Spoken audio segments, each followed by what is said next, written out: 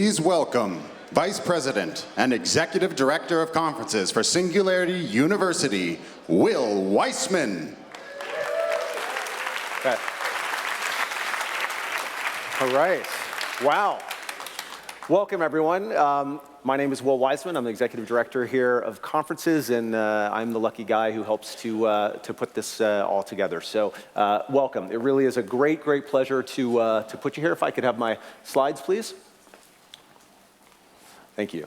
So this is our third time here at the Dell. Absolutely, one of my favorite venues in the world. I think you have, for the folks who have been here before, you have a great sense as to what makes it so special. It's not just the history, it's incredibly beautiful, this incredible location right on the beach, but it's also this incredible conduit for making some really magical things happen over these coming days.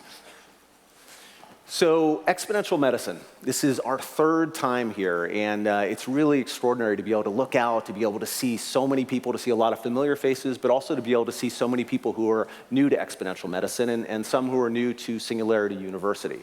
I get to go to a lot of events as part of my job. This is by far, and I get to put on a bunch of events, this is by far my favorite event. And I think by the end of these 4 days, you'll have a real sense as to why that is. It's just this extraordinary gathering of individuals and thought leaders. Someone last year called this the Coachella of healthcare and medicine conferences. And for a music guy like myself, that was pretty high praise. And I think you'll have a sense, again, towards the end as to why that is. So welcome. I want to kind of set the stage here a little bit and tell you a little bit about who we are, about Singularity University, about exponential medicine, and kind of create a little framework and maybe vantage point for you to kind of maybe we'll change how you look out at the world a little bit, but we'll certainly give you a sense as to how we think about the world. So Singularity was started in 2008. It was started by Peter Diamandis and Ray Kurzweil. We're going to have both these gentlemen speaking to us over the next few days, which is exciting. So Ray is kind of the individual who's really responsible for the exponential part of a lot of what we do. So thinking about the law of accelerating returns, thinking about where technology is going. He's an incredible inventor, futurist, author, currently head of, or one of the directors of engineering at Google. And it was really his insight into how all these different technologies are now kind of growing exponentially that was the formation for bringing he and Peter together. And I'll talk about that in just one sec. So Peter's our other co-founder. Peter also kind of a whirlwind of energy and making things happen and making the world a better place. He is the founder and CEO of XPRIZE. He's an author. He's also one of the co-founders of Human Longevity. We'll have a few folks here from there as well. And he's the one who really brings this mindset of abundance. If you're familiar with his books, Bold or Abundance, it's this idea basically that technology can solve a lot of our problems and that we're really heading into this period of incredible prosperity in many ways, incredible opportunities in many ways, and that it's technology that's really enabling us to solve some of these big problems and to improve the quality of living for people throughout the world. So the two of them came together in 2008 to create a place where people could come to learn about these technologies. So what's happening at the forefront of robotics, artificial intelligence, nanotechnology, synthetic biology. We've grown a lot since then. So we started off with one initial program, our graduate studies program, and now we've really evolved to be kind of part think tank, part educator still, part accelerator. We help launch new businesses and kind of new ideas and challenges to go out and change the world. But at our core, we're really about social impact. And for anyone who has been part of Singularity University or attended any of our programs, we spend a lot of time kind of talking about these global grand challenges. So these are 11 different areas that we think are important areas for us to focus on. We think they're areas that technology can have a dramatic impact. And so as we think about curating our different events, as we think about starting companies, bringing them into our accelerator, it's to go after and address these problems. And so we have a mindset as part of our summer program where we have people come in and the focus is pick one of these problems, but go after something where you can touch at least 1 billion people over a 10-year period. So it's thinking big, but it's how do we move this world forward together in a very positive way, because we all really believe that potential is there. For those of you who were here last year, hopefully you got to meet this great guy, Nigel. So Nigel, as I think about kind of everything we do at SU and these global grand challenges and technology, is kind of the, I don't know, the living example of it. Here's someone who is literally, probably is alive because of technology. He would say he's alive because of technology, has this artificial limb, was here last year kind of telling us about what a huge impact it made on his life. And when it comes down to it, it really, all these things, I think, to me and a lot of folks at SU, it's about making the world a better, happier, more equitable place. And we think technology can do that. So how do we do it?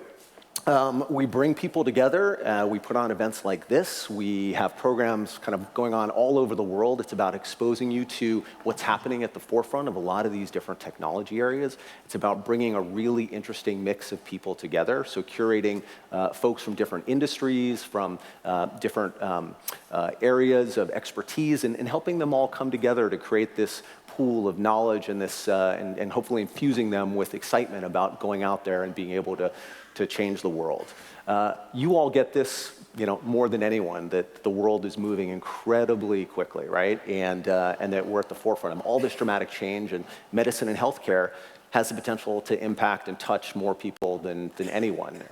And so that leads us to exponential medicine. As I said earlier, this is really an extraordinary gathering. We'll have, if you look at all the folks in this room, the 60-plus companies we're going to have demoing in the Crown Room, we'll have almost 700 people here, all the speakers and staff here. So it's gotten to be quite an event with really some terrific individuals, mixes of entrepreneurs, investors, payers, providers, big companies, small companies. We've got activities that are taking place in the Crown Room, on the main stage, and the beach. We've got, you could paint with an artist, do some figure drawing in the morning with Dave Zabowski, who's here, and we've got meditation taking place and yoga, all sorts of really extraordinary opportunities for you to kind of get more than you might out of a normal conference and push yourself in ways that you might not normally do at a typical conference. So I hope that you'll take advantage of that. I hope there's a lot of huggers in this room. There's a lot of people who are excited to meet new people and connect. I hope you'll take advantage of that, and that everyone will kind of bring this lens of let's connect, meet each other, and get to really create something very special here. So the difference between kind of a standard non-exponential conference and what we're trying to do here is really you all and this and really getting you fully engaged and fully participating. So I hope you will really keep that mindset top of your mind, and I hope you'll kind of step into it and really enjoy it. So with that, before I transition into the last part of this, I have, we're going to get exposed to a lot of new ideas here. And there are, I think just if you look at the pace of change that's taking place in the world, there's a lot to be intimidated about, right? All these new technologies coming, all these new companies being launched, all these things that we have to try to stay aware of and get ahead of. And so I thought this was just kind of a fun and interesting way to kind of frame that, and something that resonated with me and that I wanted to share with you. So.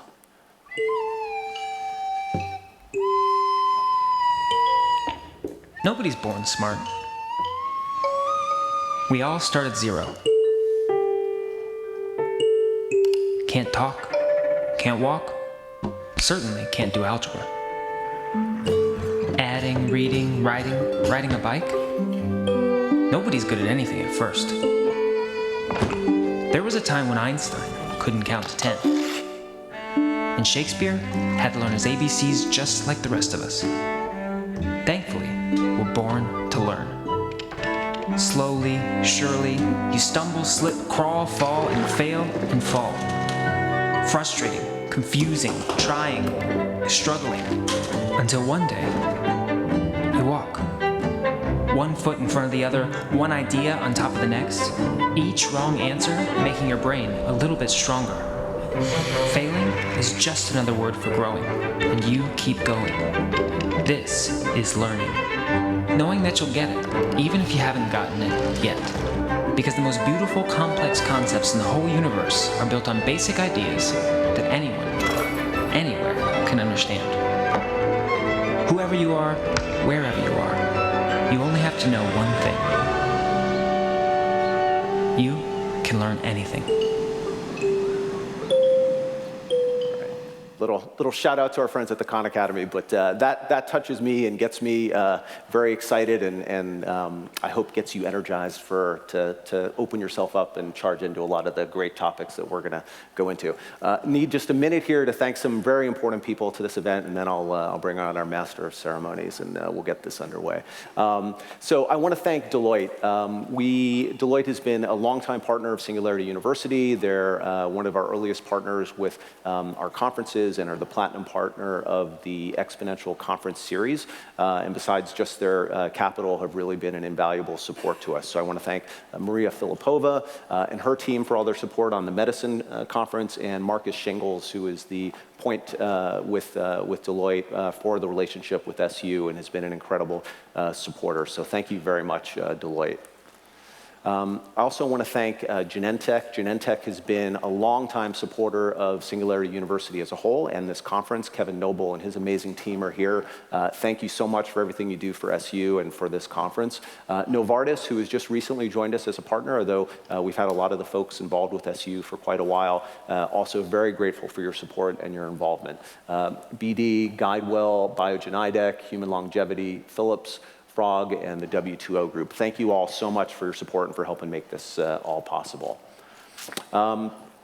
Social media, so critical to throwing on a conference. And I just want to ask you all quickly, we're obviously trying to get the word out there of what we're doing. We're going to be offering, thanks to our good friends at Suitable Technologies, going to be giving away a Beam 2. It's about a $2,000 value. It's a telepresence device. You'll see a couple of them being used over the conference here. So our social media gurus are going to be monitoring to see kind of who's most active and adding the most value, and we're going to crown someone the big winner at the end of this. So thank you for your help with that.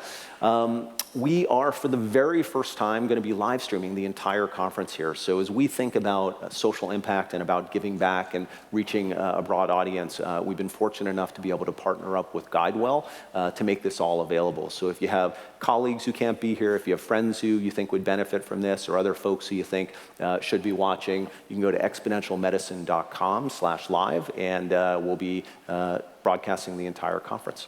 So thank you, Guidewell, for making that possible. All right, so without any further ado, it is my great pleasure to bring out Daniel. So Daniel Kraft is the founder of Exponential Medicine. He is the track chair at Singularity University for Healthcare and Medicine. As so many of you know, it is his energy, his expertise, his knowledge, his passion for what's happening out in the medical field that brings us all together today. So thank you so much for your time. Welcome, and with that, Dr. Daniel Kraft. Thank you, sir. Woo. Thank you, Will. Thank you all much for coming. It's incredible to have such an amazing gathering here and to take a dive into the cutting edge in the future of health and medicine. Whose first Future Medicine, Exponential Medicine Conference is this? Wow. Whose first Singularity University event is this? Wow, okay. So we're in for a fun ride.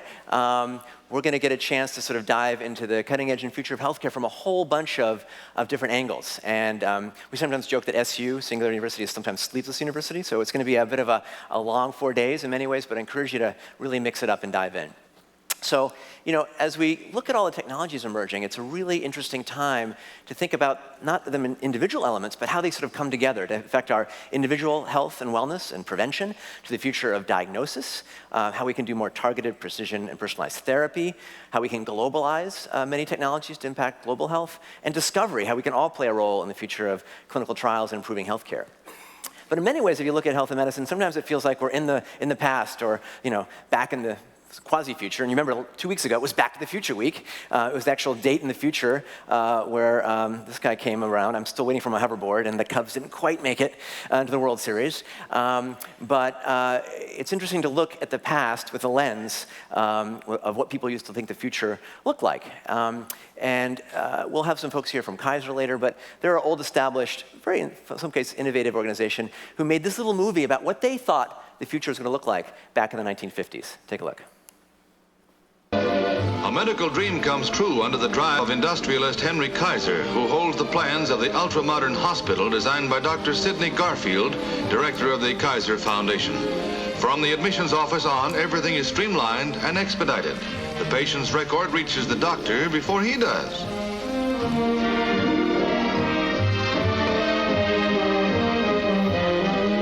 This is the last word in a combination X-ray machine and fluoroscope imported from Holland at a cost of $25,000. Every portion of the body through 180 degrees can be photographed.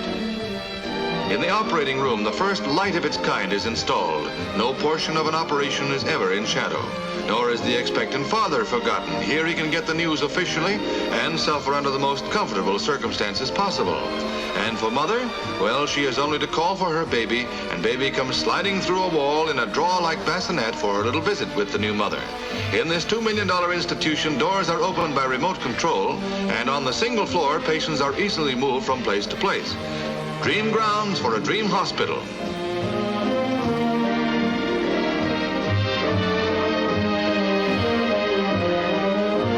The answer to a doctor's prayer. Great answer to a doctor's prayer. It's not the patient's prayers necessarily. I'm sure all your hospitals have hot tubs and pools for the doctors. So I was fortunate to train in medical school at Stanford, went over to Boston for residency at Mass General. Been back there for several visits to look at sort of where healthcare's changed in the almost 20 years since I was an intern and was back in the trenches. And I go back and visit the old wards, and in some ways it's like it hasn't changed. I have a little PTSD when I show up there. Same alarms, some of the same patients, some of the same nurses. Only difference is that the poor interns pushing around a cart, typing the medical record, printing it out, putting in the paper chart, and the front desk is still using the cutting-edge medical communication tool of our day, the fax machine, right? And so in many of our great institutions, we're still practicing healthcare in old models, old ways of thinking, old silos, whether it's medicine, pharma, devices, other fields. And we have a chance in this new exponential age, this digital age, this genomics age, to get out of the bucket of body parts and subspecialties to rethink and reimagine healthcare, which is the theme of exponential medicine, what I hope all of us will be doing in these next few days. And to shift the lens from sort of the sick care equation to a real healthcare equation, switching it from episodic and reactive to continuous and proactive. Because today, most of our data is sort of stuck. The feedback loops are broken. You might get an occasional lab value, blood pressure, EKG. You might fax your numbers or scribble them down on a piece of paper and send them to your primary care doctor. And therefore, we're very reactive. We wait for the heart attack, the stroke, or the lump to be discovered at stage 3 or 4. And we're still in the model of waiting weeks for the doctor visit, 36 minutes on average for the 12-minute visit, whether you're here in San Diego or in Calcutta. Those models and thinking in healthcare are set to shift and be changed in many ways. And it's not just change and disruption through technology, it's really often more the incentives and culture that are so critical. Here in the US, we practice not evidence-based medicine, but reimbursement-based medicine. We're now starting to shift to this incentive-based, value-based care system. And again, it's those incentives and ways of thinking that are going to shift with technology in the future. We're shifting where healthcare happens, to never admit someone to the hospital in the first place, to send them home earlier, and to bring technology onto our homes and into our bodies. Internet of Things coming the Internet of healthcare. And part of the shift is the increasing power of the consumer. They have new transparency to compare one hospital to another, one drug to another, Yelp systems for drugs. For many of you in pharma, what are the real people in the world thinking about how they're using them? We can start to even score surgeons for better or for worse, comparing individual hospitals and individual physicians and their outcomes per procedure. So it's an interesting, brave new world as this emerges, and it provides opportunities and complexities. As we move forward, we're in the theme of exponentials here, especially exponential medicine. And just a brief recap on that. Of course, we're all familiar with Moore's law and the power of computation. The smartphones in our pockets have about 1 billion times the speed and performance of the best supercomputers in the 70s. The tablets on your laps are more powerful than a Cray supercomputer in the 1990s. And this disruption is not coming just with Moore's law, it's many technologies, and we want to sort of be riding that wave and seeing where it's heading in the next 2 to 5 years or 10 years in healthcare, where we can start to really shift things. But it's hard for all of us to think exponentially. Our brains are leveraged or wired kind of linearly. I'll take 30 linear steps, and I'll be to the exit sign. But if I'm taking exponential steps, doubling every step, 2, 4, 8, 16, 32, by the 15th step, 32,000. But by that 60th step, or 30th Dave, I'm at 1 billion. That's 26 times around the planet. And that's the power of exponentials that are sometimes hard to kind of grok. It's why our desktop from 2000 fits on our smartphone, now fits on our smart watch, and is now shrinking to the size of a computer the size of a grain of rice, bringing again that connectome, that Internet of Things to the Internet of healthcare. And it's disappearing devices. So as we think exponentially, it certainly plays a role in medicine. We're in this often what's called digital health or mobile health or connected health. I think in a sense those are all buzzwords. Certainly it's just going to be called health and medicine. But if we take the lens of where fast-moving technologies are going, particularly in the amounts of big data that are emerging and other realms, we have the opportunity to think not about just Moore's law, but about the convergence of all these technologies coming together. So I think the theme of exponential medicine and Singularity University is really superconvergence and riding that exponential wave to create new thinking in health and beyond. And if we have that new thinking, we can address some of these grand challenges we have, particularly in healthcare: rising costs, aging demographic, access to care. We have accountable care here, but a shortage of primary care physicians and specialists in most parts of the country. We're in the era of big data. We'll talk a lot about big data in this element, but how do we make that small data actionable information for you as a clinician, for your patient, for your family? How do we lower the costs that are often from inefficiencies, or repeating tests and faxing forms?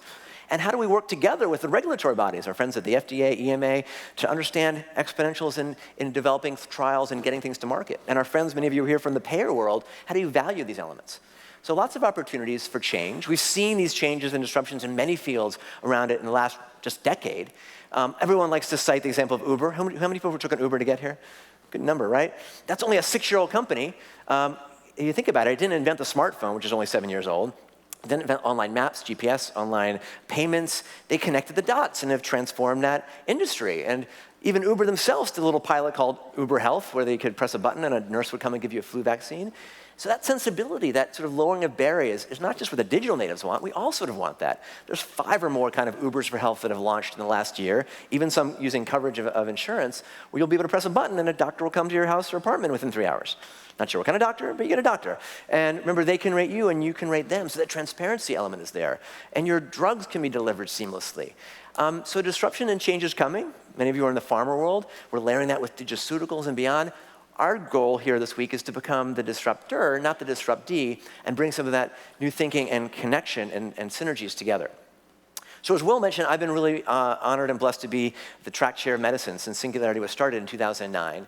And there's tracks, and you'll met many of our chairs from biotech, robotics, AI, digital manufacturing, and beyond. And we look at the impact of these technologies and how we bring them into the world. And what's been interesting in our summer programs, about half of the projects started by folks outside of medicine and biotech have ended up being focused in healthcare. And when we started Singularity University, we had some more sort of general executive programs, but because so many folks were interested in health and medicine, we started this program back in 2011, first called Future Med, now Exponential Medicine, to bring extraordinary folks like you together and mix it up. You know, we started small, we've now more than doubled exponentially, and we're here in this amazing setting. And some amazing new companies have started, new thinking, and one of my sort of goals for all of you is to meet a lot of people you don't know and to create the future together. So let's now sort of take a dive into some of these different elements. First of all, health and prevention. If we can spend more time and energy and focus there, tremendous opportunities for ourselves individually, for our patients, for our communities.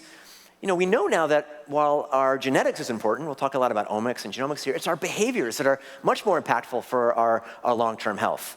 And it used to be the model where, you know, you go to your doctor, the doctor was God. You know, physicians might have liked that. But the new drug is really the empowered, engaged patient. The e-patient, like e-patient Dave, who we had here on faculty last year, or the Patients Included, started by our friend and colleague Lucy Englund, who's here in faculty as well. This idea that we can all start to be the solution, and the empowered drug is going to be the empowered, engaged patient in collaboration with their healthcare team. Now, of course, we have new tools to be engaged with our health. How many folks here are wearing some kind of fitness tracker, right? A bunch of you, I'm wearing like 7 right now, okay? You know, a bit of a so what. I'm sure many of you have lost them or lost the battery and, you know, they're in a drawer somewhere. But, you know, I would argue that we're moving from the sort of consumerized, quantified self world to this world of quantified health. Well, these sorts of technologies are going to be embedded in all sorts of our environments, from prevention, diagnostics to therapy. We're moving from, you know, sensors 1.0, this sort of simple accelerometer that used to be thousands of dollars for a few dollars in our wrists, to sensors 3.0, to these things ubiquitously in our environment, to RFIDs that are in our pills. We're going from the world of, you know, wearables to insidables, another term from Lucy Englund. You know, Google, for example, making contact lenses in partnership with Novartis that you wear that it will soon track the blood sugar for diabetics, or to hearables, or to this idea of trainables. You know, wouldn't it be nice to have feedback for your posture, which I kind of need, right? A little nanny on your back. You wear this for a week, your posture improves, you stop wearing the app. Those sorts of feedback elements are coming. And these consumer devices are becoming medicalized, from rings that can track your sleep to other devices that will do real-time blood pressure. We're seeing them embedded in our clothes and our cars, starting with the sports world, but even coming to the pediatric world. And I'm trained as a pediatrician as well. This used to be an artifact from the future from Wired magazine, but last year Huggies came out with TweetPea, so sometimes more data than we might want, or data for number 2 as well, sometimes helpful, or connected onesies. My son Leo will be here this week. This is about a year ago. He's doing his part for medicine wearing his connected onesie. Didn't really need that to tell me he was waking up every 2 hours, but these sorts of technologies are going to start to infuse. The trick, again, is how to layer them into our healthcare system, into the workflow of the physician. If the temperature shows up on the binky, unless it flows back to the mother or the pediatrician, it's a bit of a so what. We have other things we can quantify in interesting ways, from our breath, from breathometers that'll track our alcohol level. If it's too high, it locks us out of our car and calls an Uber. Or the new ones that can track the quality of your breath or your hydration. Folks are developing nano noses to pick up evidence of cancer from your breath. Lots of new ways diagnostics are emerging. Even our voice. Psychiatry is ripe for disruption. We'll have a session on neuro and psychiatry later. Your voice and the timbre of it can be really interesting. This will be one of our companies in our demo room. Here's toward Tom Brady. It doesn't matter what he's saying. I didn't do it. The software can pick up his emotional state. Pain, vulnerability, need to fight, possibly self-pity, right? And you don't need to be, you can actually download this yourself and try it out and see if your spouse is really angry at you or not. So new things that you can start to quantify. Our phones can be a center for mobile health. Our Wi-Fi is going to start becoming sensors. MIT published earlier this year, Wi-Fi can pick up seamless vital signs from multiple people in the same room. So we're entering this interesting era, for better or for worse, where our digital exhaust is going to be continuous. Exponential amounts of terabytes of data streamed from us. What does it mean? How do we make this actionable and useful?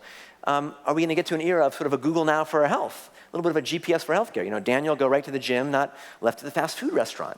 We're starting to see simple elements. My watch now, because sitting is the new smoking, reminds me to stand up.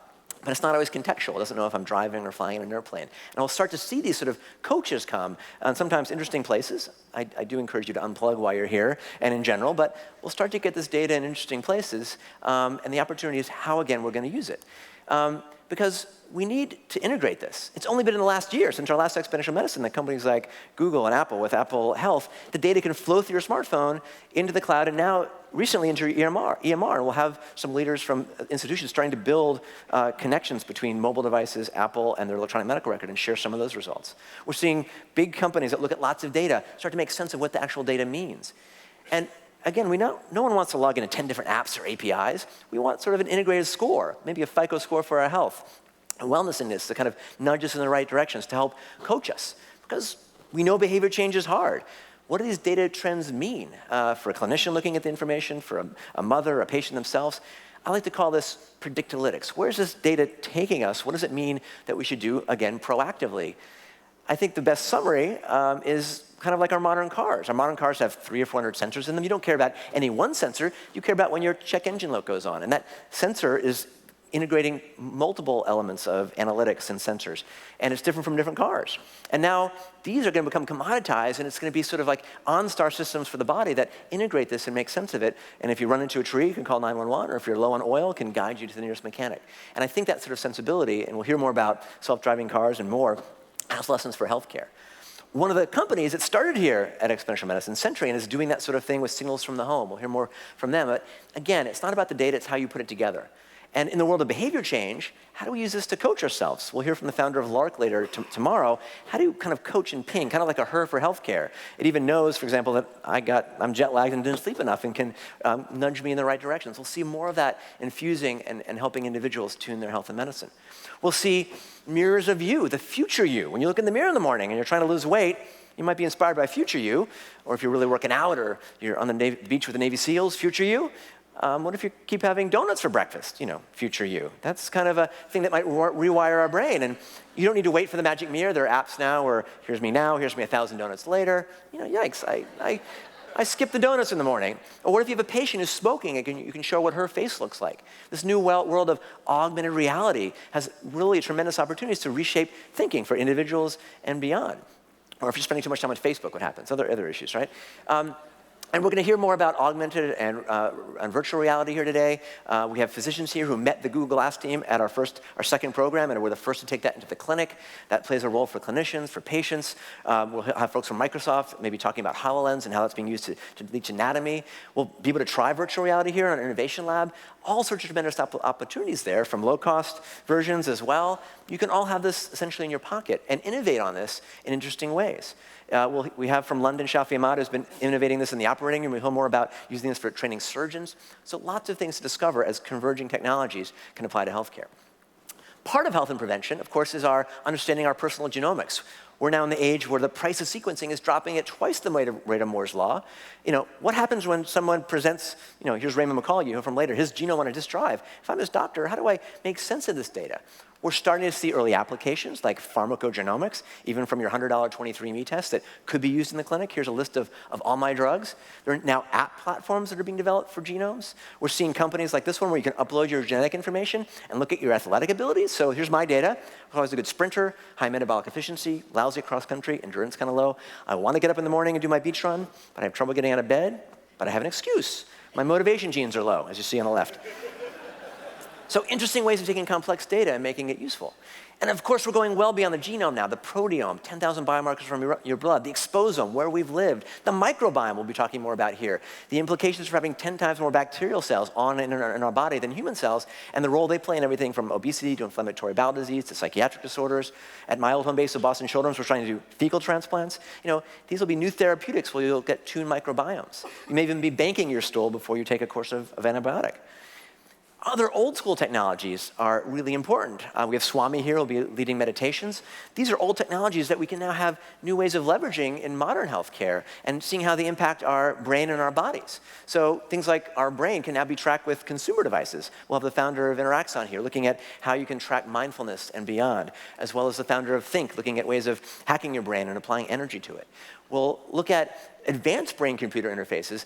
Some of these simple versions have been used for kids with ADHD to learn to focus and play a game and get off of their drugs, for example. Might even be good for adults. We'll have my friend and old roommate from Brown University, Dr. Lee Hochberg, tomorrow night is the keynote, talking about brain-computer interfaces. Not just enabling the disabled, but in some cases even super enabling that and taking that to the next level where we're going to have really interesting implications for those of us who are normally abled or disabled. And we're seeing even video games, as last year Adam Gasley highlighted, play a role in improving our cognition or treating mental disorders and starting to tie those with video games in really interesting ways. If you think about the cutting edge and future of healthcare, a lot of it is around gaming and getting feedback and data and making it engaging and moving forward. How about the future of diagnosis? I'm trained as a pediatric oncologist. We know in cancer we pick up folks often late stage, 3 or 4. What if we could start to pick up diseases earlier? We'll have a whole session on neuroscience. We'll be looking at elements of picking up disease early, whether it's using PET scans or blood-based biomarkers or tablet-based eye tracking to pick up Alzheimer's or patients likely to get Alzheimer's 10 or 20 years early. Then maybe some of the drugs that are being developed and trials that can stop and reverse plaques can be used at stage 0, just like we use statins for folks at risk of cardiovascular disease. And the diagnostic landscape is dramatically changing. You can have a whole set of tools, in your pocket that you can leverage, from dermatoscopes to blood pressure cuffs to, we'll have this company in our lab that takes an old-fashioned stethoscope and makes it a digital version. We're having a whole diagnostic kit shrink into single devices. We're having, again, not just a dermatologist in your pocket, but tying to AI and analytics to make sense of those pictures. Is that a melanoma or a mole? We're seeing them done for colposcopy. We're seeing them develop as ultrasounds that'll attach to your smartphone. You can Facebook your ultrasound right away. It might be interesting. We're seeing the disruption of eye care from the old-fashioned version to ones that can be attached to your smartphone. A great early version of digital health is the smartphone EKG case, right? It can diagnose atrial fibrillation. It can be used for screening. The new version will do 6 leads. I was with the founder of this a couple weeks ago, Dr. Dave Albert. Here's what he has up to next. This is just the pilot. Take a look. So Dr. Kraft, go ahead and touch it. I'm going to record my EKG. And hold it. And now you also annotate it. So if you were feeling bad, skip beats, short of breath, chest pain, you would be talking to it at the same time it's recording your electrocardiogram. And so that's all happening today. And so as soon as you finish that, you press save, and now it will process the ECG, display it, then use the digital crown to scroll through it, then use force touch to play the audio, and that will bring it up.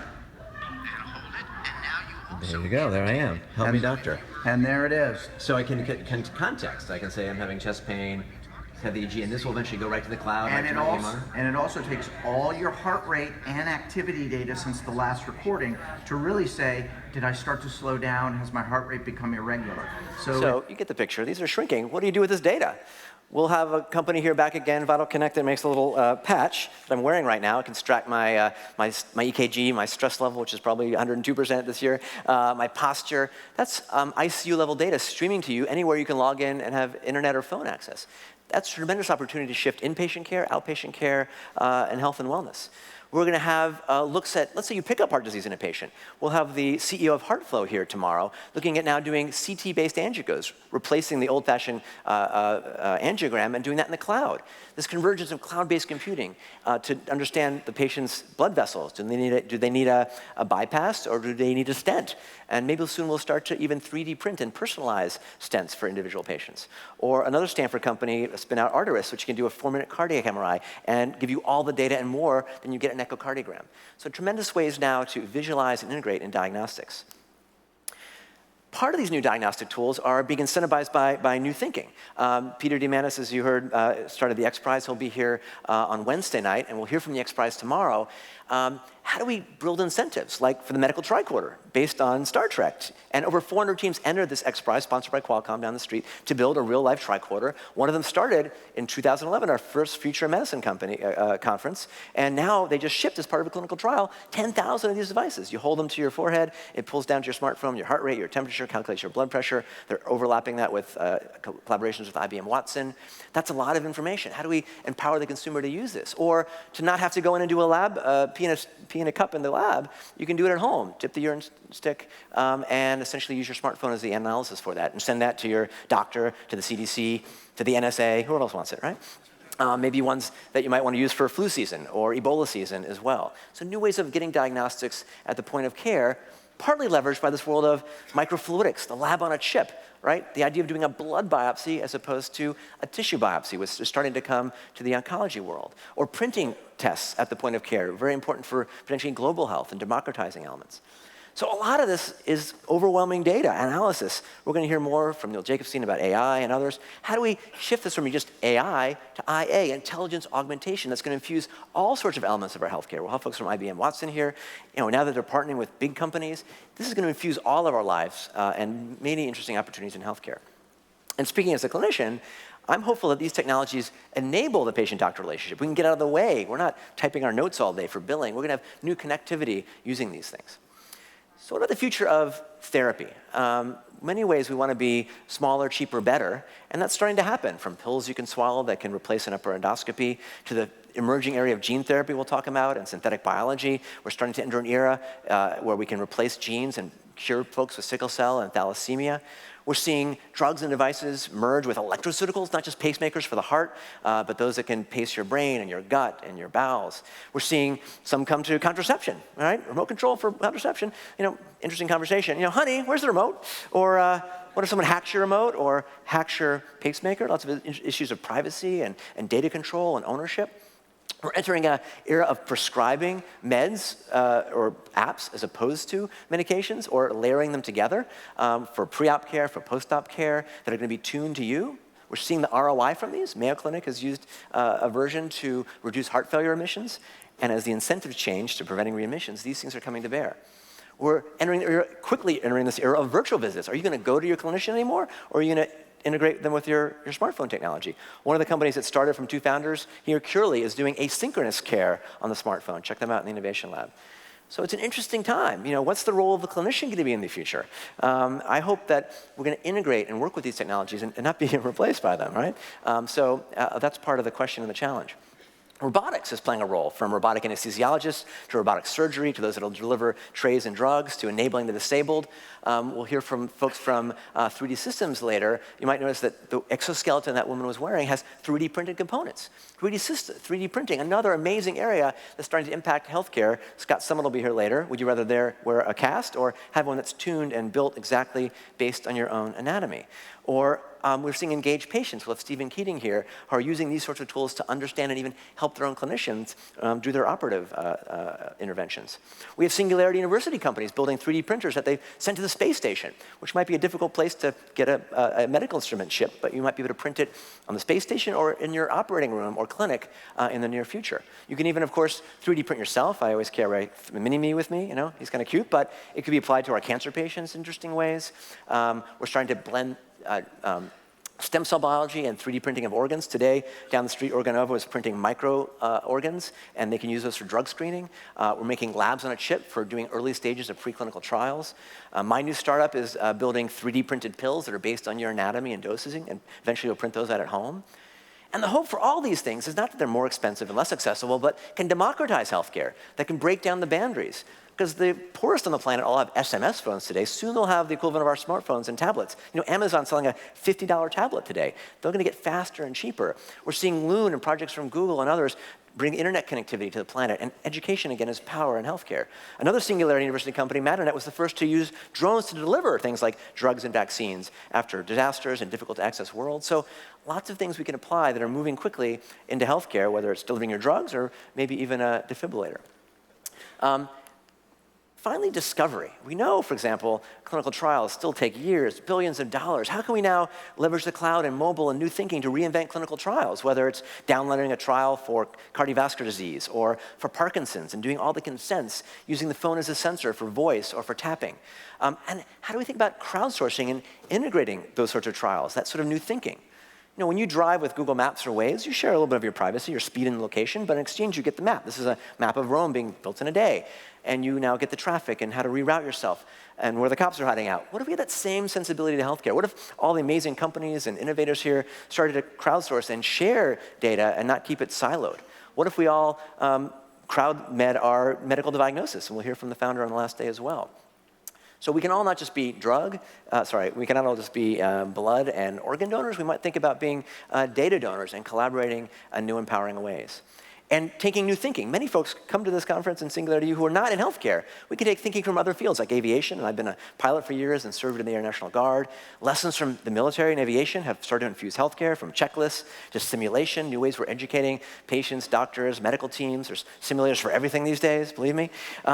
So new ways of how do we educate the clinician of the future? How do we give ourselves air traffic control to see where the thunderstorms are for ourselves, our individual patients, and provide, again, situational awareness to the individual patient, doctor, and healthcare team? So at Exponential Medicine, our goal is to get you thinking exponentially. It's sometimes hard, again, for our minds to wrap around that, realizing that we're sort of here on many parts of these curves. But what are we going to imagine is here in 1 year, 2 years, 5 years? Where's the puck going? As Wayne Gretzky, the famous hockey player, said, you want to skate to where the puck is going to be. Don't live in 2015. Start skating to 2017 and 20. And hopefully some of the ideas and technologies and people you meet here will infuse you with that sort of exponential thinking. And if we have that thinking, we bring it all together and think about the convergence and blending everything from design thinking to body sensing to omics to citizen science to feedback and AI, environmental sensors. Many of these we're going to talk about in depth over the next few days. I think we have a real opportunity to shift health and medicine from its sick care equation, episodic and reactive, to a much more proactive world where we're continuous and proactive with our data.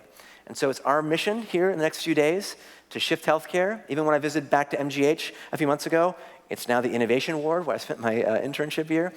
So innovation is spreading, and we have the opportunity to take exponential steps here, not linear ones. And realizing that things in our pocket and are in an innovation lab, and many of you that you have developed, the future's already here. It's just not evenly distributed. It's our mission to go out there and not predict the future, but create it together. So with that, welcome to Exponential Medicine. We're in for an amazing 4 days. Thanks for your time and attention, and let's go exponential. Thanks.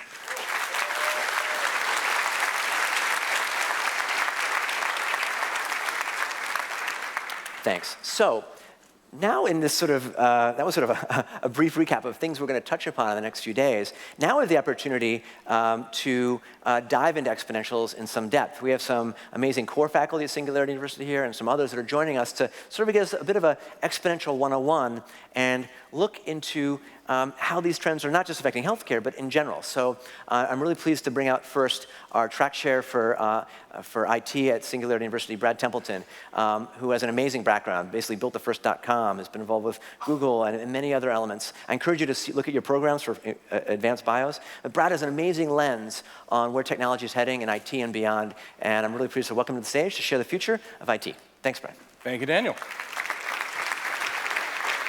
Good afternoon. If you want to know what it is that's made medicine become exponential, it is computing, which is the technology which is really changing everything in the world. And putting it on our terms, we've lived under the rule of Moore's Law for 50 years. Now all of you get to as well, all the industries of the world. I'm going to dive into just a bunch of different topics here, and then close up with my current passion, which is actually cars that drive themselves, which you may be surprised to learn have some interesting medical implications.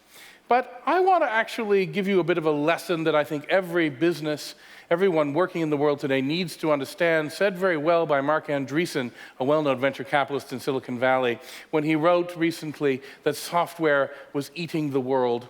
And what he means is that everything is becoming software, that if you are not a software company now, you may not be a company in the 21st century. If you are not a software doctor, you may not be a doctor in the later 21st century. Only software gives you the flexibility to deal with exponential change. Because if you're making plans for 2015 today, sorry, this is 2015, isn't it? If you're making plans for 2025 today, I will tell you that I don't know exactly what 2025 will be like, but I'll tell you that your plan is wrong. I don't know how it's wrong, but I know it is wrong. Only if you can make the plan for 2025 with the knowledge of 2024 will you be able to compete. And the only way you can make plans that late in the game is if you are a software company. A great example are our neighbors at NASA, who send rockets out to the planets. It's pretty cool. It's real rocket science. And they send these space probes out, and they take photographs of the planets. And recently one went past Pluto, and yes, there's an argument about whether Pluto's a planet or not. But this probe, which was launched many, many years ago, took pictures of Pluto using software that was written months ago. Software that could do new things, new type of image analysis, new types of signaling, that the people who built the probe and launched it did not dream of.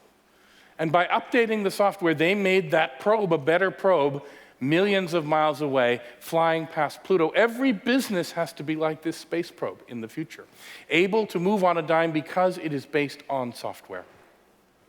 Now, we're going to bring you, the people in the computer world, are going to bring you lots and lots of bandwidth to make things happen. And there's a lot of different things I can tell you about, but one that you might find interesting that was touched on briefly by Daniel is a project made by my colleagues at the Google X Lab, and I worked on the car at that lab for a couple of years. And while I was doing that, my colleagues started launching these balloons up into the stratosphere, 20,000 meters up, where they float with the wind. They don't have motors, they can't control where they go, but they can control their altitude. And they can move up and down and find winds that blow at different speeds in different directions. Now, by doing that, they're able to, with a bit of work, build a map of the winds around a place and get the balloons to space themselves evenly and float over a continent, moving back if they can when they get to the other side of the continent, or going as quickly across the ocean as they can. They have just launched a series of balloons, a project to network all of Indonesia, an archipelago that's hard to network. Well, today there are 3 billion of us, and all of you in the room are in the connected population of the world. 3 billion people connected to the network, 4 billion who are not, 4 billion who don't have access to commerce, don't have access to medical information, all the things we take for granted now in the world. These 4 billion are coming from this technology or other technologies like drones that can stay up indefinitely with solar panels, which Facebook, for example, is building, as well as Google, or from new generations of satellites. So when you think about the future, imagine that everybody around the world is going to be connected, is able to use these technologies, like this beam that you'll be playing with here. You'll be seeing people in this. This is me attending a convention in London for 3 days inside one of these robots. Don't ask why the woman is dressed as Lara Croft from Tomb Raider. It's a long story. But the point is, was it as good as going to London myself for the convention? I was speaking at another event at the same time, so I couldn't go. It was not as good as going myself. Was it a third as good? Yeah, kind of. And that's something pretty important if you think about not having to fly or not buy a plane ticket. A lot of new stuff is going on in hardware these days. I excited you about software, at least I'm usually excited about software. Daniel talked about the contact lens that the Google X Lab built, and you've all seen things like Google Glass. And you're going to hear a little bit this week about augmented and virtual reality technologies. And we're going to have a whole session about medical applications of that later in the week.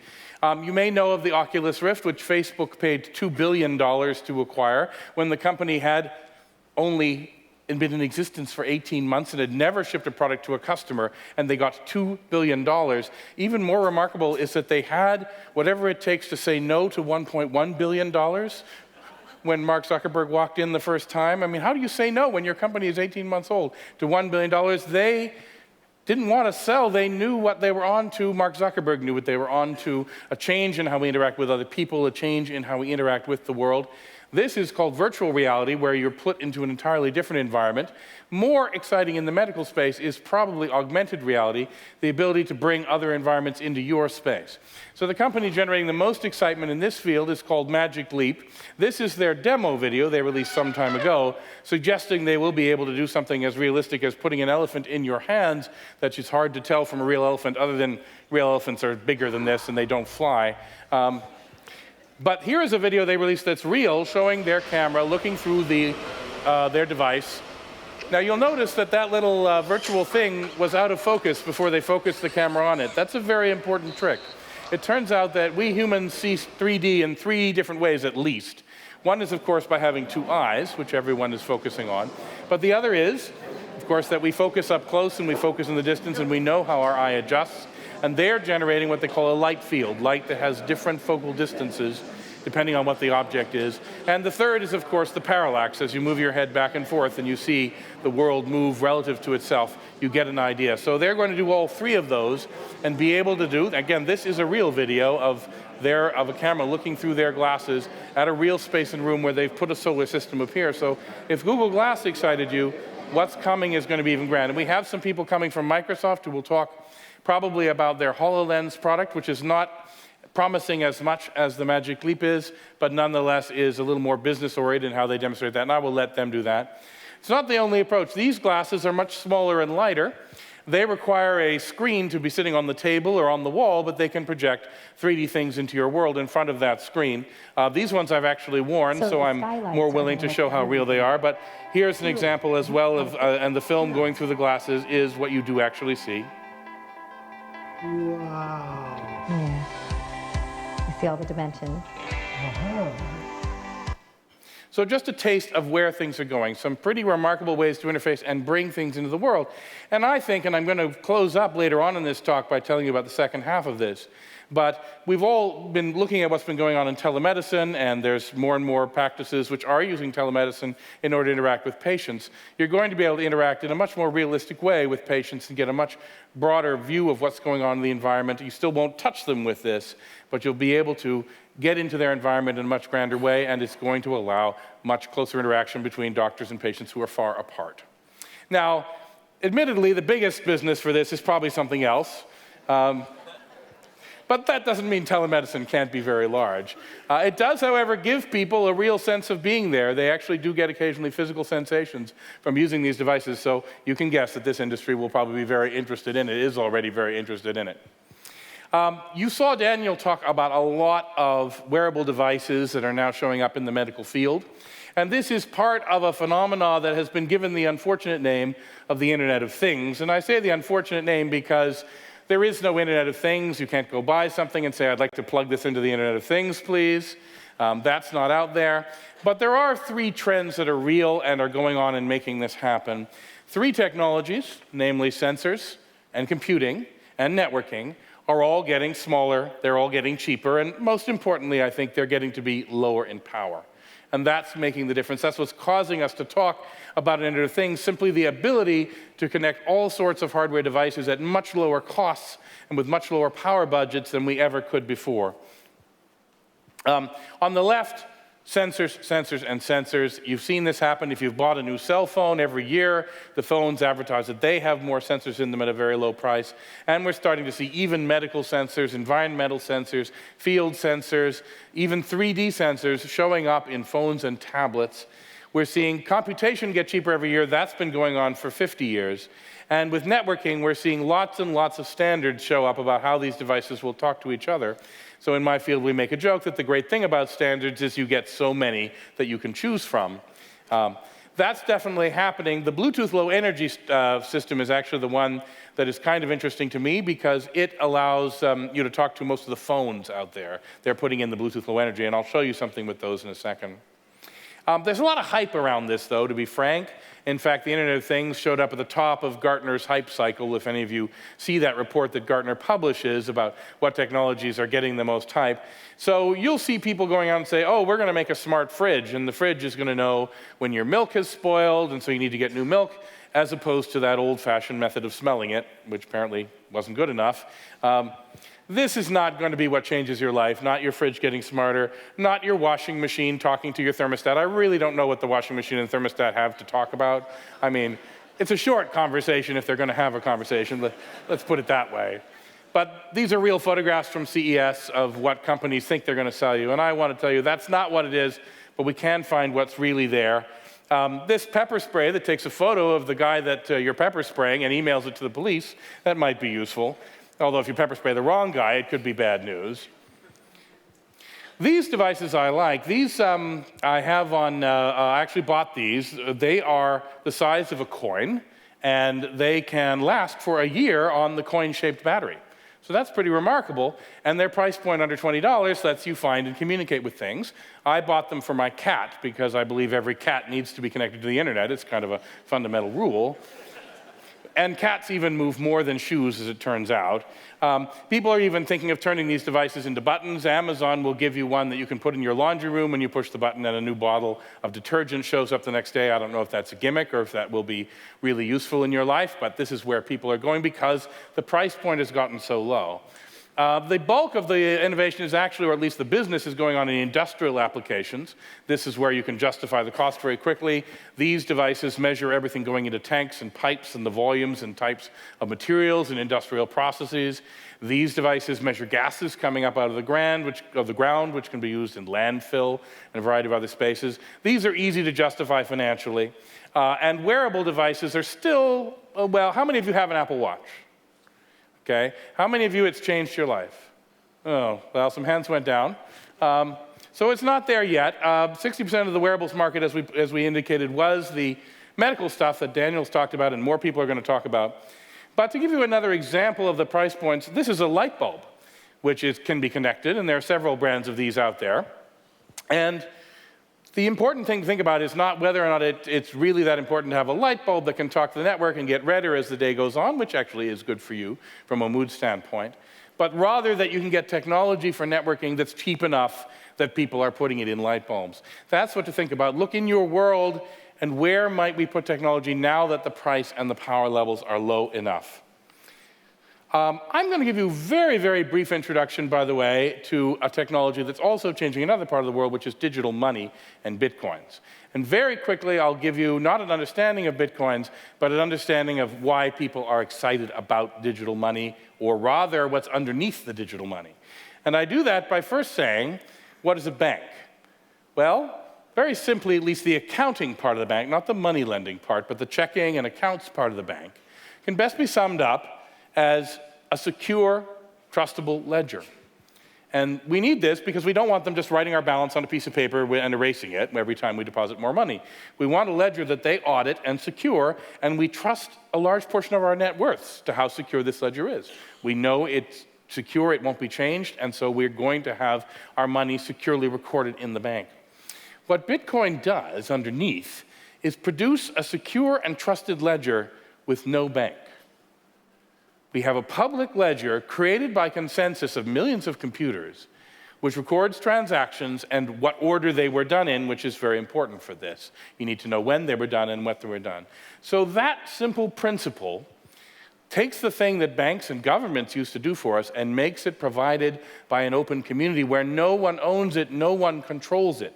That is important because rather than just giving you a dollar bill with a teleporter on it, which is what people have talked about with Bitcoin, using it as money, what you actually have is not just a money, because it's very unstable as a money. It goes up and down. investing in the coins is definitely a tulip bulb sort of thing for those of you who are Dutch.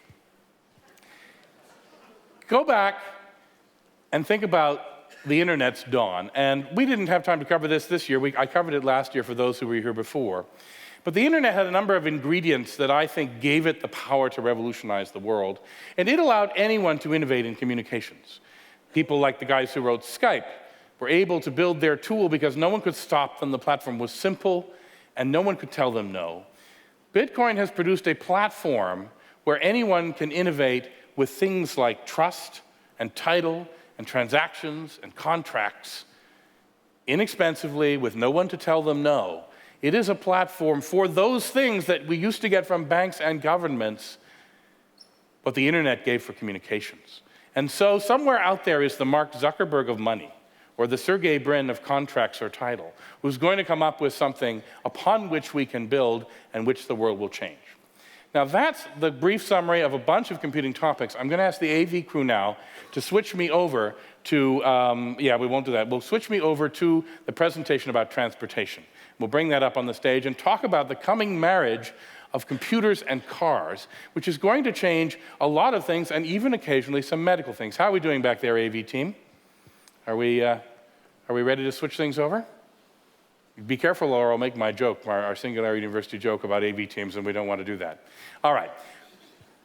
Anyway, the coming marriage of computers and cars is going to change not just the automotive industry and the medical industry, by the way, it affects saving lives, but also the energy industry and how we live in our cities, where we move, what governments are going to do. In fact, a dozen different industries are going to see remarkable change. Now, for you guys, most of the people working on this are doing it because they can save lives, because human beings are terrible drivers, and every year around the world, we kill 1.2 million people. Now, there are only a few diseases that actually achieve those numbers. Human beings holding steering wheels are more dangerous than most of the pathogens on this planet that you fight every day, and the leading cause of death and traumatic injuries for people in the middle of their lives. Now, in the United States, for example, where about 34,000 are killed every year in car accidents, the Highway Safety Transportation Agency estimated that costs the United States $870 billion a year. Only $200 billion of that is the insured part, and less than that is the part that goes to the doctors who patch people up. But that's 9% of the GDP, or 29 cents a mile. We are spending more for our share of the cost of accidents than for the gasoline in a Hummer when you drive it. That's how dramatic it is. On top of that, the 50 billion hours that Americans spend every year doing this super important activity. That's another large fraction. The whole country only works 240 billion hours. So, 40% of those fatalities involve alcohol, and robots very rarely drink, not counting this famous Mexican robot here, who does drink occasionally. Now, this is happening. It's not science fiction anymore, and almost all the players in the car industry, as well as a number of interesting players from outside the car industry, are getting in the game. For example, this is Volvo, which in 2017 will have 100 of their customers in self-driving cars driving the ring road around Göteborg, their headquarters town in Sweden. These guys at Tesla, when they heard other people would do it in 2017, decided they had to do it sooner because they're Tesla. And in fact, just 2 weeks ago, they released a very simple autopilot function in the Tesla Model S, and people woke up and found that their car was able to keep itself in the lane on the highway. And they have promised real self-driving cars in the early 2020s as well. The most advanced of the car companies is probably Daimler. So Daimler has done a lot of very advanced demonstrations. They've done things like the Tesla does, and they've also even been releasing concept cars where the seats turn around and face each other, which is a different vision of how a car will be, and quite impressive for a car company to think that differently. BMW is building the ultimate non-driving machine, and they're probably second in the race in that case, which is going to be difficult for a company that's used to selling, of course, cars as an enjoyment and a thrill of driving product, as they have done for so many years. Nissan has promised about 2020 as well, and as the other Japanese makers have now come forward with similar dates, although they were the first to do some real serious stuff. And then there's Volkswagen, which is going to have a harder time going to their customers and saying, would you trust our software, trust your life to our software? Would we lie to you? It actually is an issue because this is actually destroyed a lot of the trust the public has in the automotive industry in general, not just in Volkswagen. And so it's going to be a bad development for the world. And also, you may know this you may not know this if you're not in the car industry, but most of the smarts in your car are actually not made by the nameplate company, but they're made by these suppliers. And Bosch is actually, for example, probably the leading supplier in this space. Delphi also recently did a demonstration driving a car from California to New York with the software driving this vehicle about 99% of the time. This is the Delphi vehicle there. So, this vehicle from France is actually for sale today. It is not a concept or something that will be coming out, and it has no controls, as you can see inside. You summon it with a cell phone. It drives on corporate campuses, and it doesn't go very fast, so it's able to be for sale today, but not science fiction. This is something that's on the roads. And Uber has entered this fray as well, starting a large lab in Pittsburgh to develop the technology. They have the #1 brand in rides in the world. And I believe, as many people believe, that this is going to be about selling people rides, not about selling people cars, which makes them a very interesting entrant. And this company is doing something. They haven't said they're doing something. They never say what they're doing. But nonetheless, they have a flare, as you know, and they have a project which probably will release some sort of car in 2019, at least as far as leaks are concerned. In Britain, these pods are running around the town of Milton Keynes, which is a suburb of London, and they have already changed the laws in Britain to allow the regulations have been revised to allow vehicles like this, and they've committed a couple of £100 million to build these systems in the United Kingdom, and other countries are doing the same. But of course, the leader, I was working there, so they must be the leader, but no, they really are, and I'm not speaking for them, is a search engine company, not a car company at all, which has achieved close to 2 million kilometers of real autonomous driving on the highways mixed with other vehicles. They just restructured themselves as well to take this project and others outside of the Google company and be a subsidiary of their own, which will allow them to act more like startups, a message that we in Singularity University talk about a lot. Here is their 3rd generation vehicle, which was released last year.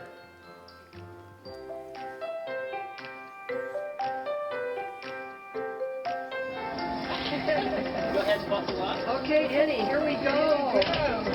All right, Connie, let's go. There's no steering wheel in the way. That gentleman is blind. So if I had a self-driving car, I could spend more time hanging out with my kids or helping them with their homework, even just tending to them, finding out how their day was. So think about the message of that prototype. No steering wheel, no gas, no brakes. The vehicle doing it all, and even a blind guy in there, by the way, which represents millions of other people who don't have mobility that we take for granted, getting it back. And I mean, by the way, all of you as you get old. Because, well, maybe we'll learn about some medicine this week which will change this problem, which I would be thrilled to see. But if we don't, you're going to lose your driving capabilities, but you won't lose your ability to get around. This, by the way, is my favorite feature of the Google vehicle. It has side view mirrors. That's because the regulations say you have to have side view mirrors on every car. They don't say you have to have a steering wheel. They just say you have to have side view mirrors. But in this future world, well, Uber has already taught us something about it. You pick up your phone, you summon a vehicle, something pulls up to you. If you're alone, it may be a small vehicle with a desk and a screen for you to work. If you're with other people, it may have seats that face each other for a meeting or time with your family. It does it all on the roads we already have, not changing the infrastructure. This is a concept from the internet, which Google understands and car companies understand less. The roads are stupid, the car is smart. The innovation takes place in the car where it can happen fast, because it never happens fast in the roads or in our infrastructure. It happens fast in the devices. This lesson will give us technology at a pace we have never seen before. A vehicle that can do that is a vehicle that can drive you around, keep you safer, slow down those emergency rooms. That's where I think hopefully we're all in favor of that, though, unless you really make your entire living from emergency rooms, then you're a ghoul. But no, I'm being mean. It's a vehicle that can deliver cars to you. Cars become this thing which can just be delivered on demand, different types of cars. It's a vehicle that can refuel or recharge itself, and it's a vehicle that can store or park itself. Governments are getting involved, but I just told you a bunch of wonderful things. I was about to say there are some downsides possible for this. We may not walk that much anymore if we have transportation that's that convenient, and we have seen that movie, and that's not necessarily a movie we want. And there is this quirk of human beings that people do not like being killed by robots. We would rather be killed by drunks. That's what's happening today. We're actually going to see a choice in our society between this thing that we fear, being harmed by machines, we're scared of it, we don't understand it, and being harmed by other people, we're kind of used to it, even though it's happening in huge numbers. And so we'll actually see a debate in our society between people afraid of being hurt by machines and allowing more people to be hurt by other human beings. And I don't actually know which way that debate will go. But I do know one thing. In the future, the computer is going to become the most important part of the car. And while the rest of the car is not on Moore's law, the engine is not twice as fast every couple of years, the leather seats aren't twice as leathery every couple of years. But the computer and the software will be improving for many years to come, thanks to the technologies of the computer industry and Moore's law. And innovators will be working on this scale. And just as medicine is approaching this now, so will transportation. And I often ask, will it be more like industrial technologies, like that electric car on the right-hand side, or will it be more like the smartphone? 8 years ago, there was no iPhone in the world. And yet, I bet almost everyone in this room has something like the iPhone in their pocket right now. That's how fast the computer industry and its products can change the world. If you don't believe me, look at this press clipping from 1928, almost 90 years ago, describing the car industry destroying the buggy industry, the horse and buggy industry, in just 2 years, back in the 20s, when, of course, things were much faster than they are today in terms of the pace of innovation. All right, I am going to short on time. So I want to tell you that, by the way, it's not all bad for other types of transportation like the bicycle. We'll be able, in fact, to promote things like fitness by allowing people to mix and match their transportation. Today, if you start your trip in a car, you end your trip in a car. In the future, you'll be able to say, I'm going to bicycle until I'm tired, and then get into a car. Or I'm going to ride one way and drive the other way, or take a train that way. We're actually going to get more choices rather than less in our transportation. And then I want to tell you about something else, and I'm going to have an interesting medical application for you as well. This is what I'm working on now. First, I'll remind you there's one product in American society that is so important, so vital to American society, that no matter where you are, no matter when it is, you have to be able to get it in 30 minutes. Well, we're building not self-driving cars at a company I'm involved with, but self-driving suitcases, self-driving boxes, which will be able to deliver anything to you in 30 minutes. So they'll go on the sidewalks, and they will actually bring people groceries and pharmaceuticals and anything they can get from any store, 6 pairs of shoes, and they will put 5 pairs back in the robot and keep the one that they want. They'll be able to get their prescriptions this way. I even believe it'll be possible for doctors to send medical diagnostic equipment temporarily to someone's home that could perform a check on them while the doctor is visiting them through telemedicine. I'm old enough that when I was young, the doctor actually came to my house when I was sick. I know the younger people in the room are staring and saying, what? What do you mean the doctor came to your house? It actually did work that way. In the future, at least, the doctor may not come to your house, but the lab might, or some other piece of equipment might, and combining that with the virtual reality, that's my picture of the visit with the patient in the future, at least many visits with the patient in the future, if you don't actually have to touch that patient. In fact, I see a dozen industries that will go through major change because of these technologies. Most people think it's about cars, and yes, the automotive industry will be turned upside down by this. But actually, the fuel in cars suddenly becomes something different because the cars refuel or recharge themselves. The real estate, value of real estate itself will change. We're not going to need parking lots anymore. And that's going to open up a whole bunch of real estate in our cities. Insurance companies are getting very scared. Auto loan companies are worried they're not going to have people buying cars and taking loans for them anymore. And you guys, you're going to have people not run over by cars nearly as much. And as I said, that's a major source of traumatic injury. It's going to be one of the biggest reductions in traumatic injury the world has ever seen, as well as mortality from traffic accidents.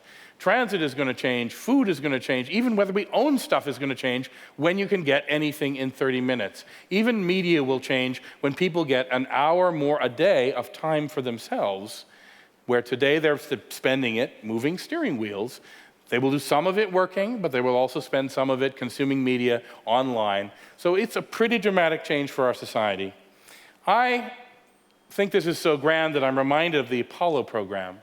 And I'm going to butcher the words of John F. Kennedy and say that this nation should set itself the goal before this decade is out of a computer driving a man to lunch at noon and returning him safely to work. Oh, okay, not a great Kennedy impression, but no. What I really want to point out is something else Kennedy said during those speeches, that some projects are worth doing not just because they're easy, but because they're hard. And this is one of those projects, and it's going to be grand, and it's going to happen, and it's going to change the world. Thank you very much. Slides up, slides up.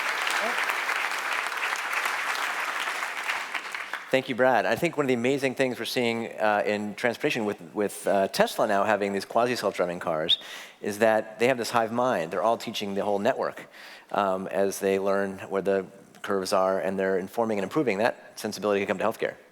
Absolutely. I mean, as more data comes from patients back to the medical industry, we should get much better at doing this stuff. So, right. Absolutely. Thank you, Brad. Thank you. All right, so we're going to switch the program a little bit. Our talk on AI has some AV issues. One of our jokes here is that AI is easy, but AV is hard. So we're going to switch a little bit.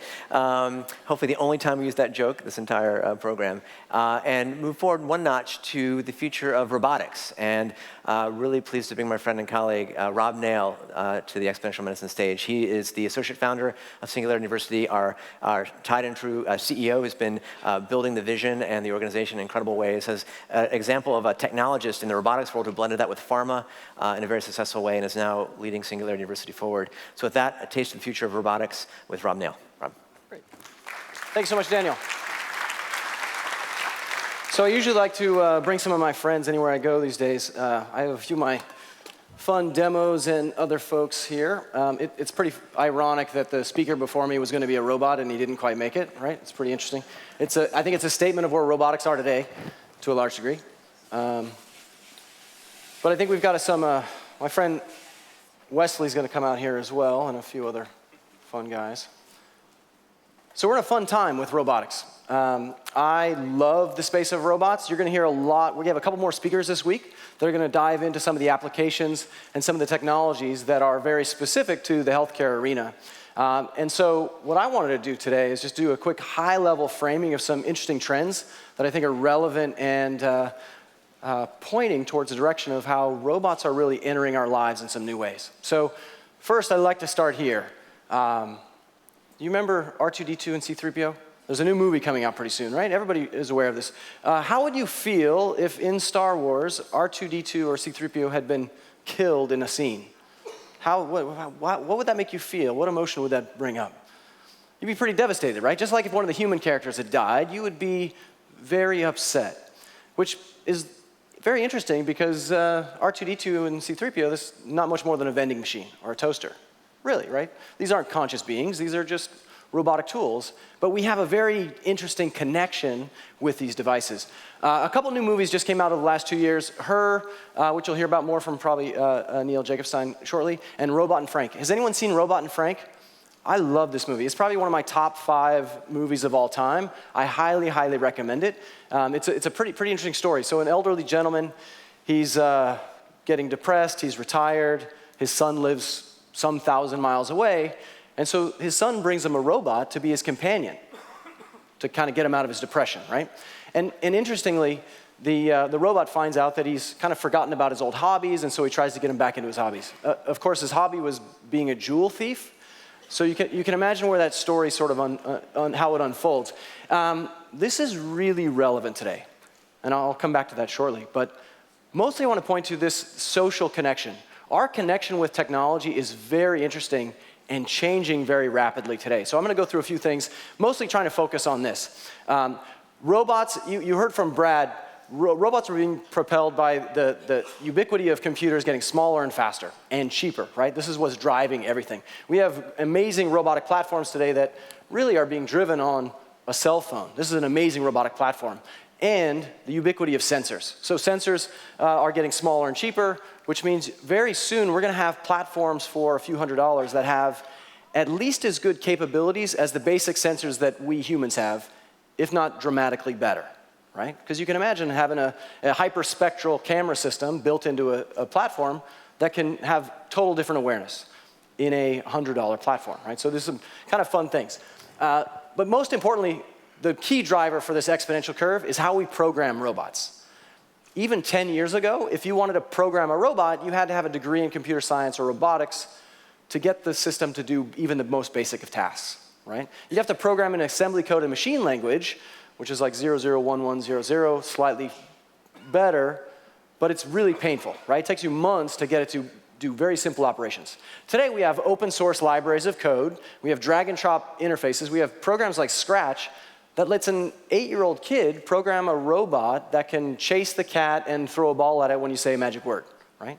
You can program robots like Wesley here, or Wendy. This is actually Wendy. I don't know where Wesley's at. This is Wesley's girlfriend, Wendy. You'll find them both in the lab later if you want to play with those guys. But kids can program these robots to run around and play strategic soccer, right? It's not about moving a motor control anymore. It's about what is the intent of purpose of these systems. And I like to go so far as to say anything that we do physically, a robot is just a computer interacting with the physical world. Really, that's my definition. But anything that we do physically that needs to be fast, consistent, safe, accurate, is perfect for robotics, right? You used to talk about dirty, dull, and dangerous jobs being the things that are good for robotics. And I'd question how much of our day-to-day operations are dull. In fact, there's probably a lot of our day-to-day jobs that could be replaced by AI and robotics, and I'll come back to that as well. The business that I built called Velocity 11 had a couple great friends. We launched this, did very successfully. Building drug discovery platforms, right? In and out of pretty much every pharma. And really what it looked like was, can I go back, please? I don't have control of my slides. Thank you. So basically, it looked very similar to a semiconductor platform, right? We have discrete tools with a centralized robotic system that was tying all these pieces together, right? We would enable scientists to do hundreds of thousands of experiments overnight. Where we really innovated was creating a software platform that instead of the scientist having to work with a PhD roboticist to program a drug discovery platform for 6 months to run an experiment overnight and then have to spend another couple months running the next experiment, the scientist just has a software tool. Here's my experiment. Now the robot figures out all the rest, right? Because the scientist just wants to run the experiment, get the data, then run a different experiment, right? So today we have software tools that are allowing scientists to sort of bridge the gap with automation and robotics. Now the bulk of robotics still looks like this today, industrial scale automation. This is actually the Tesla manufacturing plant. Interestingly, these are robots doing things far faster and more accurately than humans can, but these are very dumb robots. These robots are all locked in cages because they're not very aware of what's going on around them. In fact, if you walk very closely to any of these robots, they could potentially kill you. Right? Now, the new face of robotics actually has a face. It has awareness. It is working alongside of humans. This is Baxter from Rethink. This is a very interesting platform. It's about the scale of a human, has the reach, has the strength, and has a face such that when you're working with Baxter, you kind of can intuit what it's thinking and what it's doing. Most importantly, the way you teach Baxter how to do something is you show it what to do. Right? So if I'm going to assemble this clicker, I take these pieces out of the box, I screw them together, I put the finished product in this box, and now I tell the robot to just do that 1,000,000 times. And then I can come in the next day and tell the robot to do something totally different, because I just walk it through its steps and show it what to do. So you can take an unskilled manufacturing line laborer or research assistant or whatever the case may be, and turn them into a robotic specialist. This is about collaborative robotics. Right? This is about all of us integrating with robotics in a lot of new ways. And this is entering in a lot of different parts of our day-to-day lives at home, as well as every business. And so I'll run through a couple more specific examples. But first, I want to jump to the leading edge. When we think about robots, we think about the future, we think about sci-fi. We always imagine these robots that are running around alongside of us that can do everything that we do, right? The best-in-class robots sort of in this caliber was seen in the DARPA Robotics Challenge. So the Defense Advanced Research Projects Agency was very inspired and very frightened by the Fukushima nuclear power plant disaster a few years ago. And if ever there was a situation that you have to solve, you have to reconcile the issues, but you don't want to send in humans, it's a nuclear fallout situation, right? So they put up a $2 million prize, and they came up with 8 discrete types of tasks that they challenged the robotic systems to do. Right? So these are pretty basic tasks: negotiate terrain, drive vehicles, clear debris. There were about 18 teams that competed, and this is what it looks like. Now, each robot you'll see is not just a humanoid structure. There's several different varieties. Very importantly, all these videos are sped up. These are like 10 to 20 times sped up. because each team had about an hour to complete every task. Okay? So if you can imagine watching this robot for an hour trying to clear this debris, it's painful. But if you want to go through that, there are 3 days worth of videos online. You're welcome to go ahead and download and watch them all. This is kind of gives you a good idea of what it feels like. Very basic tasks that we take for granted every day with these leading edge robotic systems. These are multi-million-dollar systems that are barely able to open doors. Now, importantly, these robots didn't know what they were up against. They knew what the tasks were, but they didn't know anything about the environment. So these are autonomous robots in unknown territory, which creates a lot of variables and complexity. There were lots of failures, so just falling off of basic things like this, which is why you see a tether. Okay, so there's a tether here for 2 reasons. 1, safety, because you don't want a $2 million robot falling over and crashing, right? And 2, power. Still today, probably one of the greatest limitations of robotic systems is its power constraint, right? These robots can't go very far doing these pretty rigorous tasks, so they're tethered to power supply. Now, when I saw this, almost 2 years ago now, I was moved because I actually have a project going on at home that turns out is right at this level. So I'm going to show you what this robot looks like. This is the Beckett bot. So this is about a year in to the project. It's able to negotiate pretty complex terrains. It does clear debris quite nicely. It probably makes more debris than it clears in most cases. It can navigate vehicles. It can get in and out and sort of push things around. It is able to open doors. It's painful to watch sometimes. It's also able to open the door and run outside into the street, much to our dismay. And we have had some failures, right? We have actually had some instances where we've crashed. We've had to do some repairs with stitches. But we have reprogrammed, and we've never seen the same failure again, right? So pretty interesting. Now, I show this because, I mean, he's super cute, and I love him a lot.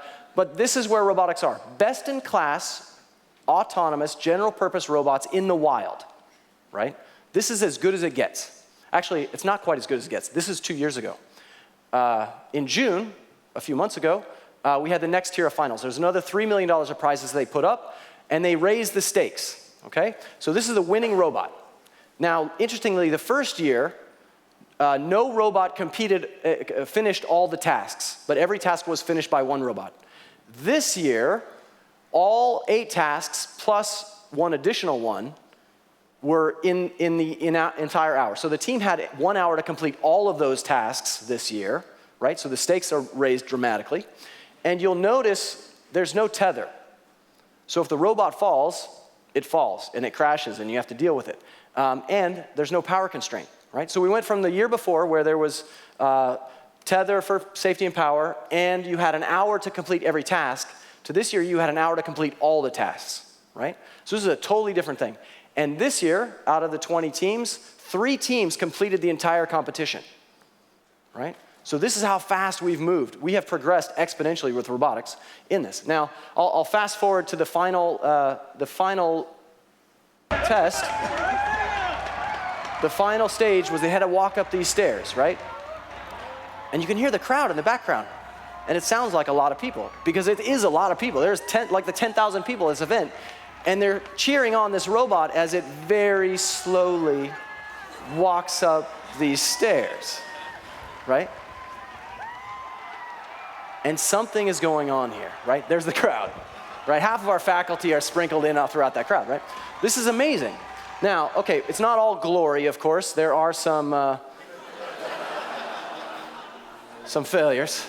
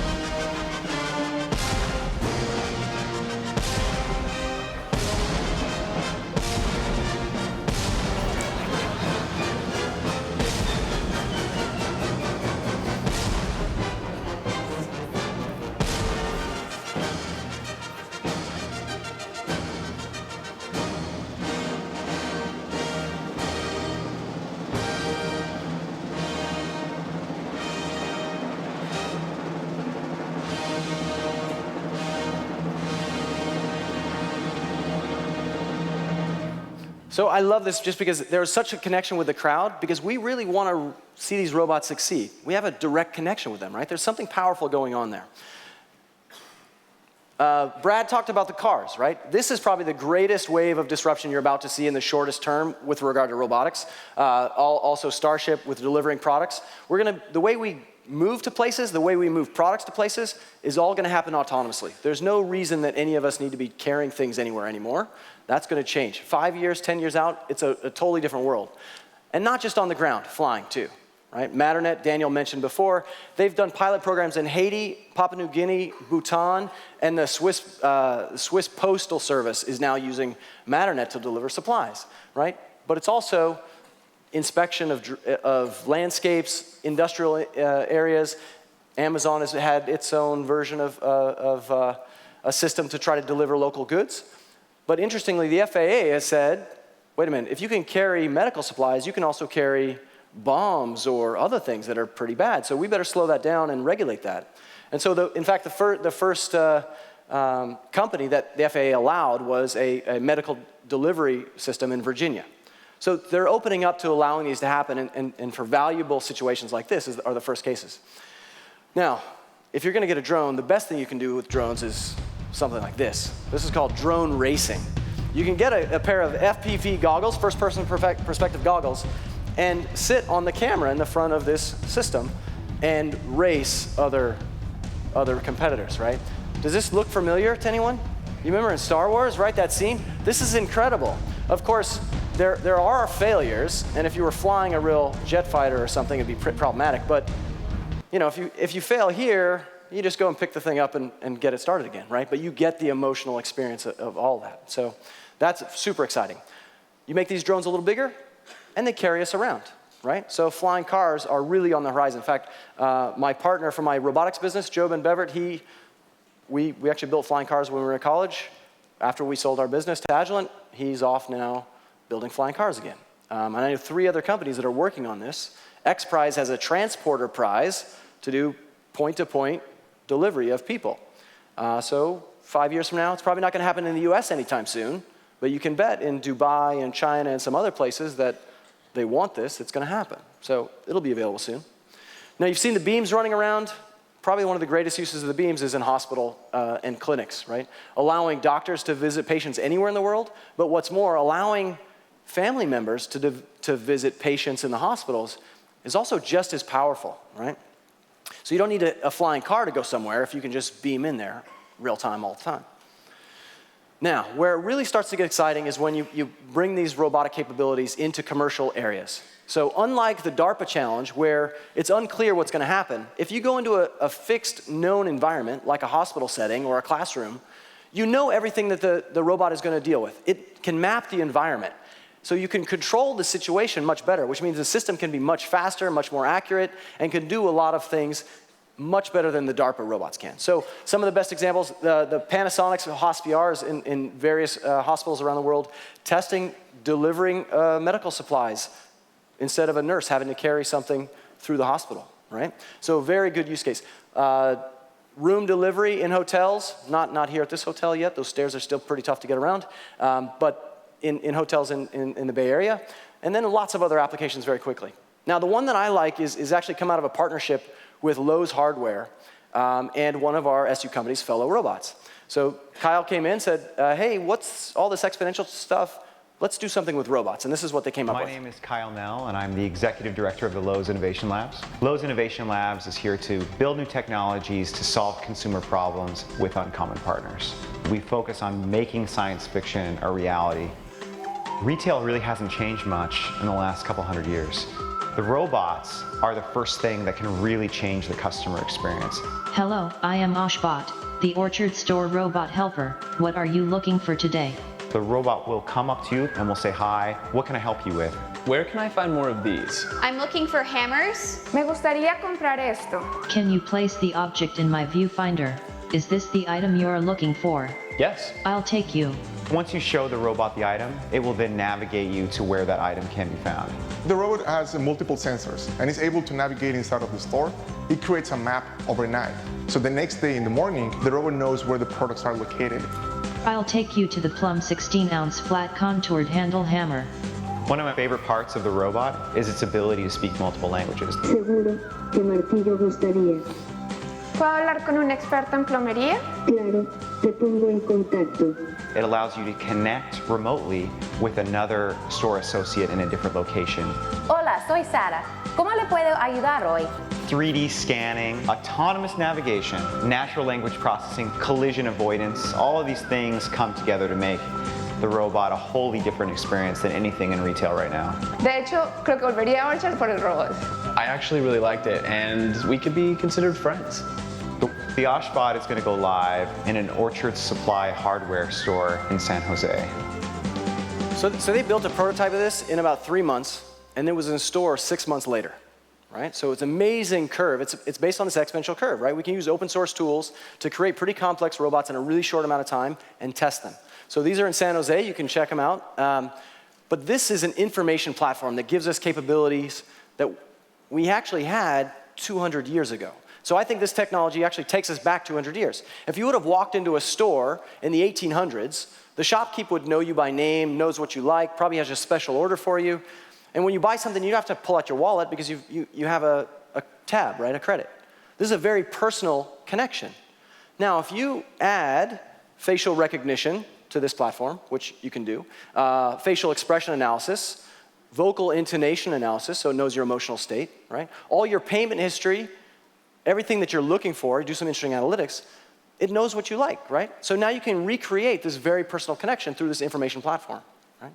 So these information tools tying together into different systems allows us to bring totally new valuable layers to the consumer and to the businesses. Okay. Let's see if we can, there we go. So beyond verbal, Daniel mentioned, what can you do if you give it emotional awareness? I don't think the robots will have emotions the way that we think we have emotions, though I'm not sure we have emotions the way we think we do either. I think we're just biological robots, honestly. That's my personal take. When the wine and beer comes out later, we can go deeper into that.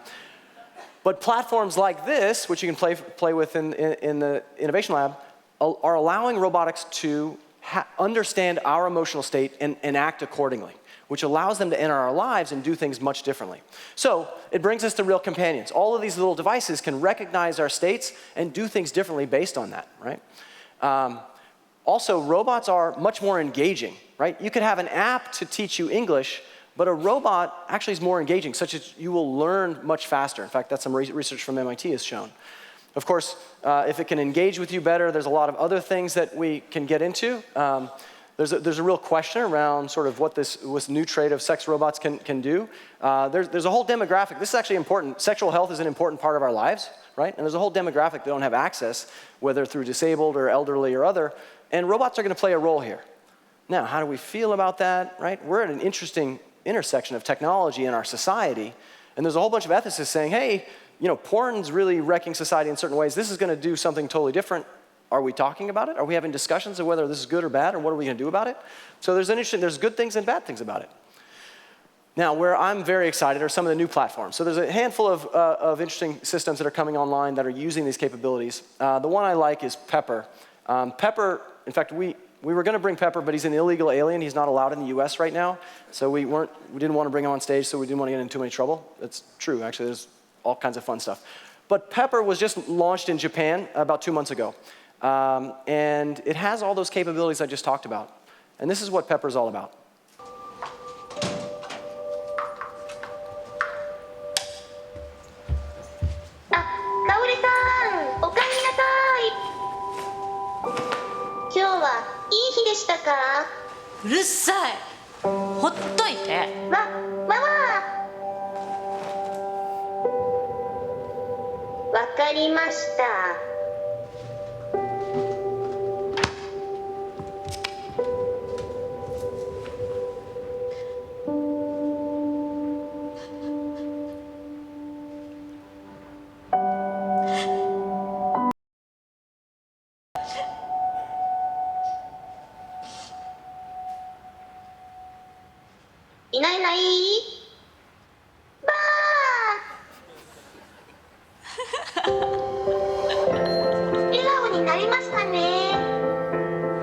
がとうペッパ。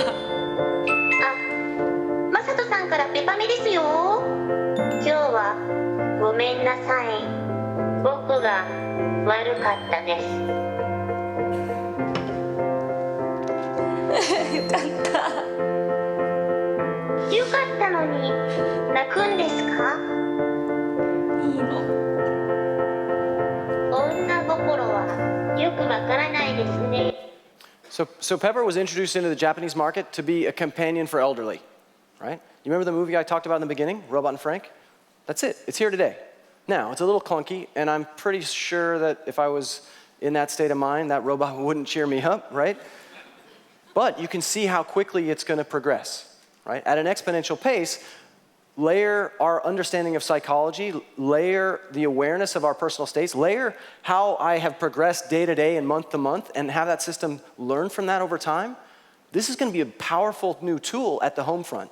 And as a connection to your friends and family, just through a telepresence thing, is extraordinarily useful for safety, security, for compliance, you name it, right? So they introduced this robot for $2,000 on the market, roughly. I'm sure they lose about $10,000 on every robot they put out there, but it's a great social test, and you can't buy them. They've sold out in literally like 30 seconds. They sold their whole inventory for the next year. So it's a pretty amazing thing. So watch that, and if you get a chance to play with Wesley and others in the Innovation Lab, I highly recommend it. One of the last things I want to just hit, there's always a fear of losing your job to the robots, right? The conversation always goes there. There's a lot of research suggesting, yeah, we're going to lose a lot of jobs, and a lot of new opportunities are going to come online. It's a pretty complex equation. I am very, very optimistic long-term about the capabilities that robotics are going to bring to our lives, the problems they're going to solve, the world of abundance that they can help us create. But we do have a short-term transition problem where we have to get over the hump and sort of change how we operate as society to allow for that sort of abundant future to come online. So happy to follow up and talk about that more in the future as well. And last, how many of you have kids? Kids? Okay. If you have a kid age 5 to 105, I highly recommend Lego's Mindstorms. It's an amazing platform. It's Legos, right? Really complicated, very simple system that allows you to build robots at almost any scale and any level. So really easy place. And also FIRST, for inspiration and recognition of science and technology, Dean Kamen's international competition platform. Every city, anywhere you're at in the world, there are teams that will allow your kids to get involved with robotics and technology in a really fun, competitive mode. So thank you very much, and look forward to following up with all of you.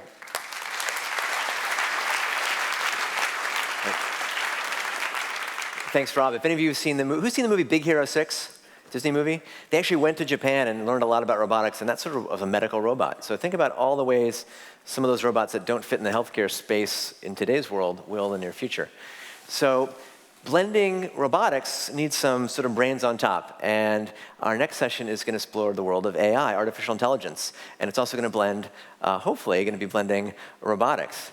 So our next speaker is Neil Jacobstein. He is our track chair at Singularity University since we started together in 2009. And he brings an amazing experience from across the spectrum. He's at MediaX at Stanford. He's a Henry Crown Fellow. And he's got a deep level of thinking and expertise at the synergy of convergent technologies. So I'm hopefully happy to welcome to the stage my friend and colleague, Neil Jacobstein. Come on out. Little help. There we go.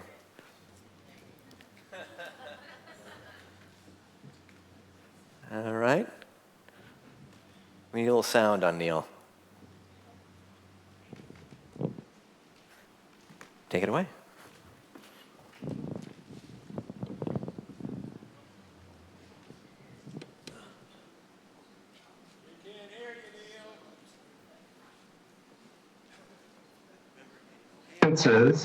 I'm talking to you from the National Academy of Sciences Tech Center. Let's see if we can adjust the volume a bit. Is that better? Okay. So, can you hear me? All right.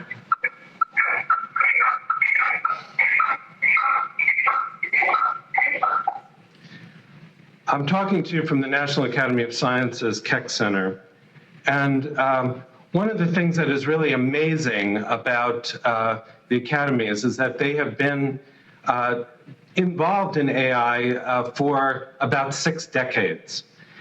AI has been flying under the radar for most of its history, with a pretty slow start in medicine until just recently it's exploded onto the front cover of non-tech rags like Foreign Affairs magazine. It's kind of amazing that that's happened, and this is why. From 2011 to 2015, more than $2.5 billion of VC funds were invested in AI-related technologies. And during the same period, over 100 AI-related companies merged or were acquired by really large technology companies like Google, IBM, Facebook, Amazon, and Apple.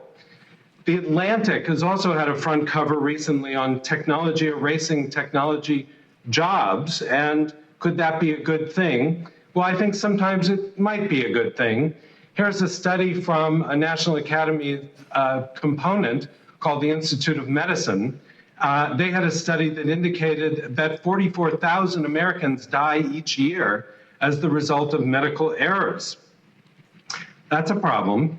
And then they followed up that study with another study on preventing medication errors, and they indicated that errors in the way that drugs are prescribed, delivered, and used cause 1.5 million adverse drug events annually and cost more than $3.5 billion a year to treat. Here's an AI company called MedAware, which is all about eliminating prescription errors. They're using big data to save lives. And the question is, what are we trying to do? We're after improving learning speed and quality to get real-time medical knowledge, deeper pattern recognition, higher quality prediction, zero avoidable accidents, optimal health and prevention, innovative products and services that are really radically innovative, and rapid situation assessment and emergency response. Here's a front cover, a recent front cover of Fortune magazine. Humans are underrated. Well, maybe. Here's a seminal demo that DeepMind, for a company in the UK that was recently acquired by Google, gave in the December of 2013 arena. And they showed a convolutional neural network, which you can think of as a powerful pattern recognizer, combined with a reinforcement cue learning system that rewards this AI agent for a high score in an Atari game.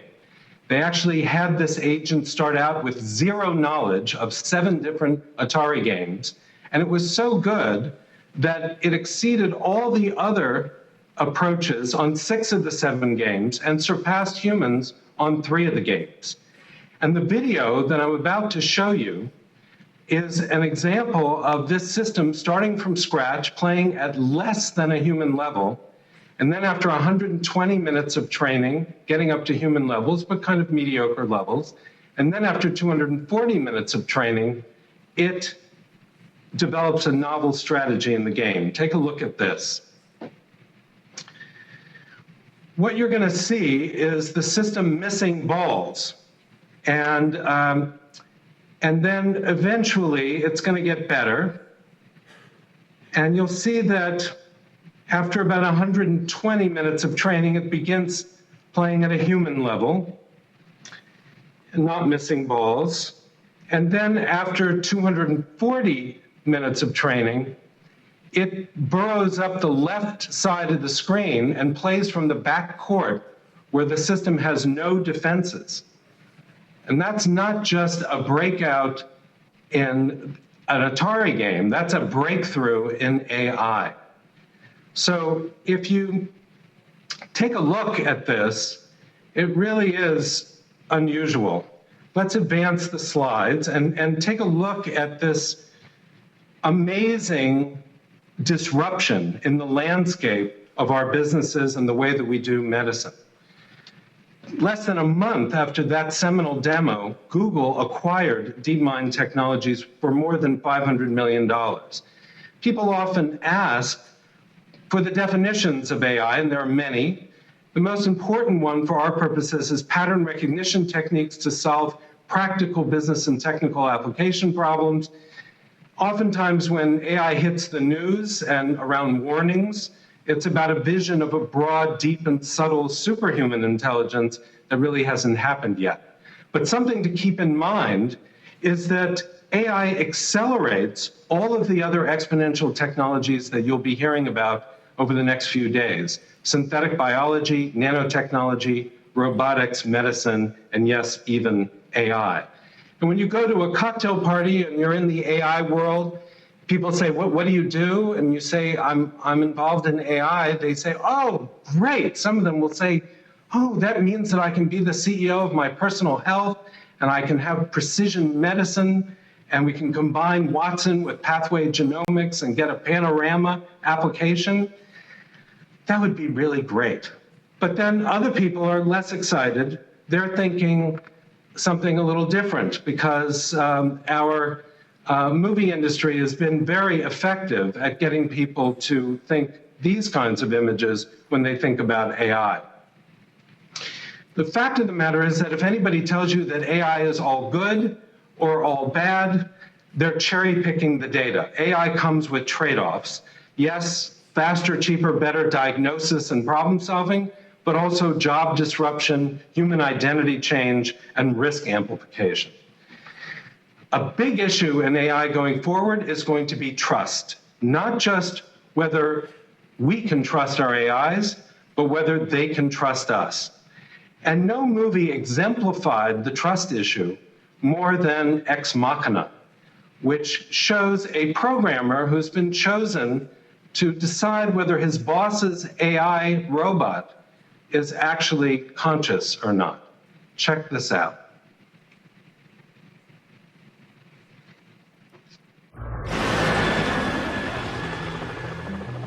So how does a programmer get to be meeting the CEO? I won a competition. The president can't get Mr. Garrick on the phone. You got the golden ticket.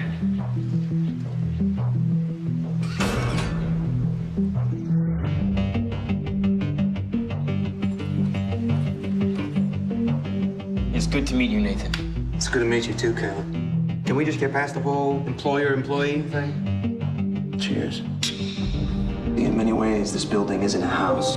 It's a research facility. I want to talk to you about the greatest scientific event in the history of man. Are you building an AI?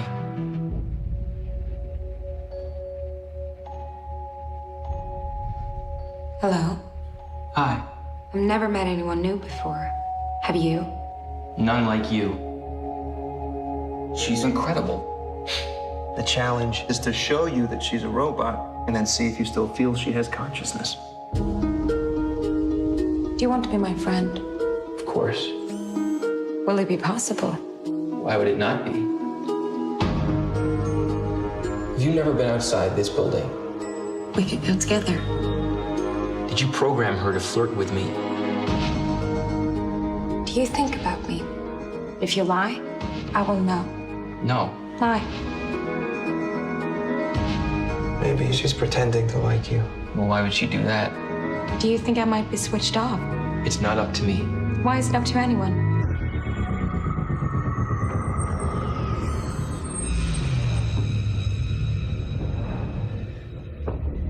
You shouldn't trust Nathan. You shouldn't trust anything he says.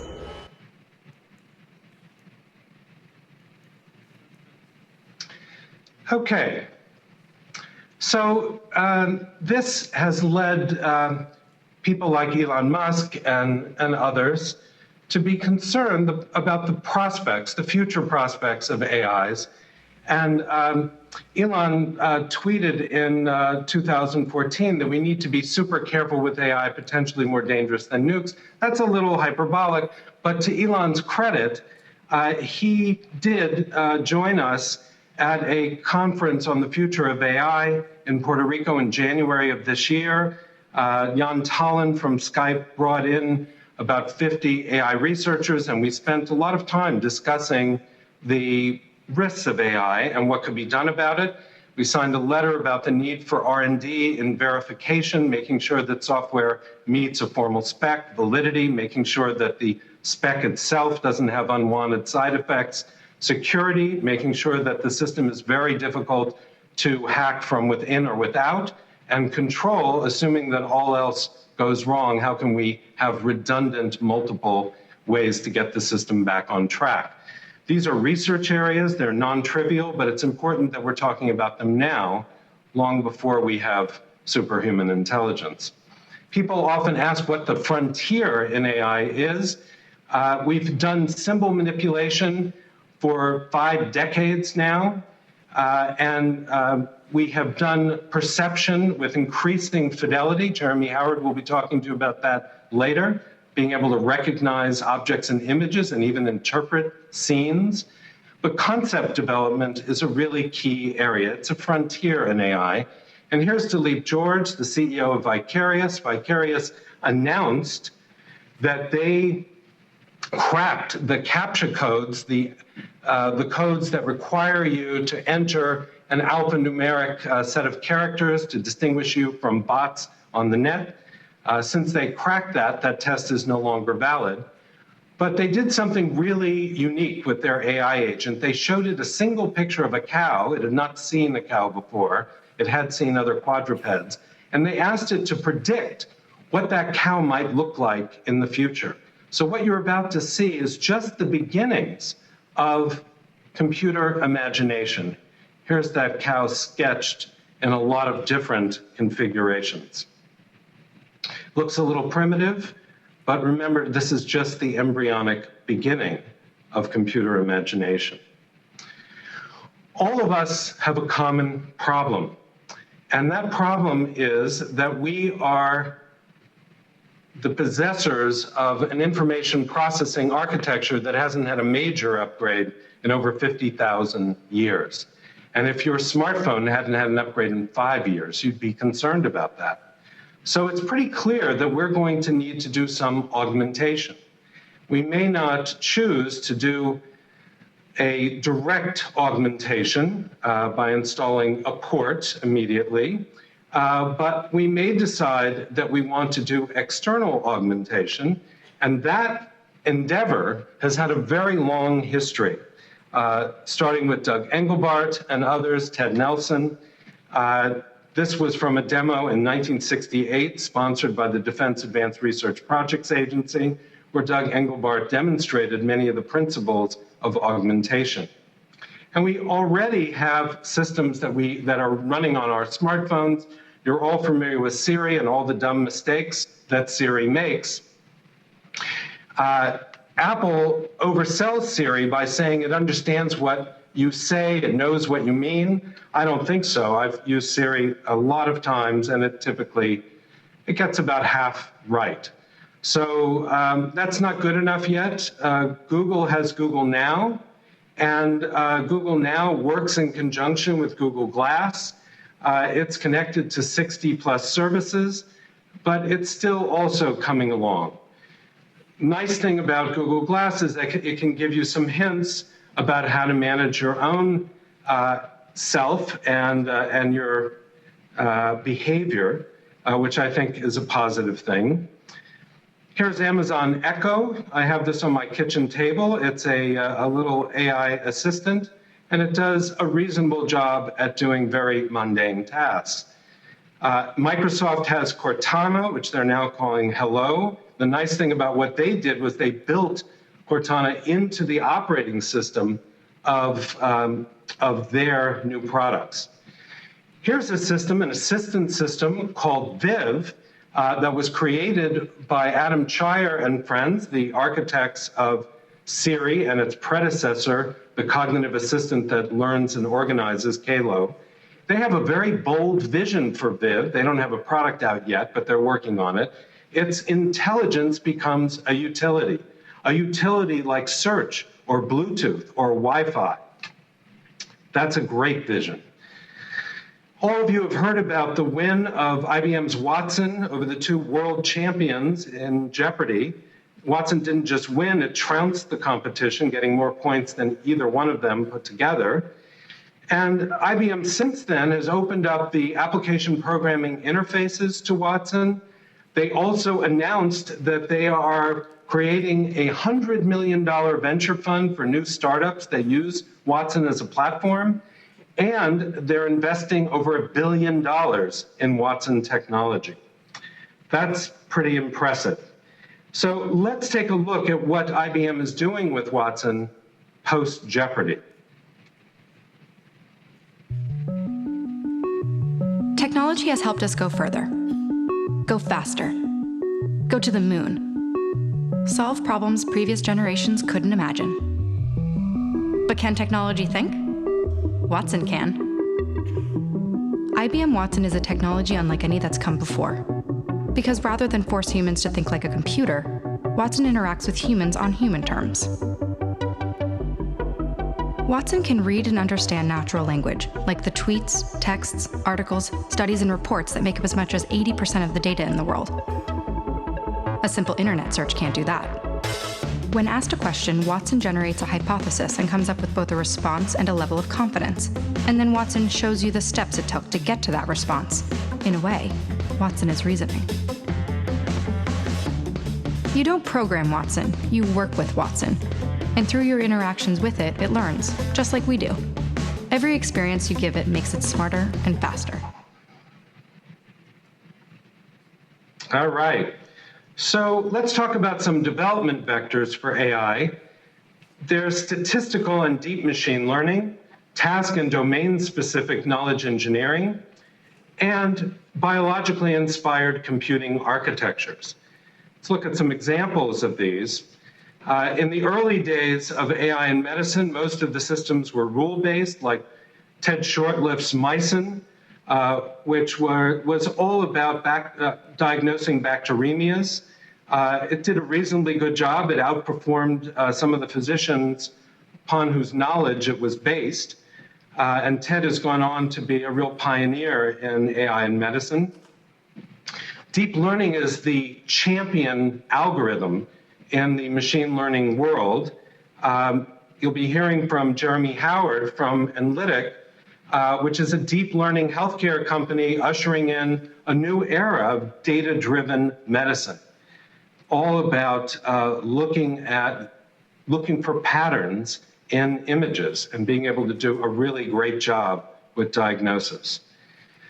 Let's take a look at a video from Sentient, which is all about looking for patterns in data using biologically inspired techniques. Data. Vast, unfathomable amounts of data. It defines our age. And yet, how do we make sense of it all? How do we use it to solve our problems instead of creating more? We started a conversation with some of the brightest minds in the fields of big data, cloud, and artificial intelligence, and asked that same question. We asked, what would happen if you could get evolved artificial intelligence to pose the right questions? What if you could put those questions to millions of distributed processing cores and get them to work together? You'd get artificial intelligence on a massive scale. You'd get unprecedented decision-making power distributed closer to the data. You'd get the first massively scaled evolutionary distributed artificial intelligence technology applied to making better decisions.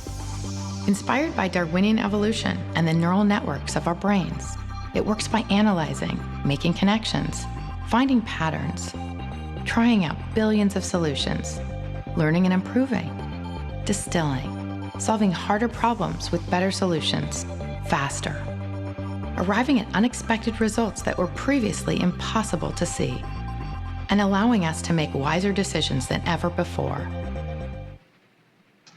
All right, so another program that you might want to have your eyes on is a program sponsored by DARPA called Probabilistic Programming for Advancing Machine Learning. Up until now, machine learning has been kind of a black box technology that didn't play well with others. And now, DARPA is opening up the black box of machine learning so that it can work with optimization programs and simulation programs and other numerical codes. Let's look at some applications. AIs have been sponsored by governments and corporations all over the world. And the reason is that it's relevant to design, diagnosis, management, customer service, marketing, and sales, and quality, all of these areas in your companies or your endeavors can be super empowered with AI. I did a study of AI's value added of 360 different curated applications. The patterns were very clear, not just better, faster, cheaper, but different. AI is expanding the range of the possible in healthcare and medicine. So AI is here now, not in the form of the broad, deep, and subtle intelligence that we associate with superhuman intelligence, but with practical pattern recognition and problem solving. Here's a machine intelligence landscape that you can download off the web by just Googling machine intelligence landscape and Bloomberg. You can use free software to experiment with AI and machine learning. You can download R and RStudio. You can deepen the bench strength of your company by using Experfy, which is a company that curates data scientists and AI scientists and allows you to post your project and get people to bid on it, and you don't have to share your data with the world. An alternative, if you're willing to share your data with the world, is to use Kaggle, and you post your data and your problem, and hundreds of the world's best data scientists compete for effective solutions to your problems. And that has been a very, very effective way to get work done. Here's Lumiata, which is all about enabling healthcare to be predictive first. And Ginger.io, which allows you to use mobile devices to improve mental health care. WellFrame, which allows physicians to create a closed-loop system for managing the healthcare of their patients. And AIs are now deeply embedded in medicine. They're going to blow the roof off of medicine, providing medical education and diagnosis worldwide, with a whole ecosystem around them, of venture capital, the nonprofit world, universities, and companies. I'm just going to mention that most people in the consulting world are comfortable automating blue-collar jobs. They tend to think all jobs can be automated except their own. The winning formula for working with AI is humans plus AIs plus processes, good processes. Some operational recommendations: crowdsource your data scientists with Experfy and Kaggle, work with all the software that's out there, leverage mobile platforms, utilize that formula I talked to you about, humans plus AIs plus better processes. Don't just repave the cow paths with new technology. Deepen AI in medical products and services. Utilize AI in hospital and research operations, and be proactive about security, ethics, and policy. We are going to build truly amazing artificial neocortex, and when we do that, I encourage you to utilize it in a way that is truly bold and responsible. Here's a view of the Earth taken from Jupiter's orbit. It's what Carl Sagan called the pale blue dot. Remember, we're all in this ride together. Thank you very much. It's been a pleasure.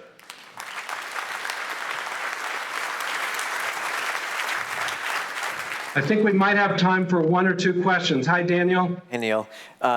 One question. Yeah. If you were to prognosticate where mobile and AI is going to be, let's say in 5 years, and its implications for healthcare, what would be your sort of one prediction? Well, I think it's going to be ubiquitous. I think we're going to find that world-class healthcare will be available everywhere, and it will likely be more up-to-date than really competent physicians who are not able to keep up with the literature. It won't be able to do everything that physicians do, but it certainly will be integrating all of medical knowledge in a really dramatic way. I think it's going to improve healthcare immensely. Great. We're out of time, Neil. Thanks. Say hi to the Academy. Cheers. Thank you very much. Thanks. Neil Japestein. One thing that's interesting about where this trajectory is going, it may be even malpractice in 10 years not to have used the AI to assist with diagnostics or therapy, given the amount of medical errors that occur and sort of the cognitive load that we all can have now with this era of big data. So speaking of big data and machine learning, I'm really pleased to bring up Jeremy Howard, who's got one of the coolest jobs in the world. He is a data scientist, which I think last year was rated the most sexy profession on the planet, and he's married to a data scientist, and they have a beautiful little baby. So data scientists are blossoming. And Jeremy sort of lives at the border of data. He is the co-founder of Kaggle, and now he's applied his immense capabilities and entrepreneurial mindset to bringing big data machine learning to healthcare, and he's going to share some of that vision with us. So, Jeremy Howard.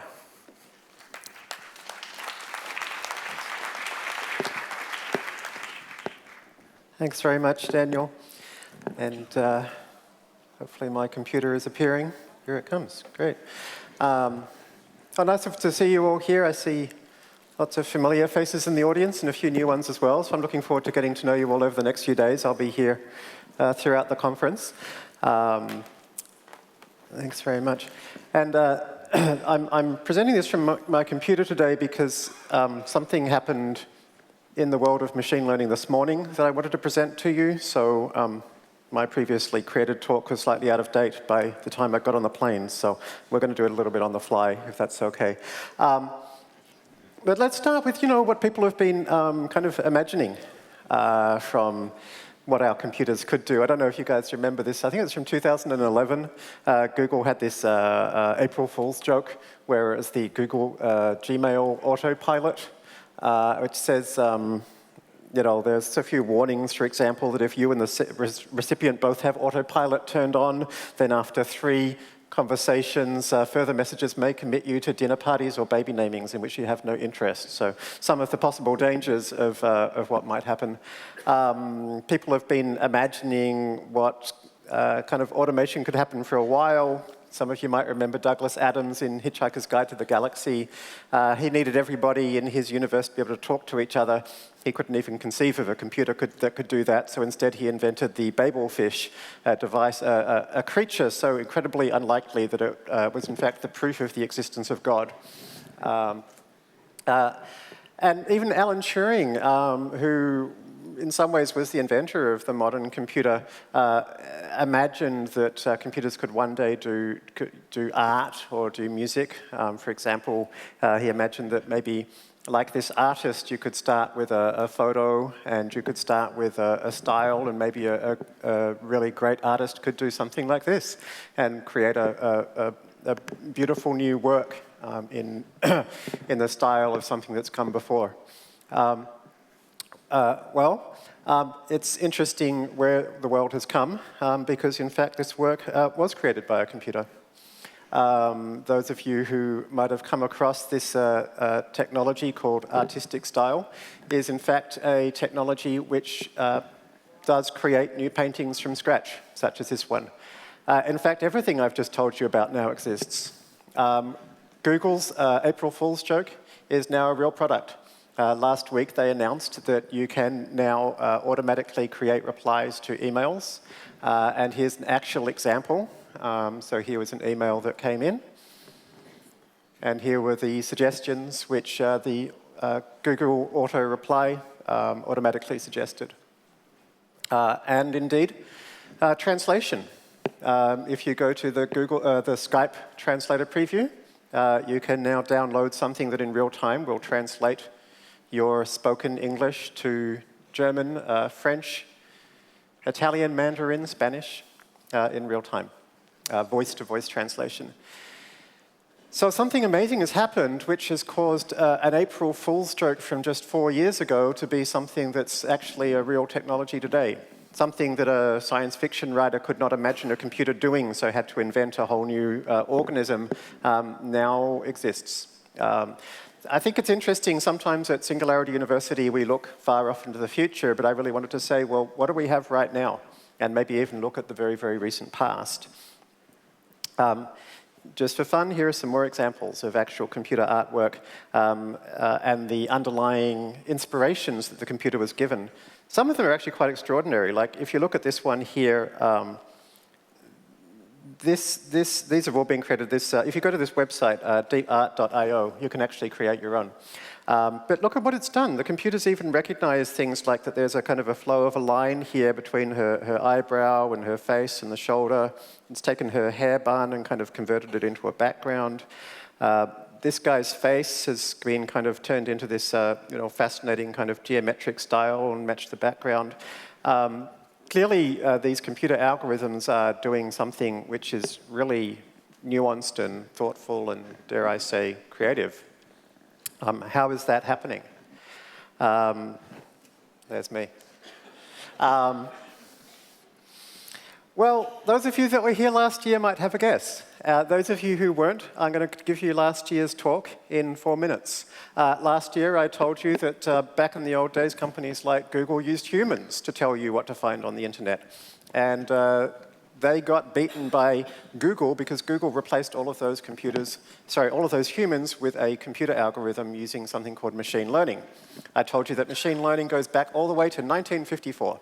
In 1954, this guy actually invented the idea of if you don't know how to program a computer to do something, see if it can figure it out for itself, and got this computer to learn how to beat him at checkers by playing against itself thousands of times.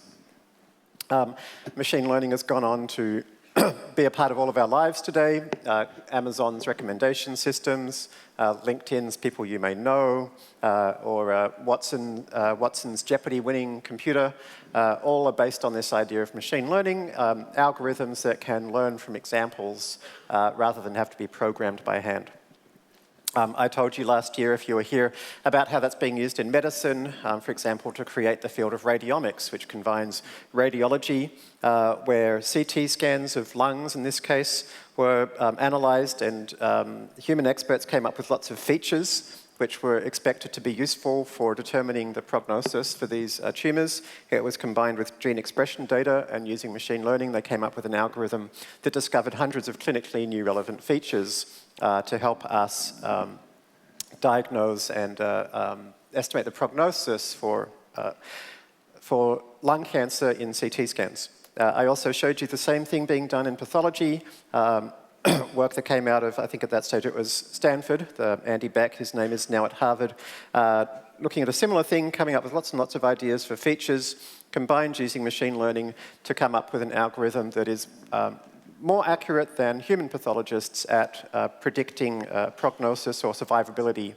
based on pathology slides.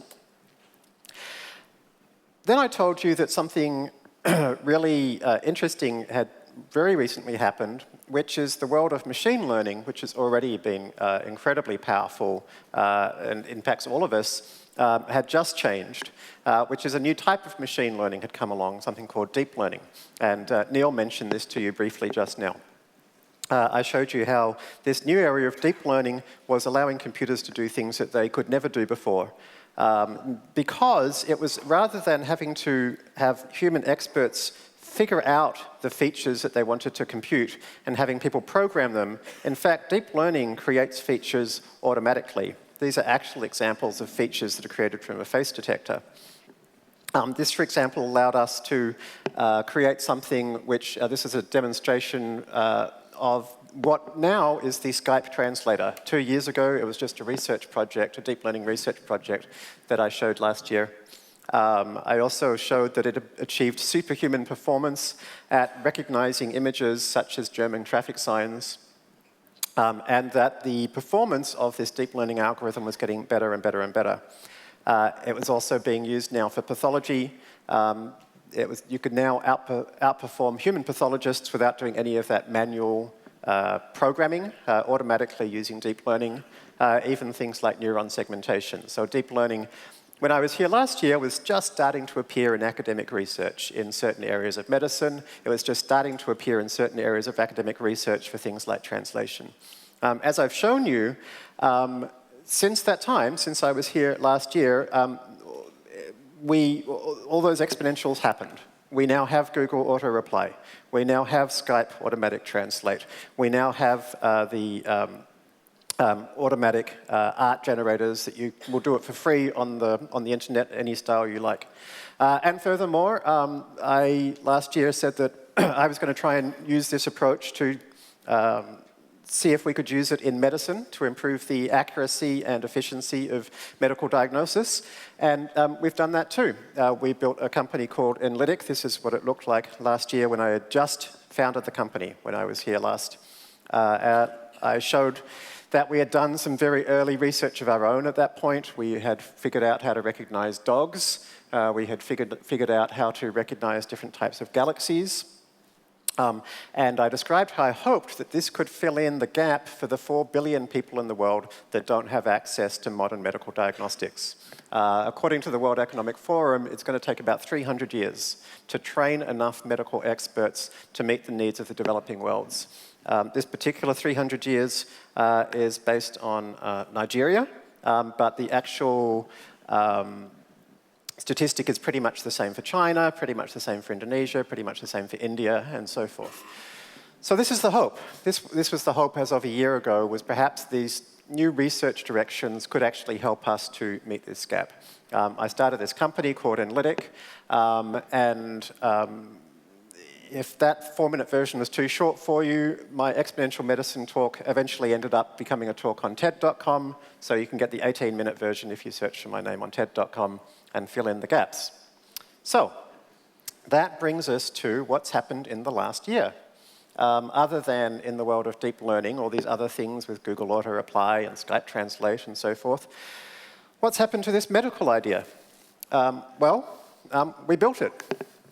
We started with a million patients worth of medical records, and we built a deep neural network of the whole human body.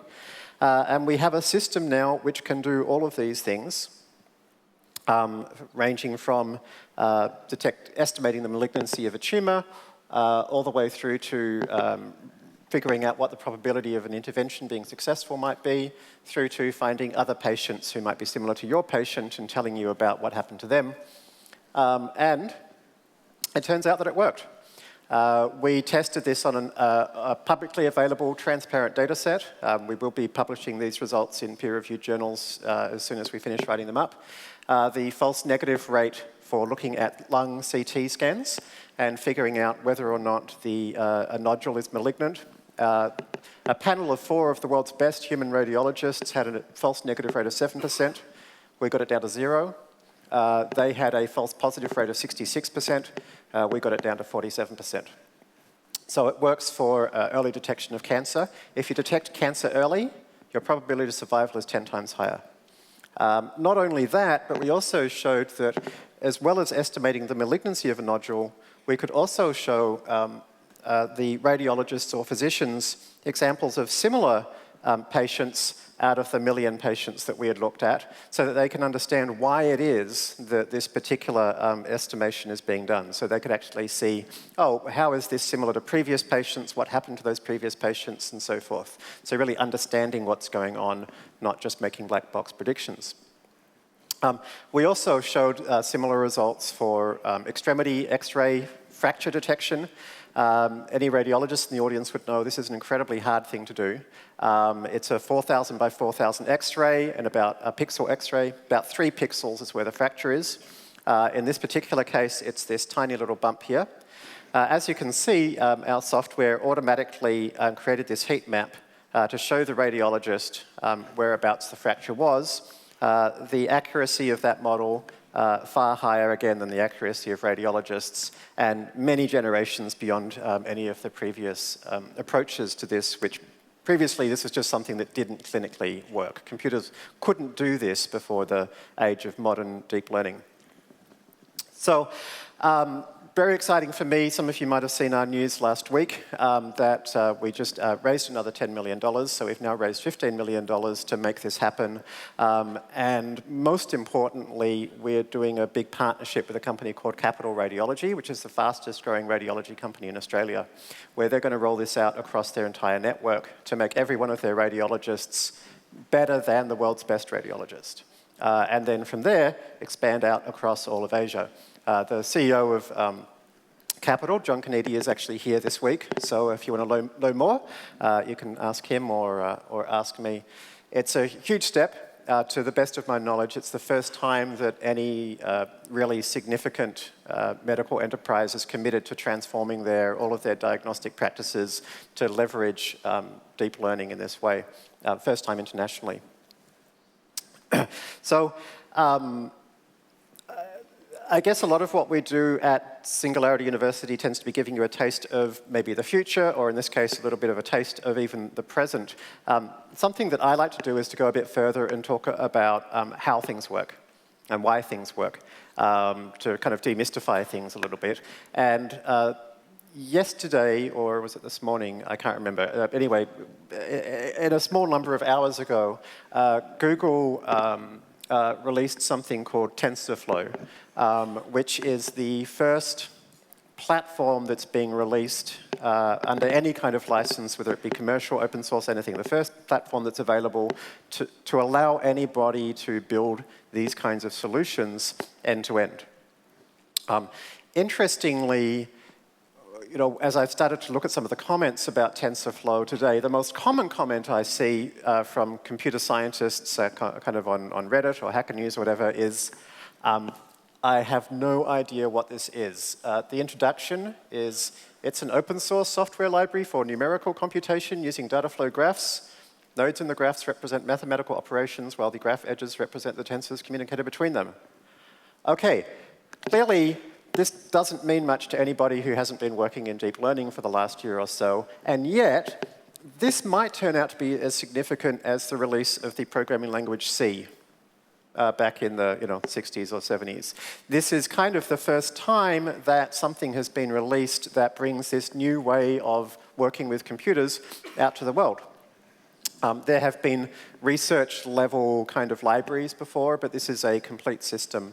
And in the years to come, my guess is that that sentence will become the dominant way of working with computers, where else the previous way is programming, which we all probably know as being, loops and conditionals and variables. And even if you're not a coder, you have the general sense that the old way of working with computers was tell them exactly what you want them to do every step of the way. The results that I've shown you today have been built using a very, very different approach, which is one where we say to the computer, here are some examples of what I want you to achieve. Go figure it out. And the way that it figures it out is using this. So it's actually worth trying to dig into this mysterious picture that they have to understand what the hell this is, because my contention last year when I was here was that deep learning was about to change the world. I'm coming back here saying I think it's happening. You can actually see it's being released. I'm now saying, as of today, it's now possible for everybody to start to do this themselves. So let's try and understand what the hell is actually going on. What is this mysterious picture? And this is why I needed my computer, because I have to draw. I have some bad news for those of you who weren't that fond of math, and that is that the word gradients appears here. And that is actually basically what this new type of programming is about. It's all about calculus. Sorry to say it. The good news is, for those of you who remember calculus, might remember that the really annoying bit was integration, and the kind of okay bit was differentiation. You only have to do differentiation. Okay, so that's the good news. So why is this basically all about calculus, and why should you care? Well, the reason why is that basically when you create a deep learning algorithm, what you basically do is you say, I have some result that I want to create. So that result might be something as simple as, sorry. Actually taped down, I didn't quite realize. That result might be as simple as kind of a 1 or a 0, which is, did this CT scan turn out to be a malignant tumor or not? And then you have some input, and a CT scan is a three-dimensional thing. Generally it's about 512 by about 512 by about 250 voxels, 3D pixels. And somehow you want to take this huge bunch of information and turn it into a 1 or a 0. So in the bad old days, when we had to program things by hand, you had to have lots and lots of domain specialists come up with all kinds of ideas about, what kinds of things might make a tumor, a nodule malignant. And they'd come up with things about like, oh, the shape of it could be kind of spiky, or the texture of it could be kind of varied, or the size of it could be a bit bigger. And then the programmers would go away, and literally it would be a whole PhD to come up with one feature and program it and test it out. And so kind of medical computing has proceeded at a glacial pace. And certainly everybody who's worked with kind of computer decision support systems or computer-aided detection knows how annoying it's been because they just don't work, basically. With deep learning, actually all we have to do is say, there's some kind of equation in the middle, and you basically come up with an equation that's so flexible that it could do absolutely everything. So the types of equations that people generally use are things called neural networks. I know that a lot of you will be familiar with those from the early 90s when there were some unsuccessful attempts to use simple versions of neural networks. What's happened since that time is we've created much, much bigger ones, as in the ones that we use at Analytic will have 600 million neurons or more, so potentially billions of connections. These functions are able to basically calculate anything that you can conceive of, as long as you get these 600 million numbers correct. So how do you get those 600 million numbers correct? Well, what you do is you start out with them random. You bring your CT scan in. You run it through your basically random neural network, and it comes out randomly with either a 1 or a 0. And if it's wrong, you have to go back and change those 600 million numbers so that it wouldn't be wrong next time. How do you do that? Those of you that remember calculus, that's what the derivative is. The derivative is the thing that says, how would you change this to get this outcome?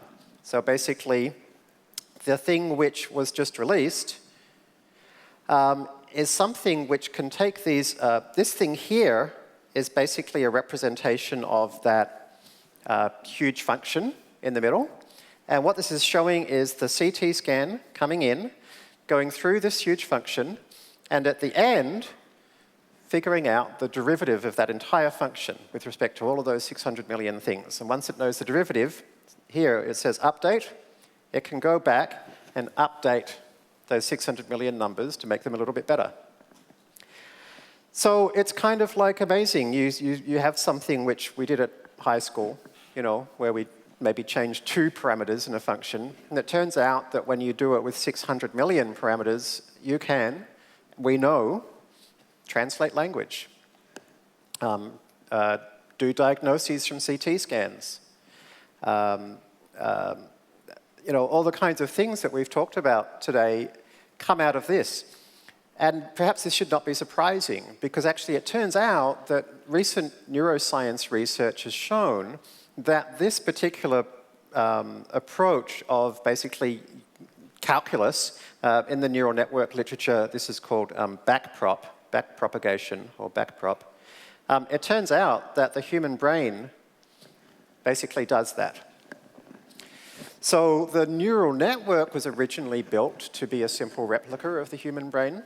Backprop was not, but we now know from very recent research that it turns out actually reflects something that we now know the human brain to do. And so we now know that this actually very simple process, scaled up very large, gives results that look a lot like the human brain. So for example, the latest deep learning algorithms can recognize images in pictures more accurately than humans can. So, that's kind of the message here for me is that the sky is the limit. So for us, we decided a year ago to build a deep learning system for medicine and to try to use it to see if we can use this approach to connect medical data of all kinds, genomics, radiology, pathology, and so forth, to outcomes and indeed to interventions. And it's going extremely well so far. My belief is that this is going to impact as many things as the internet impacted back in the 90s. If you were around back in the 90s, you would have been thinking, oh yeah, this internet thing, it seems everywhere I look, it could change what's done. Deep learning is going to be the same. So now is a great time for you to be starting to take an interest in learning this, and perhaps it'll impact your research or your work as well. Love to answer questions over the next few days. Come and chat to me anytime. Thanks so much.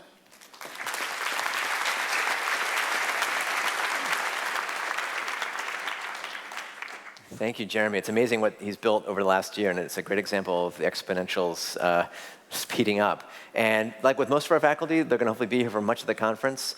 He'll be part of a breakout workshop tomorrow. We've got a slew of breakout workshops where you can interact with faculty and each other. We're doing an unconference tomorrow night where everyone in this room is really phenomenal and have things to share. So if you haven't yet, sign up for the unconference, and we'll be doing those in parallel tomorrow evening. So as we get ready for the next talk, a couple quick announcements. We packed the schedule in a little bit. We really need your help during the breaks to get back on time. We have a little cue music that we've had for all our future medicine programs. That's sort of Pavlovian response. If we can hit it. Oh, yeah. OK, so when you hear that, it's like the 5-minute warning.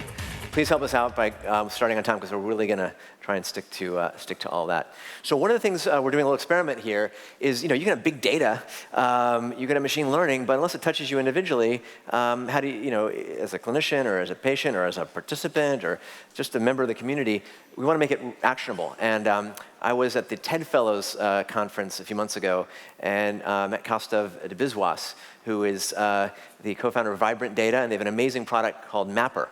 And I wanted to bring Kostov out to show us what he's built with that platform and how we're starting to experiment with this exponential medicine community already, and how we might iterate that and use it in the future to better connect and meet unmet needs and innovate from there. So, Kostov, come on out. Go for it.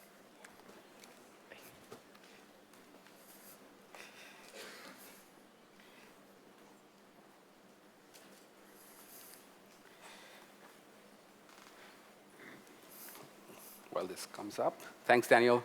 When Daniel invited me to this conference, the circumstance of being surrounded by doctors really made me nervous. But looking at robots with smiley faces have really calmed me down.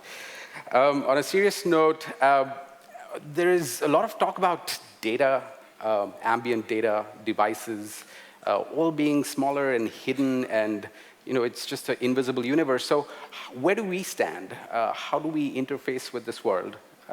And that's the question that we deeply think about. And we are trying to build interfaces to help you interact and make sense of that kind of data space. So we are building an ecosystem analysis and monitoring tool. So this is what the ecosystem, this is how we represent ecosystems. These are circles. Each circle can represent a device or a person or a patient, and they are linked with each other if they share some common traits. There's information about, you can dig into a specific community and look at what the entities are, and you can understand group behaviors. You can dig even deeper to see, okay, who is this person or this entity related to? You can dig even deeper and understand the actual data behind it and compare with the entire population. What is actually happening, what we're doing is we get lots and lots of data from different sources, and it generally looks a little unwieldy for us as humans to parse. We convert that using machine learning and network science algorithms into network maps, which are visual, something that you can actually touch and play with, and understand your data in completely new ways.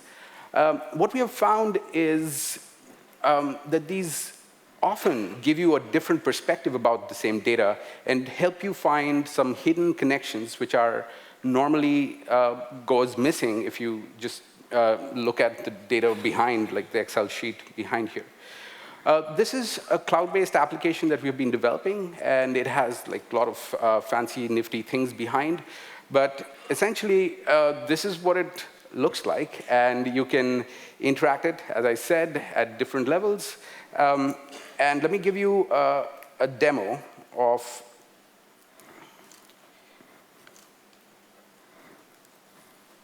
my screen is not showing up.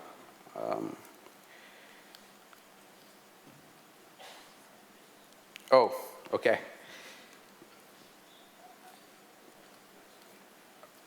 All right. This is interesting. I might have to. Sorry about this.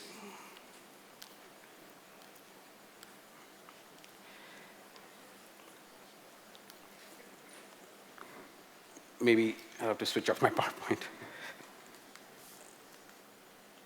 Okay, that's better. Sorry about that. So this is on the browser.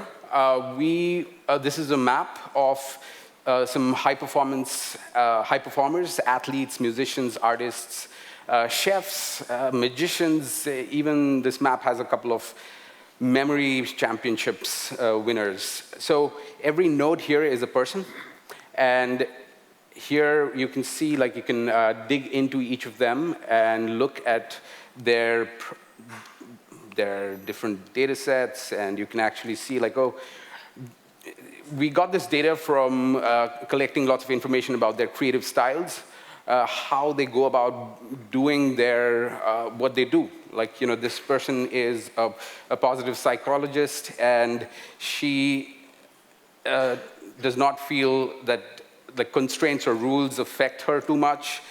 She is generally, she works outside and prefers more natural environments for her creative habits. Then she draws her inspiration from outside. So anyway, so this is a set of traits on how she goes about doing what she does. Let me just show you another one, Rodney Mullen. Some of you might know him. Rodney is, some consider him the father of modern skateboarding, and if you see, he has certain rituals to his work. So here, so he, of course, like, movement is very critical for his creative practices. He does not like multitasking. In fact, like, he is an extreme monotasker, so he takes one thing and does that. You can explore this whole network. Like, for example, if I want to see who is on the opposite side and who is an extreme multitasker, you can go back and start seeing, like, oh, these are the people, and they come from different professions, or doing different things completely.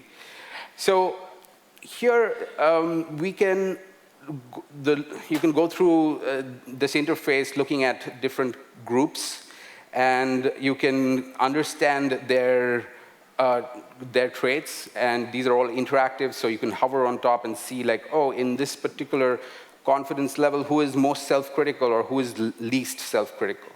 So that's just a quick demo.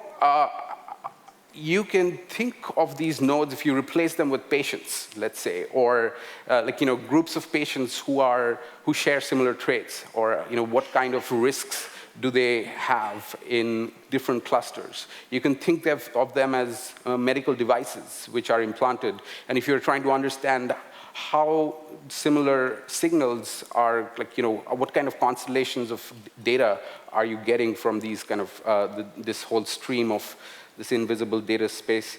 What we are doing with you guys, it's a short survey. This is a fun experiment. You've already received it in your emails by now if you've registered. But if you go to exponential medicine/participate, this will redirect you to the survey. It's a short survey, and at the end of it, what we are hoping to do is to find people who share similar interests, motivations, and it's something that after the conference, we will try to make this a living map, and you can find each other and see who your next collaborator is to make the next exponential, get the next exponential idea. The map as it stands, we just took the basic data from what you already have submitted using the simple Google Forms, and we are starting to see some constellations appearing in this crowd itself. Each node here, every circle is actually one of you, and we can start seeing how the group is slowly kind of forming these idea communities. We are hoping to extend this. This map will reorganize itself once you have filled up the survey, and hopefully at the end of the conference, we will have something interesting to share. Thank you. Thanks. Terrific. Costa will be around during the innovation session. We'll be building that map, log in and try it. It's not just people with similar traits, but those of us who need to connect and find each other and create new opportunities and solutions. So we're going to go to break. The break is about, this whole meeting is about convergence. Your job is not to be hanging out with the people you already know here. You need to find 3 other people that you don't know from other fields during the break. We have 25 minutes. We're going to slip 10 minutes. You need to be back here on time. We're starting at 4:10 on the dot. So we'll have a great break. We'll see you at 4:10 p.m. Thanks. Music up.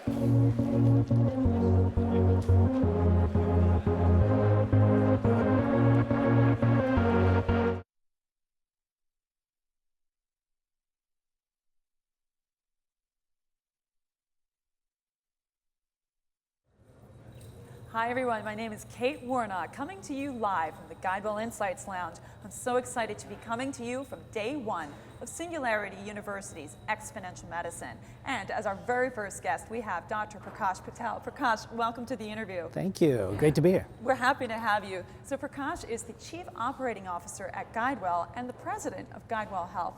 Prakash, I know that you got to sit in on the first couple sessions of Exponential Medicine. Tell us what you learned from Daniel Kraft and some of the other speakers you got to hear.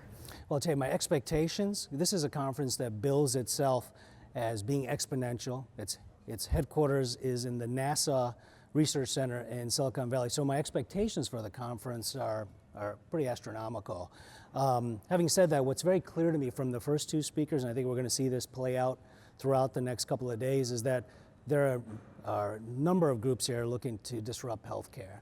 And it's also very clear that if you look at most industries, and healthcare is no exception, very few incumbents actually reinvent themselves. It usually comes from the outside. What's not so clear, and we'll see how it plays out over the next several days, is that are we really talking about disruption? Are we talking about complementing what we have? Is it interruption? Is it changing the business models fundamentally? And how does that play into a lot of the other major themes that we've been talking about at Guidewell and are preparing for? That's not so clear, and we'll be working through that. What I've learned is I think 3 major themes that are coming out so far, and again, it's only been the first 2 discussions. One is the area of big data, machine learning, artificial intelligence, data analytics, sort of that one big broad theme. The other is how the engagement with the consumer, the individual, and really around continuous engagement and continuous monitoring. We're starting to hint into some of those things that'll be coming through as we talk about over the next couple of days. And then finally, on-demand novel therapeutics and services, which is a very unique concept in healthcare, as opposed to having all the infrastructure ready to go and then waiting for the members to come or patients to come. It's really about meeting the customer around their needs and their time, whenever they need it, wherever they need it. I think those are some major themes that I see coming across already. So Prakash, in the role that you play at Guidewell, I think that you're really in a unique position to listen to all the themes that are being discussed, as you just mentioned. Do you see particular applications already at this point that you might be bringing back to Guidewell and see that you could potentially either pilot or implement, or how do you think that you'll leave here? I think it's still early in terms of what are the platforms, but there's certainly some concepts that are very important. So thematically, for example, the major changes that we're undergoing right now and implementing around care management and creating a whole new vertical division within our care management group over at Guidewell, I see major themes that potentially could intersect there in terms of how do we engage the customer, how do we prevent admissions and ER visits, how do we get the analytics to empower that, what's our interventions look like as opposed to even the patient-doctor visits? Are there opportunities to use smart apps and platforms like that we can monitor at the home, that we can get more continuous data points such that we can embed that into those visits when they do have to take place. Much more real time, much more continuous, much more impactful.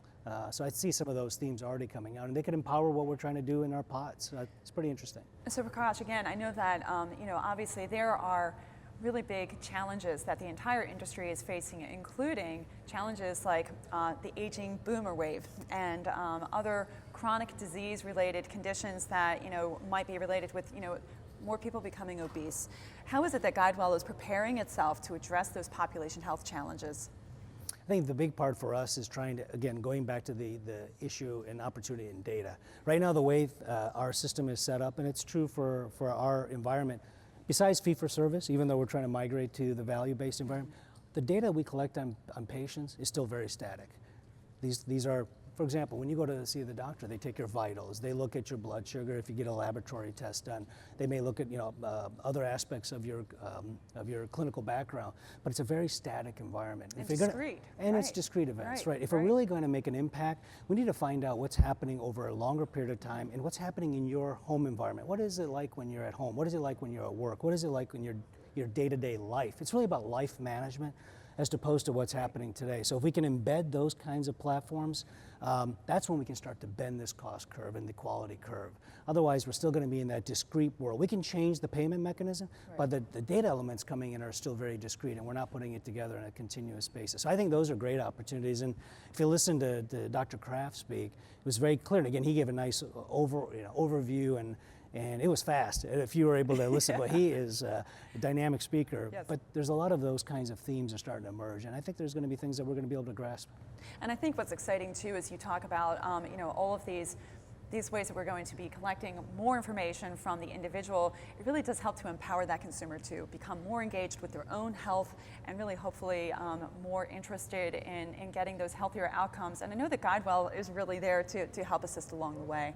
So I really hope, Dr. Patel, that we meet up with you over the next few days. I would love to have you back, tell us more of what you thought about exponential medicine, and we look forward to having you again here soon. Great, thanks, Kate.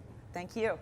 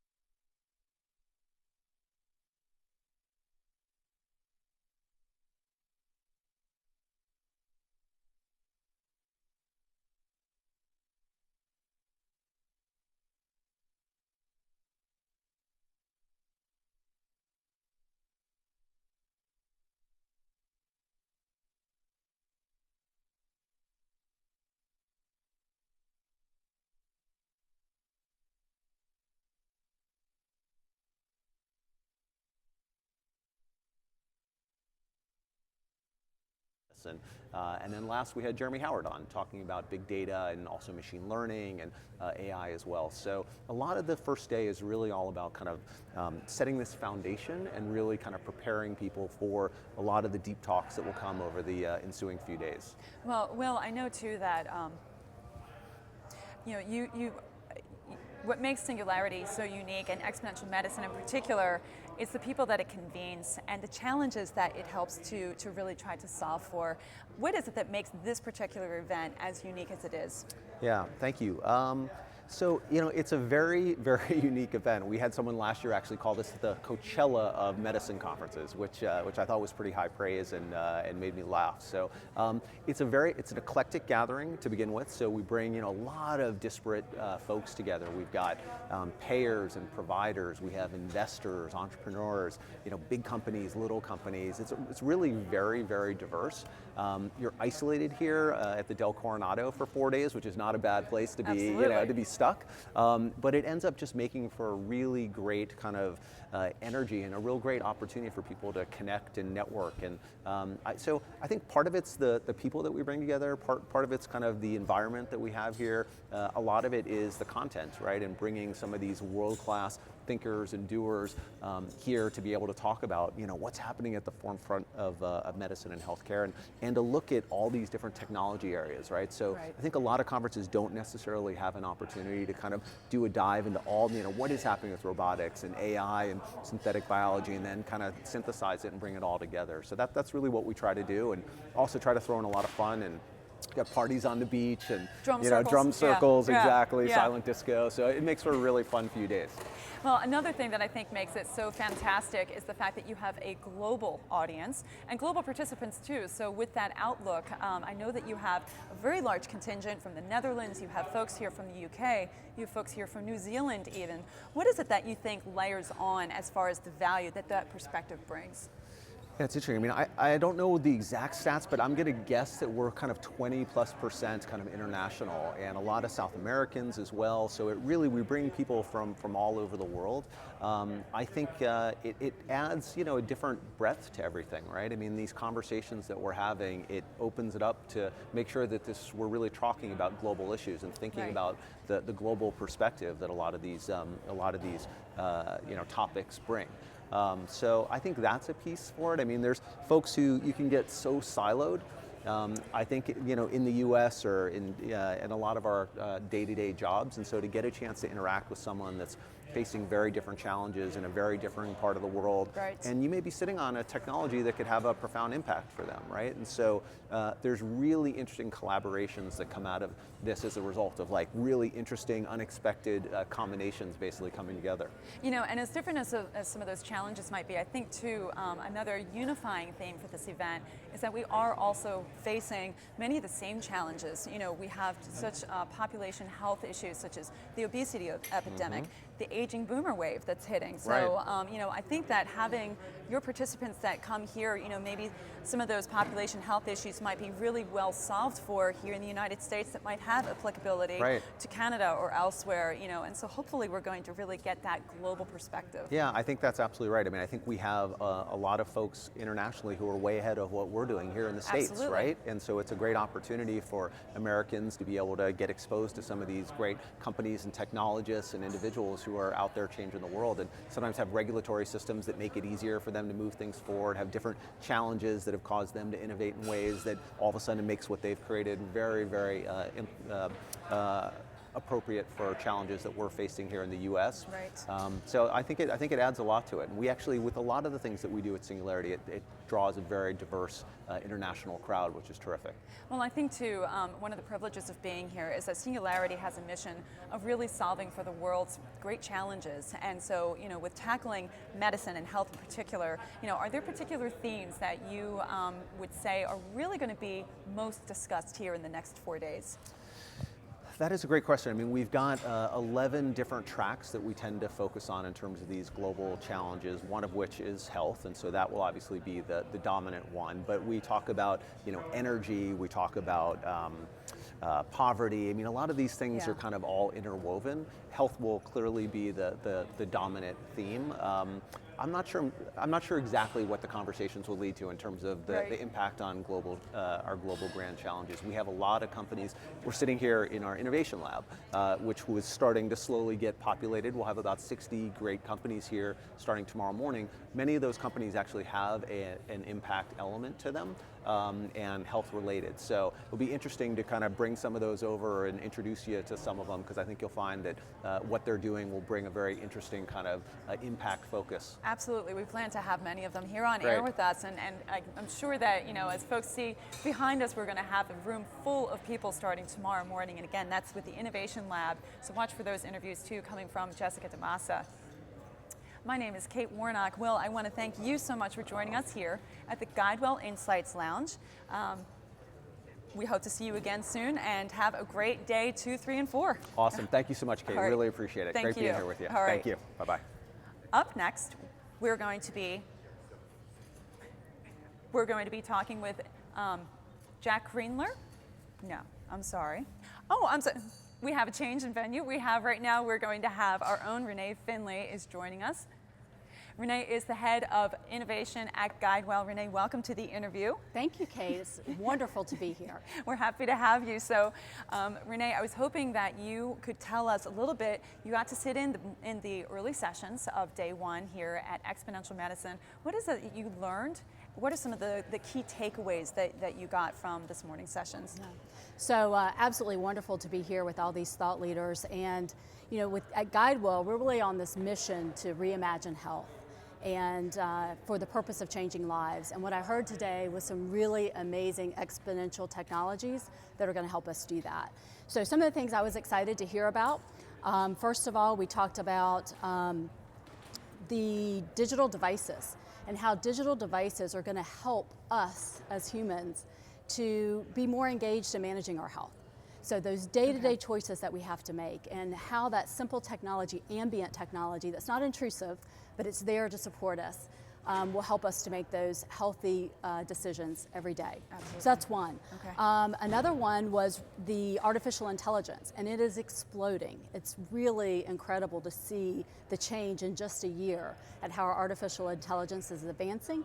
And specifically, I'm looking at it as how we're using it with seniors and the aging population, companionship, at-home health management, incredible technology. So it fits very nicely with some of the work that we're doing in the intelligent home. Right, absolutely. So, with the conversations that you've had too with other partners who might be here, what is it you're trying to get from the next 3 days? Because I know as immersive as this is, you probably came with a pretty specific set of hopeful takeaways. Absolutely. Well, it's one thing to understand the technologies. It's another thing to find the right collaborations and partnerships to bring those to meaningful use cases and meaningful solutions. And that's really the challenge. It's not just enough to have the invention, it's also the innovation around that, around the business model, the processes, and how we bring those technologies to life. So that's one of the things is finding those right partnerships that GuideWell can bring to the table and really help bring meaningful solutions. We had Prakash Patel on. Prakash is the Chief Operating Officer for GuideWell and also the President of GuideWell Health, and he was talking about how healthcare is becoming more personalized and how we're really trying to make it even more locally based. Do you think that the technology that you heard about today might be something that GuideWell would consider adopting moving into the next year or two? Mm-hmm. Yeah, absolutely. I think localization, meaning expanding access, is a critical issue for us. And so technology such as telehealth and remote healthcare capabilities, allowing us to expand our reach into the rural marketplaces around Florida, critically important for us, into our schools. Mm-hmm. So certainly this idea of almost democratization of technology and solutions is really going to be a game changer for the localization of health. And I like too that the access is going to become more frictionless, as you said. That ambient technology just sounds like we're going to be capturing better, more holistic kind of information around each individual, and hopefully help them manage their health themselves as an engaged patient or consumer, and really work well with us as a partner too. So. Renee, I want to thank you so much for joining us, and I really want to have you back at the GuideWell Insights Lounge over the coming days and get you to help us debrief on what you've learned. Absolutely will. We're looking forward to it. Thank you, All right, Kate. well, thank you. I have up next live Dr. Jack Krienler will be joining us in just a moment. Here he is. All right. Jack, welcome to the interview. We're so happy to have you here. Can you please tell us a bit about yourself and why you decided that you wanted to come to Exponential Medicine? So this is actually my 4th Exponential Medicine. So how about it? You're a veteran. The reason I'm coming back is probably because I would be arrested if I didn't actually turn up. Well, I mean, for me, Exponential Medicine, as is pretty clear to most people that have come here at least once, is really the time of the year where the best thinking, freest minds in the industry, both professional, patient, payer, on the technology side, they get together and really start to look at where we're going in the future defining the path, how to overcome the barriers, and it's an extremely refreshing environment to be in for anyone like myself who's in the rather obstructed world sometimes of the medical profession itself. So. Right, right. Well, Jack, I know that you are the founder and chief medical officer of Centrion Incorporated. Could you tell us a little bit about that company? And again, what is it that you see is going to intersect most here while you're at Exponential Medicine? Sure. So Centrion was actually an SU Labs company, one of the first ones. How about it? Born out of my first visit here in 2012. And essentially what we saw around this time was this, exponential advance in the way in which devices were miniaturizing what we could get from people's bodies and sense from them, together with obviously the massive increases in the cost crisis that we're seeing in complex chronic disease and hospitalization costs. What Centrion does is it is a machine intelligence company that makes sense of the data streams that you can get from people in their homes, with the sole purpose of eliminating preventable hospitalization. That's fantastic. So I want to learn a little bit more if you can share us. I know that that's kind of the holy grail as far as making data accessible and really uniform so that it's usable. How is it that Centrion, does it have a back-end platform to kind of aggregate all of that data? Or what is it that you do to really collect that information so that you really can help someone improve their health? Sure. So the first thing is that it's not so much the back-end technology that's really that important. What's more important is a back-end platform in the industry. Right. Right. We need to build a missing gear between hospital and home. Right. That today is partially filled by some organizations who are forward-thinking in the States, who take on risk for people with complex chronic disease, and their sole aim is to keep people out of hospital. If they are healthier and happier at home, they get rewarded. If they go crashing into hospital really sick, they lose. And so the incentives are there, but those incentives need to grow throughout the whole industry. And at the moment there are only pockets, although all the big vanguards of innovation in the healthcare industry, both on the payer's side and on the provider's side, are building that missing gear. Absolutely. So, I know from your background that you are a serial entrepreneur. You have had many solutions in market. What is it that you would advise someone who's really looking to break into healthcare? What's kind of the critical things they should know up front so that they really can help to move the needle forward? Unlike a lot of areas of technology, I think it's quite fair to say that experiments are difficult in healthcare for a lot of reasons. Technology can be transformative, but potentially when you're dealing with people's lives, it can be deadly. So regulation has always erred on the side of caution. And I think anyone entering into the, not so much the health tech space, but more the real med tech space where you're doing clinical decision support rather than kind of wellness, really needs to be aware of the regulatory pitfalls. And I think also truly understanding where the problems are, who's hurting whose pockets, and trying to align the interests of the payers, the providers, and the patients. So fitting technology to a genuine set of problems rather than just creating technology and making up a problem that it solves. Right, right. Can you tell us from your own experience, again, I know that you've created many companies, but you mentioned that Centrion is a product of Singularity University. Did they help you identify what those problems might be, or how is it that you were really able to distill out, these are the problems that I want to help solve? Sure. The one thing which I gathered from it was the simple fact that we won't be able to afford healthcare. My family, myself, my children won't be able to afford healthcare if the problems are escalating in the way that they are. Right. Plus the obvious demonstration at Exponential Medicine, as it was called Future Med in those days, of some of the technology solutions that were beginning to cost incredibly small amounts of money, were connected, were long battery life, that could sense stuff that normally you'd have to spend hundreds of thousands of dollars on big expensive kit that only very clever people could understand the data from. And so that's really just seeing the problem and seeing some early pieces of the technology, and then Centrion came about to basically fill in the missing gaps, to actually make sense of the sensors, and finally bring hospital-grade monitoring into people's homes. But instead of needing human beings to interpret it, we use machine intelligence to do that. Understood.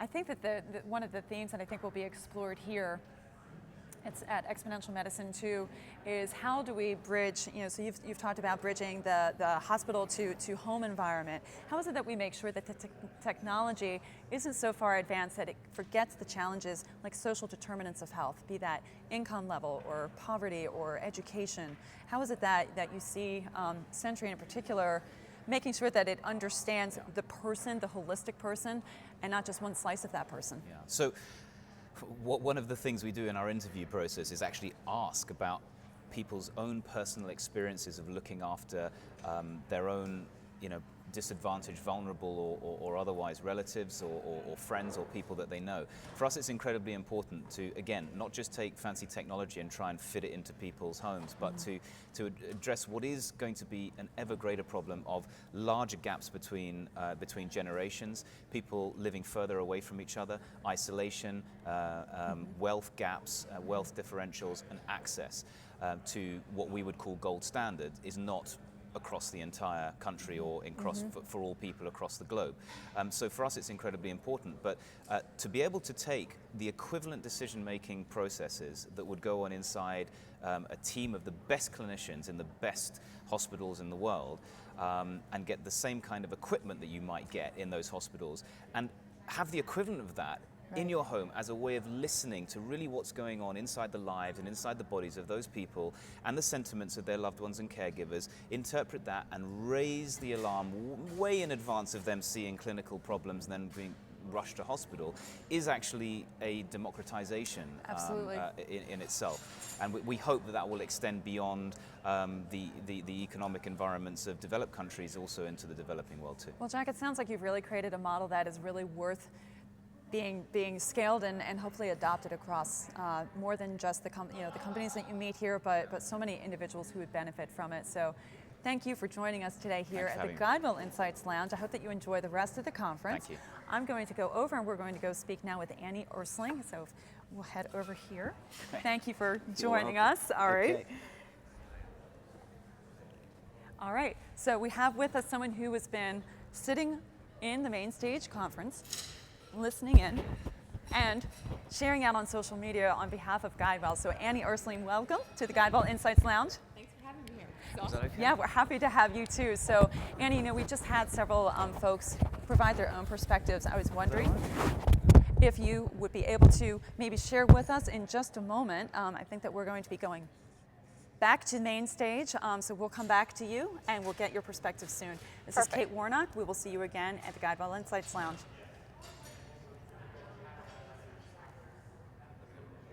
Same thing at forward session. So can we all come on in? All right. And just a couple other notes. How many folks met somebody totally new here at the break? Awesome, that's your homework. I just met a participant from last year who met the company he joined, is now their chief medical officer, Origin. We'll hear more from them tomorrow. So a lot of folks end up with totally new things happen here. And if you hang out with the people you know already, not gonna happen. All right. So let's get started. We're going to start, this morning session was a bit about, or this afternoon session, is about introduction to exponentials, not always in the medical sphere. Robotics and AI and big data are all touching healthcare and medicine. And so the theme again this time is to sort of get you on the exponential, seeing what's cutting edge in different fields. But I'm really happy to have a keynote up, our sort of intro to exponential, someone who's really putting that to practice in the healthcare space, particularly in pharma. Pharma is not always in a world that's moving exponentially, but our next faculty comes to us from Boston. Stefan Vancel is the CEO of a really amazing company called Moderna Therapeutics. And they're applying, as you'll see, a lot of new exponential technologies to rethink and reimagine how pharma is going to be in the near and distant and not so distant future. So really honored to have Stefan Vancel. Stefan, come on up. Thanks. Thank you. Thank you, Dan. Good afternoon. So when Dan and I were talking about my talk, he asked me an interesting question. And this question was, can all the big pharma go exponential? So let's start by maybe framing the problem. You have on this slide a few of the molecules that have transformed human medicine, from aspirin, Lipitor, Prozac. The big challenge with developing molecule for big pharma is that the process is very, very slow. It's very expensive, and it's basically a trial and error problem. So why is it very slow? Because if on any of those molecules, you just change one atom, change an H for CH3, change any atom, you have to restart everything. You have no way to learn how this new molecule is going to be effective or is going to be toxic. So you have to restart from zero in animal models, in clinical trials. And so the process for the last 150 years has been about trying and failing, which is why big pharma tries literally millions of compounds before one ends up being an approved product. So despite huge advancement, huge impact on patients around the world, this has been a very, very slow process. So is there a better way? So we believe at Moderna that there is a new age for medicine that is digital medicine. So let me maybe take you back a little bit to the basics of biology. So the dogma of biology is in each of your cells you have DNA. Every time your cells needs a new protein made, it basically gets a copy only of that message, a copy of that gene in the molecule called the messenger RNA. It goes from the nucleus of your cell inside the cytoplasm of your cells, and using your ribosome machinery, it makes a protein. This is what kids now learn in 6th grade. And so this process happens more than 1 trillion times a day in every one of your cells. You basically are a protein factory. So the entire biotech industry since Genentech in the 70s went to making proteins the very hard way, which is using a bacteria to code a human gene. So think like human insulin, code a human gene inside the bacteria. So the bacteria make a lot of human insulin in a tank. Then you have to purify the human insulin, put in a syringe, and you inject a diabetes patient. Huge impact on society. Well, the only challenge is this is really, really hard to do. You have around 22,000 proteins in your body. They are only, now 40 years after the beginning of the biotech industry, only around 80 products that have been approved by the FDA out of 22,000 proteins, because it's a very, very hard process. So in the 80s, the academic and pharma world tried to do gene therapy, basically, going after the DNA. And that is very complicated. It's pretty dangerous. Cancer is a disease of the genome, so playing with DNA is not very good. And so while there's been a few attempts for rare diseases, not a lot of drugs have made it to market. Actually, no drugs in the US have made it to market in the last 40 years. Only one drug in Europe has been approved. But nobody has tried the messenger RNA. And why is that? Well, the reason is very simple. Viruses are made of mRNA. It was thought for the last 40 years in the clinical academic field that if you inject a synthetic made mRNA into an animal or into a human, you will have very strong immune response. Why? Because the immune system of your body will think it's a virus. And so the entire field abandoned mRNA and went into making proteins the hard way. So there was some interesting discovery a few years back that showed that actually if you modify in a certain way the mRNA, you can trick the immune system so that your immune system will not think that synthetic mRNA we just made for you is a virus. And so that mRNA will get inside your cells and will make any protein we want on demand. So think about it as mRNA being software. You send a set of instructions, a message to your cells. They make any protein you want on demand. So use the human body as a protein factory. So there are three things that really excite us about the whole idea of using messenger RNA as a medicine. The first one is the ability to do thousands of drugs that are undoable today. Why? Because no current technology can get a protein made inside your cell. If you inject a protein using recombinant technology, your protein goes into circulation. It stays inside your blood. So it's great for insulin, it's great for EPO, it's great for growth hormone, it's great for a lot of things. But 2/3 of the protein in your cells never leave your cell. They stay inside your cell. They are intracellular protein. So using recombinant technology, those things are totally undruggable. So this is one of the things that really excites us. The other thing that really excites us is the ability to do combination. We can mix 3, 4, 5 mRNAs in a single vial. And there are a lot of diseases for which a single drug doesn't work. Think about it. When you get a flu infection, what your immune system does, it's going to make a soup of antibodies, not one, just dozens and dozens of antibodies. Well, we can now replicate that using mRNA. We can make antibodies encoded by mRNAs. We mix them in a single dose, and we can make 5, 10, 15 antibodies on demand in a single dose. That's a huge impact for infectious disease, HIV, Ebola, huge impact for immuno-oncology. The second thing is speed, of course. What we have seen so far, and the company is only 4 years old, what we have seen so far is the discovery process, the process to go from an idea to a drug ready to go start clinical trial, usually lasts, in big pharma, 24 to 60 months, 2 to 5 years. In our hands with this new technology, because it's like software, because once you made it work once, to do the second and the third drug is much easier, because the only thing you change is the sequence on the message. We're able to get drugs done in as short as 6 months, from an idea to the drug ready to be able, a drug candidate, to move into the clinic. So that has a huge impact. And of course, the speed impact has a huge impact on cost, because the R&D cost has a huge element of the final cost of a drug. So if you can shorten the time to develop a drug, you can reduce the overall investment from the pharmaceutical company. And the other thing that is very exciting for us is that we believe that the cost of those medicines will be roughly 1/10 of a drug or making a protein. So again, huge impact, because every drug is made in the same way. We make mRNA for insulin, like we made mRNA for growth hormone or for EPO, or pick your favorite protein. So what is interesting is when we started the companies 4 years ago, we were not really thinking about it in those terms. But then 6 months, 9 months into the company, it just hit us. Geez, we are at the very beginning of a major S-shaped curve, because nobody has done mRNA drugs before.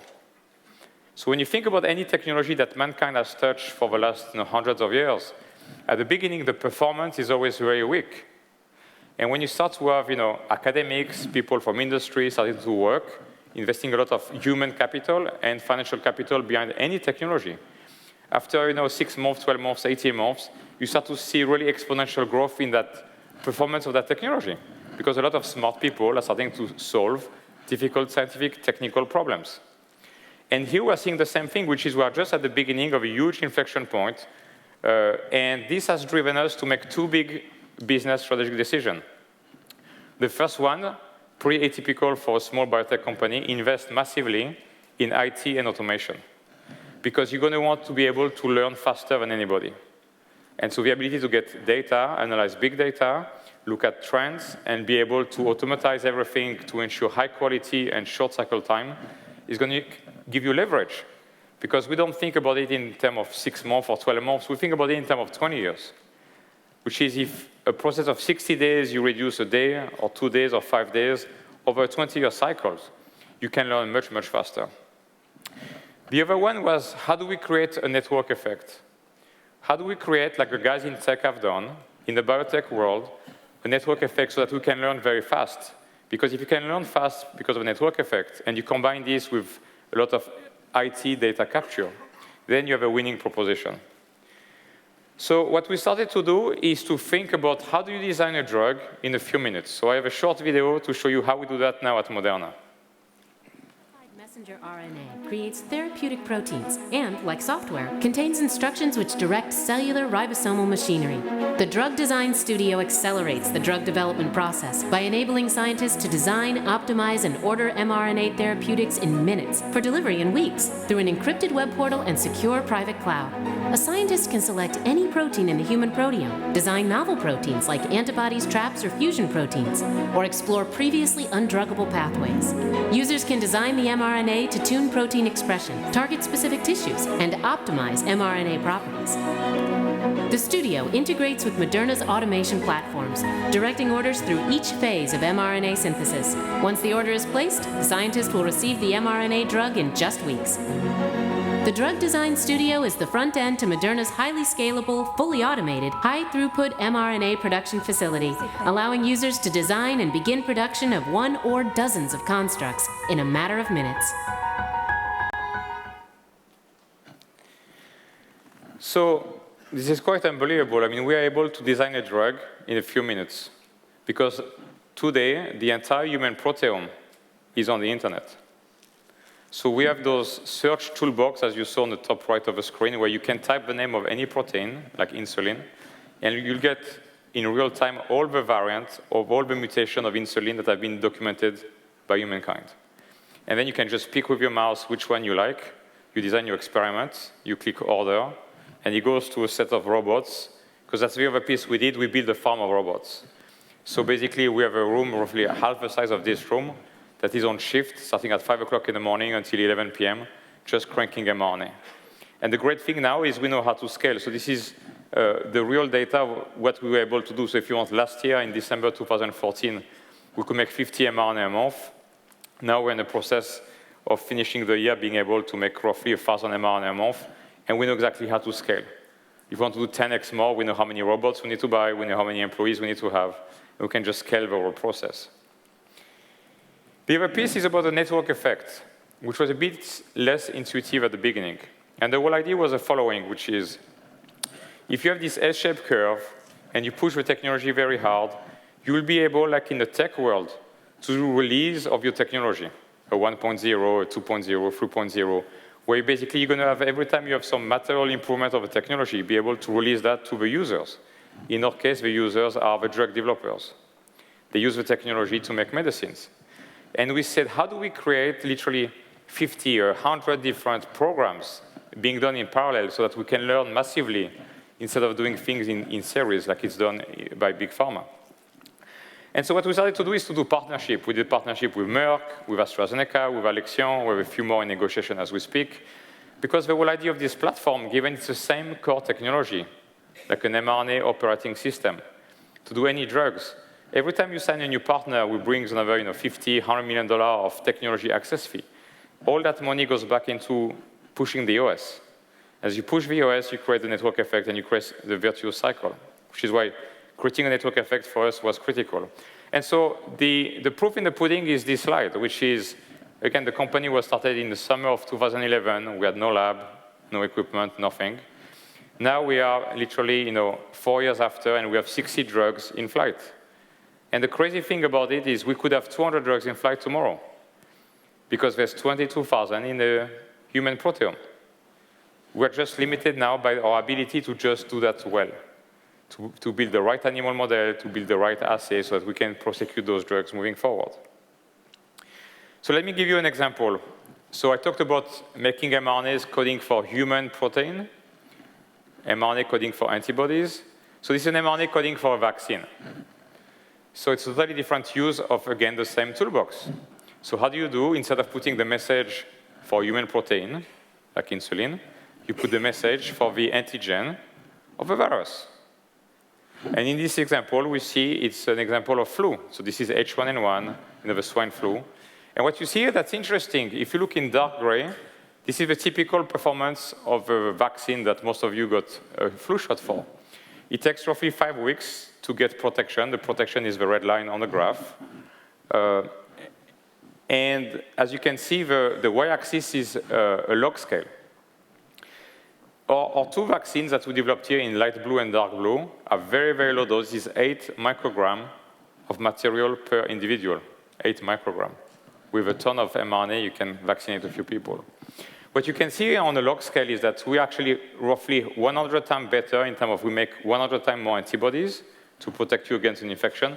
But the most important piece for me for patients is the fact that we are protective after 1 week. Commercial vaccine for all the technologies available today is 5 weeks. It's after 1 week. Think about the impact in terms of millions of lives during a pandemic. When we saw this data, we couldn't believe it. So what did we do? We went and we tried the lethal challenge, which is give the animals a very high dose to see if they survive or if they are protected by the vaccine. And you can see on the top right graph, the animals protected by our vaccine, 100% survival. We have now tested it for Ebola and a lot of other diseases, same thing, 100% survival. The animals that are unprotected, injected with water, 90% dead after 1 week, 1 dose, no need for a boost. So what we have done so far, if you want, is try to build this company that is going to bring dozens and dozens of drugs in the clinic over the coming years, making mRNA the operating system, behind the company and enabling the drugs going to market to the patients by a mix of our own ventures. Those are our own companies that are just doing drug development. So Onkaido is in oncology, Valera is in infectious disease, Capana is personalized oncology vaccine, where we make a vaccine just for you for your own tumor, from a sequence of your tumor, Elpidera is for rare disease. We have 420 people. We have raised more than $1 billion of capital so far. And in January of this year, we announced the biggest private biotech financing ever, and we'll be in a clinic very soon. We have also partnership with DARPA. So one of the things that excites me the most is what's going to come in the next 10 years. Not only in terms of Moderna, which is the piece we talked about, but in terms of what's happening to biology. For the first time in my career, I am seeing exponential growth of the understanding that we have of biology. I have a chance to live in Boston. I work downtown Cambridge in Kendall Square. There's not a week that goes by now where a new groundbreaking paper comes that makes us rethink how we think about biology. Not a week. And this could not have happened this before. It's because now we have technology like sequencing, and the cost of sequencing is so cheap.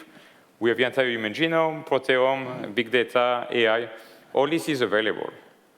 And you start to see this whole body of knowledge coming together, enabling new inventions at a crazy speed. The piece I tell a lot of time our employees to stay modest and humble is the company could have existed 5, 10 years ago. We are lucky now. We sequence every mRNA we make. It costs me $5. A few years ago, it would have been $50,000, $100,000 for QC of every product. Undoable.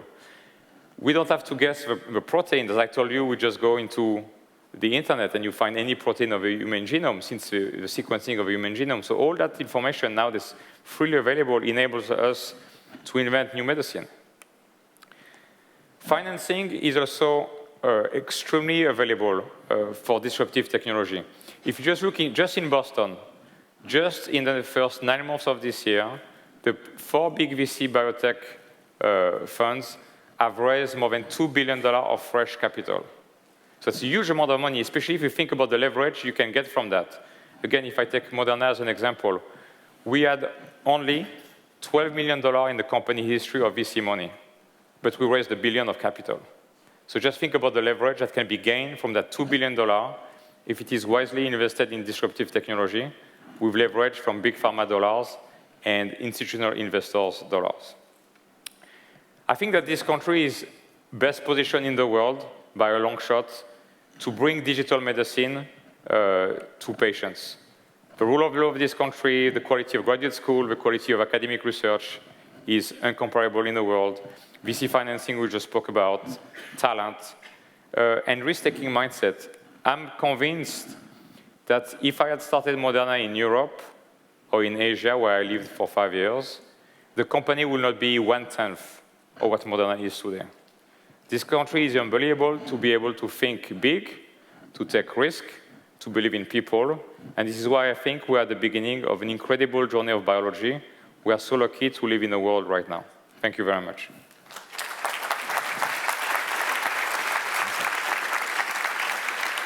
So, quick question. You said you guys started 2011? Yes. And what was the size of your Series A?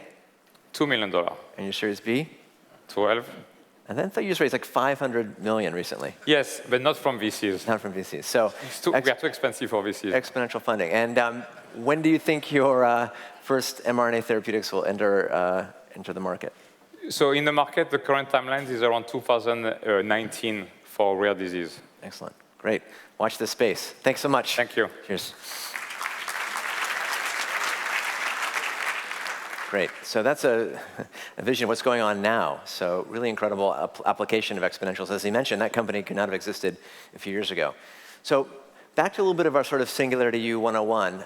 We're going to now move into digital manufacturing, also known as 3D printing. And lucky to have here Katie Weimer, who has been in the field of 3D printing as it matches healthcare for the last 10 years. She's Vice President of Medical Devices at 3D Systems. And she could give us a taste of 3D printing overall and how it's starting to blend into health and medicine. Katie.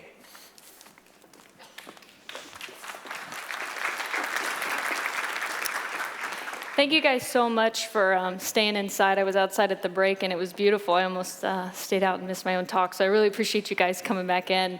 So when I talk about digital manufacturing, as Daniel already introduced, what are we talking about? Rapid prototyping, 3D printing, many other names for it, all of it as it relates to layer fabrication. Believe it or not, layer fabrication has been around since 1892, and the first patent that I could find on this technology existed, and it started with, as you guys can probably deduce from the images, layering three-dimensionally for topographical maps back in the 1800s. So we've gone a long way since then, and to take that technology and actually move it into 3D printing, this is where we have Chuck Hull's invention back in 1983. Let me see if we can click forward here. There we go. 1983 was the first 3D printed part. So we're 30 years ago that this technology existed. And believe it or not, this first part did relate to healthcare and eyewash glass, and Chuck actually printed it because of its ease of use, ease of 3D printing based on geometry. So here we fast forward 30 years. We now have many different types of 3D printers, ranging from $1 million huge industrial machines that print in powder, powdered metal, down to consumer-level printers for $900 that you can get at Best Buy. And as you guys all know, you can make your own 3D printers now as well. So how many people have used a 3D printer in this room? Many of you. Pretty good. How many own one? Probably why the stocks are a little bit low, but that's okay. We'll keep moving. It really is amazing technology, and I think after you guys sit through this for just 20 more minutes, you'll see the amazing applications that are in healthcare. So this year, 3D printing in healthcare has gone mainstream when it's on an episode of Grey's Anatomy. I feel like this is a room that probably watches Grey's Anatomy every week, so I know all of you guys saw this show, but it really was a fascinating time point in this technology because it was on such a mainstream nightly television, right? So here it was, Meredith Grey. This patient had a very, very exaggerated tumor near the heart. She actually 3D printed a model very quickly, magically, very, very quickly, in the hospital, and then used that as a reference in surgery. As much as it was exaggerated, it is actually a very real application for how 3D printing in healthcare is being used today. Now, everywhere you look, 3D printing in health is a very hot topic. News stories all over, left and right, on how this application is being used. So I was kind of curious, what does the everyday person think about 3D printing in healthcare today? So what does my generation do? Of course, we Google it. So last night, before the talk, I Googled 3D printing in healthcare. You can see it up there. And what were the top applications that came up? Pretty interesting. None of these really are the actual mainstream applications for how it's being used today. Some very interesting, some I'll talk a little bit about. This third one over here, the 3D printer of the holographics, very realistic heart, not real. Very funny enough, though, it's the third one that shows up when you Google 3D printing in healthcare. So how is it being used today? It is a very common use for manufacturing of medical devices. Patient-specific anatomical models, mass customization of medical devices, personalized surgery, personalized implants, and to play off the previous talk in pharma and in bioprinting as well. So I'm going to route you through these as we go today. I may be the first one, I missed part of the last talk that has said FDA here. I hope it's not a bad word. But this is a very real part of medical devices, right? Nothing gets to the patient unless you understand the regulatory burden, which in the United States is our FDA. Believe it or not, a little bit surprising to me, these are public slides, public information from the FDA as of this summer. Over 70 cleared, additively manufactured 3D printing medical devices have been cleared through the 510K pathway. That's pretty phenomenal. I bet most of you guys would have grossly underestimated that. A majority of these 510K cleared applications are in orthopedics, which is great. This is one of the highest costs in our healthcare system today. So it's great that new technology is hitting this market. And there's a huge increase in these cleared devices, 2011, 2012, that very much plays on the expiration of a lot of the 3D printing patents and the technology becoming more and more common. So I thought this was a very interesting thing to share with you guys today. So let's start with one of the oldest uses of 3D printing in healthcare anatomical models. Many of you guys have probably seen this, Believe it or not, I guess you guys can understand what it is. These are 2 patients conjoined at the head. This medical model using 3D printing, and I'll talk about how we created it from DICOM imaging, was printed, and these twins were separated over 10 years ago. So this is a very, honestly, kind of an old technology for how it's been used, especially in craniomaxillofacial surgery. So how do you use a medical model, right? Why is it interesting? Because in a very complex surgery, imagine if you were the patients or the kids, you would want your surgeon to be able to practice before going into the operating room. Certainly things like surgical simulation are the holy grail, but if you don't have that, what's next? Surgeons, clinicians are very tactile, right? It's a very unique opportunity to get to physically practice before you go into the OR. So this is a very typical, and again, dating back almost 20, 25 years, this technology's been used, printing models, physically practicing on the models before you go into surgery. And this is the type of result you can get. Phenomenal, right? Very difficult craniosynostosis, and then they went in and reshaped the skull, and the surgeon was able to practice that before going into the operating room. In cardiology, they're finally catching on to this. So now 3D printed models of hearts are becoming a very, very common application. Also, other types of orthopedic models, and then taking surface scans of the face and 3D printing models for that as well. What about mass customization? How is this being done today? So for hearing aid shells, I think you guys can probably recognize what this is. No longer are they made traditionally. Hundreds and thousands of these are 3D printed every year. Taking a scan of the patient, they're customized, and they're 3D printed. I bet many people didn't know that this application even existed. Another mass customization using 3D printing, and this one's very interesting, is the Align technology. You guys are familiar with this advanced in bracing. It's no longer cool to have the wired brace, but you want this Invisalign technology to help move your teeth. Well, one of the largest applications of 3D printing is not printing the molds themselves, the Invisaligners themselves, but 3D printing the teeth that you see in the upper right-hand corner. Hundreds and thousands of these are printed every year, not as the actual medical device, but as tooling for the medical device. Very important thing to remember. It can be very impactful, not necessarily as the device, but in a way to help make the device. Also soles, insoles for your shoe, a very common application for 3D printing in healthcare. So this is where it gets exciting. We've talked a lot about personalized surgery, personalized healthcare at this meeting. And to talk about personalized surgery, what do we mean? Well, if I were going in for a surgery, I would want the best surgery possible personalized to me. The surgeon, they need to provide the best care possible to the patients while optimizing what they can do in a day. Makes total sense. The hospital, remain competitive, cut costs, while also maintaining a high level of care. Insurance companies, a very real fact when it comes to healthcare, continue to fund a high level of care to patients, but decreasing rate. And new treatments, they have to demonstrate value, or realistically, it is not going to get to the patients. And then the medical device OEMs, like I am, to remain competitive, we must innovate, provide better care at diminishing selling prices. So this is the value proposition. One thing we learned at 3D Systems is it's not about the printer anymore. Truly, that technology is becoming a bit democratized, a bit irrelevant, to say. What we believe in is what we call the digital thread. You have no content to print unless you have the digital means to do it, right? There is nothing without the digital file that you're printing. And in healthcare, it starts with medical imaging data, right? And we've had a great talk earlier about medical imaging data and how difficult it is to convert that into usable files. So you have to take that, you do have to convert it into a surface file. That's what 3D printers like, CAD, right? Surface mesh files. So you have to have a way to do that.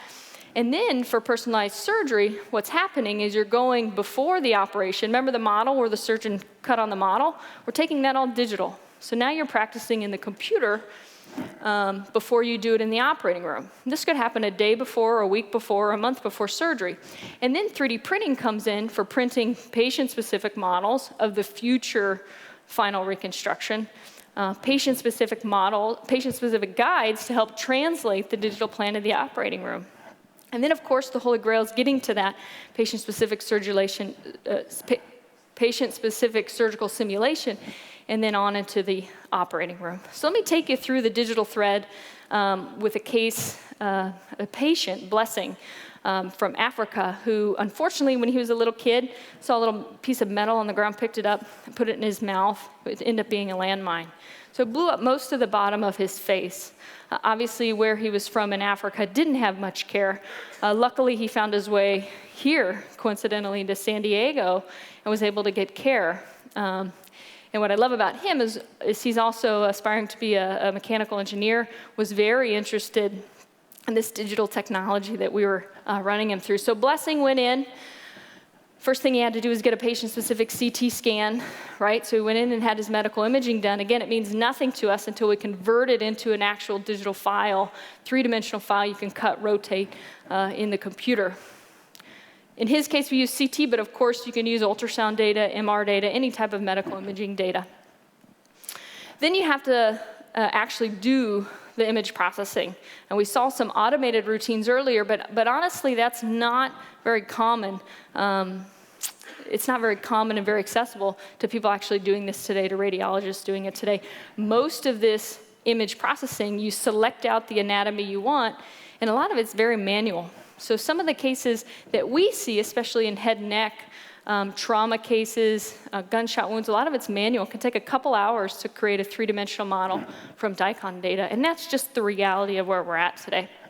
So for Blessing, we went through, we selected out different pieces of anatomy, teeth roots, nerves, the mandible bone, the maxilla bone, and then we convert that into a three-dimensional file. So now we have something we can work with, right? So what we did was we got online with the surgeon, Dr. Berger in the upper left-hand corner, and Blessing, luckily, was able to join this himself. And what you see on the computer screen isn't the surgeon controlling the software, because that's not what they're good at. They don't have time for that. So much as this is done in a service center. So on the other end of that computer is a biomedical engineer whose full-time job is doing virtual surgical planning of head and neck reconstruction. So what this group does is they'll talk through essentially acting as the personal software engineer for the clinician. Certainly, we want to get this technology democratized sooner rather than later so the clinicians can do some of this themselves. But again, the reality is this is where the technology is today. So in about 20, 25 minutes, they run through the surgical plan for Blessing. And we'll show you what that means. So turning anatomy on and off. All right, Dr. Berger, where are you going to resect? I'll cut a little bit off the end of the mandible on the left side, and on the right side, we'll clean up those margins. And then what they're gonna do is actually take a vascularized graft from Blessing's leg. And this is a shout out to all you tissue engineers in the room. We certainly would love to have a better solution than taking anatomy from elsewhere in the body. But again, this is the reality where we are today. We can bring in normative data to help decide where Blessing's mandible should be, where his jaw should be. So this is, again, the surgeon and the biomedical engineer are interacting back and forth to pre-plan. This is typically an 8 to 15-hour surgery and has multiple surgical teams involved. So the fact that they're even running through this together before surgery can actually improve outcomes and save time in the operating room. So we're taking part of Blessing's fibula here, and we're lining it up in the mandible, and what you get is a final reconstruction. Again, 2 weeks before surgery, a week before surgery.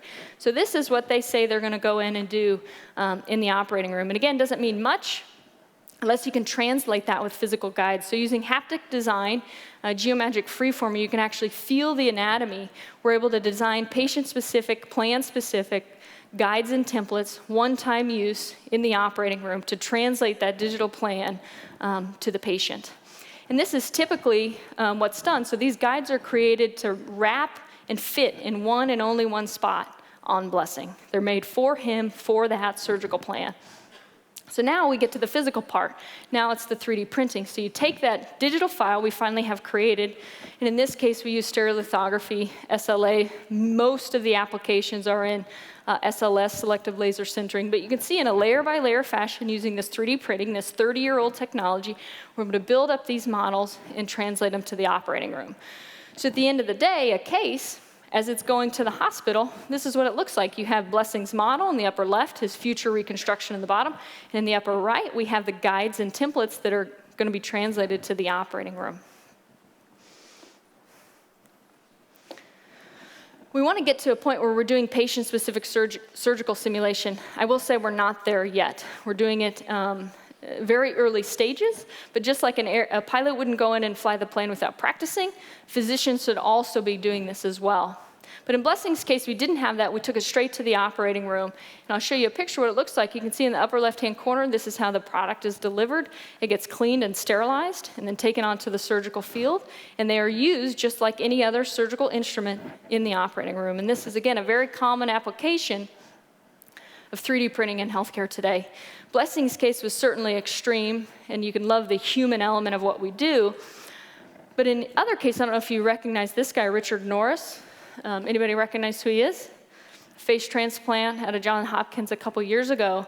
Really a fascinating story, just healthcare in general. But you can see in the progression of pictures, you can see where he was. I think maybe it was a high school photo. And then you can see the second photo is where he was after, unfortunately, he put a gun to his face. And then you can see 3 more photos after that to see the evolution of his full facial transplantation in a couple years following. Cover of GQ magazine this year used virtual surgical planning, patient-specific models, guides, and templates to help match his skeleton with that of the donor, help the surgeons make osteotomies in the operating room, again, to translate this very difficult surgical operation to the operating room in a very accurate manner. We also see this very prevalent in things like dental implant planning, very common application for 3D printing, virtual surgical planning. Anybody that's in orthopedics and familiar with total knee reconstruction, a lot of the knees are being positioned by patient-specific guides. Are they doing this to get a better fit of the knee? Sure, that's one great reason, but the driving factor for the medical device company is they can reduce overhead of the implants that need to be in the operating room, right? If you've pre-sized, you've got an X-ray or a CT scan you've pre-sized, you can then reduce the number of knees that have to be in the operating room when Aunt Jeannie goes in to get her total knee, right? Reducing overhead of thousands, hundreds of thousands of these a day is a huge cost savings for the industry. So here's what a lot of them look like. Very, very common application in orthopedics. One of the newer areas that I thought was interesting to touch on, this is a patient that's going in for plastic surgery. So this is somebody, well, I'm not sure if I should get the ridge of my nose changed or cheek implants. Well, what they're able to do now is take a surface scan of her face, do a simulation of what her face will look like after surgery, print out a 3D model, low cost, use that to, 1, help her understand what the surgical procedure is, and 2, help make decisions on what would be the best application for her. So we talked a lot about personalized surgery when it comes to guides to translate the surgical plan to the operating room. What about patient-specific implants? You can do the same digital thread, right? Start with the CT scan, design a patient-specific implant, and then instead of printing it in plastic, you actually print it in implantable medical-grade titanium, cobalt chrome, whatever it is. This is a very common application for 3D printing in healthcare. Why is it interesting? Well, because in 3D printing, complexity is free. And in implants, when you have things like bone ingrowth, porous structures to induce bone ingrowth, it can become a very cost-effective way to have very difficult manufacturing modalities all in one. So you can go from solid to a porous structure. You can have bigger pores here, smaller pores there, and you go back to a solid all in one manufacturing process. Typically, this is it's a very organic shape, so you can imagine what it would be like to mill this out of a block of titanium and then put a second coating of whatever porous structure it is. But you can do this all in one in 3D printing. Complexity is free. What about the future of personalized design? And this is a shout out to one of my friends, Scott Summit, who's talking later in the week, and he will talk much more elegantly than I will on this, but I want to touch on it almost as a teaser to his presentation. So let's take a medical device like glasses. I don't think many people would consider them a medical device. Now, what are they, right? They're a fashion statement. I will admit I have 3 or 4 pairs that I rotate through depending on what outfit I'm wearing, right?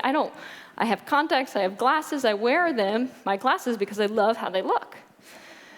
So of course now we're taking that to 3D printing. You can now 3D print your glasses. A lot of these are still not designing them yourself, but certainly that is the future, to go in and fit your glasses, design your own glasses, have them 3D printed and shipped to your house. Not so far away. Let's take something a little more healthcare related, scoliosis. Many of you guys maybe recognize this. What an awful disease this is, and you can see how it's typically treated. very ugly and very crude bracing is still the standard of care today. And who's the primary patient? Many of you guys know this. It's young adolescent females. This is life-changing, right? For a young female to have to wear this every day. So it's about compliance, right? This patient doesn't get better unless she wears this hideous brace every day, 20 hours a day, for a couple years during her growth period. I mean, it is literally almost a form of torture at that point. But again, thanks to some of the creativity of Scott Summit and the work he's done, what if you can take that and make it beautiful? What if the patient can help design it herself? What if it's slim, it's breathable, it fits under her tight-fitting shirt that all her friends have? All of a sudden, you're not just making something beautiful, but you're making something that she wants to wear more. And what happens if she wears it more? It helps her scoliosis. So this is a really fascinating point that Scott will talk to about how patient-specific design, when it comes to things like bracing, can actually impact the treatment of the patient. So here's my son, Landon, broke his wrist this last week. And I go in, here's his mom, 3D printing tech dork. Go in, broken wrist. 15 minutes later, he has the most hideous blue and green cast on, although he is very excited that they are his team colors. This is the standard of care for bracing, right? I think we can do better than this. But I tried, right? I fought. Well, I took a scan of his arm. I can have a brace by Tuesday. And she's looking at me. She's like, I've done this for 40 years. I have no idea what you're talking about. How do you get this technology in? So instead of that nasty brace that Landon has, what if we had something that was 3D printed, again, designed for the patient, printed for the patient? You can take it off and wash it, which I know after a week of having a 12-year-old boy in a cast, that's kind of a big deal, right? They can shower, you can rinse all that sand out. But one of the challenges we have, it's not time effective yet, and it's not cost effective yet. Do I believe in the technology? Do I believe it's coming? Absolutely. But I'll tell you today, it's a fight to get this type of technology into the hands of the patients. Another application that I think Scott will talk to is when it comes to bracing, why not take this a step further to prosthetics? Maybe we're a ways away from having this be an everyday use of the technology, but I think it's a very fascinating use of the technology that deserves to be mentioned. Scanning the patient, bringing in symmetry, not just a peg leg that the patient wears around. They can have a design element themselves to how their prosthetic should look. What about taking this technology that is apparently being democratized and applying it to some of the problems like this that we have today? Could we democratize this technology so that we can take a $1,000 printer, $500 printer, whatever it comes down to, and we can print for just a few dollars? In the upper right-hand corner, what you see is a hand that was printed, designed for a patient. It can be printed for just a few dollars. And a group called Enable is doing this in a very amazing way. They're doing what we have coined maker philanthropy, sort of a pay-it-forward way of using this technology and applying it to people that don't necessarily have access to it. So let's say I have a 3D printer, and you in the front row have a kid that's missing part of their hand. I can put myself on the map, and you put yourself on the map, and we say, I'm going to use my 3D printer for somebody in my area to make a useful device. So I can sign up to print for free a hand for your child. And that's a pretty amazing concept. And I would love to see this continue to grow in other aspects other than just in hand prosthetics. Here's another group, 3D for MD, that really has a kit that's really meant to go to extreme places, third world countries. It could also go into space. Anywhere that's hard to reach, you could have in a kit a 3D printer with all the power and everything you need to connect it, power it up, and print whatever you need wherever you are. Another pretty powerful concept for democratizing the technology. And then, to really make an impact and get into the hands of patients, this technology needs to be in hospitals. And they are going there, and it is moving, and it's moving very quickly. Some of the major institutions in the country have their own 3D printing labs, don't necessarily know what to do with them yet, but the technology is becoming in the hands of the clinicians, and it is moving in that direction. So you can't give a talk on 3D printing in healthcare and not quickly mention what's happening in pharmaceuticals and in bioprinting. So, to carry on from the last talk, this group, the first FDA-approved 3D printed pill was in August of this year. I think it's a drug for epilepsy, so it can be patient-specific, dose-specific, customized specifically for you, and then 3D printed and delivered to you. Other areas of bioprinting, Anthony Atala and his work at Wake Forest, you have to recognize what he's doing in the future of 3D printing organs. We're still years away from this being an application that is available to everybody, but it has to be recognized organovo. Again, maybe an indirect way, so you're not necessarily testing or creating a liver, but you're using liver cells to test drugs. Very impactful, but another indirect way 3D printing is used. We're 3D printing skin. It's a big application for breast reconstruction. Ears, everybody has seen this as well. And then the group out of Michigan, 3D printing tracheal stents. So these are really amazing applications of how 3D printing is being used in pharma and in bioprinting. So I started off with talking about, this, Googling 3D printing in healthcare. Maybe I was a little frustrated with what I saw, but I hope after just talking for 25 minutes, I've enlightened you guys to take this exponential technology into your own hands and see what we can do next. So thank you so much for listening. Look forward to catching up with you guys in the future. Thanks. Thank you.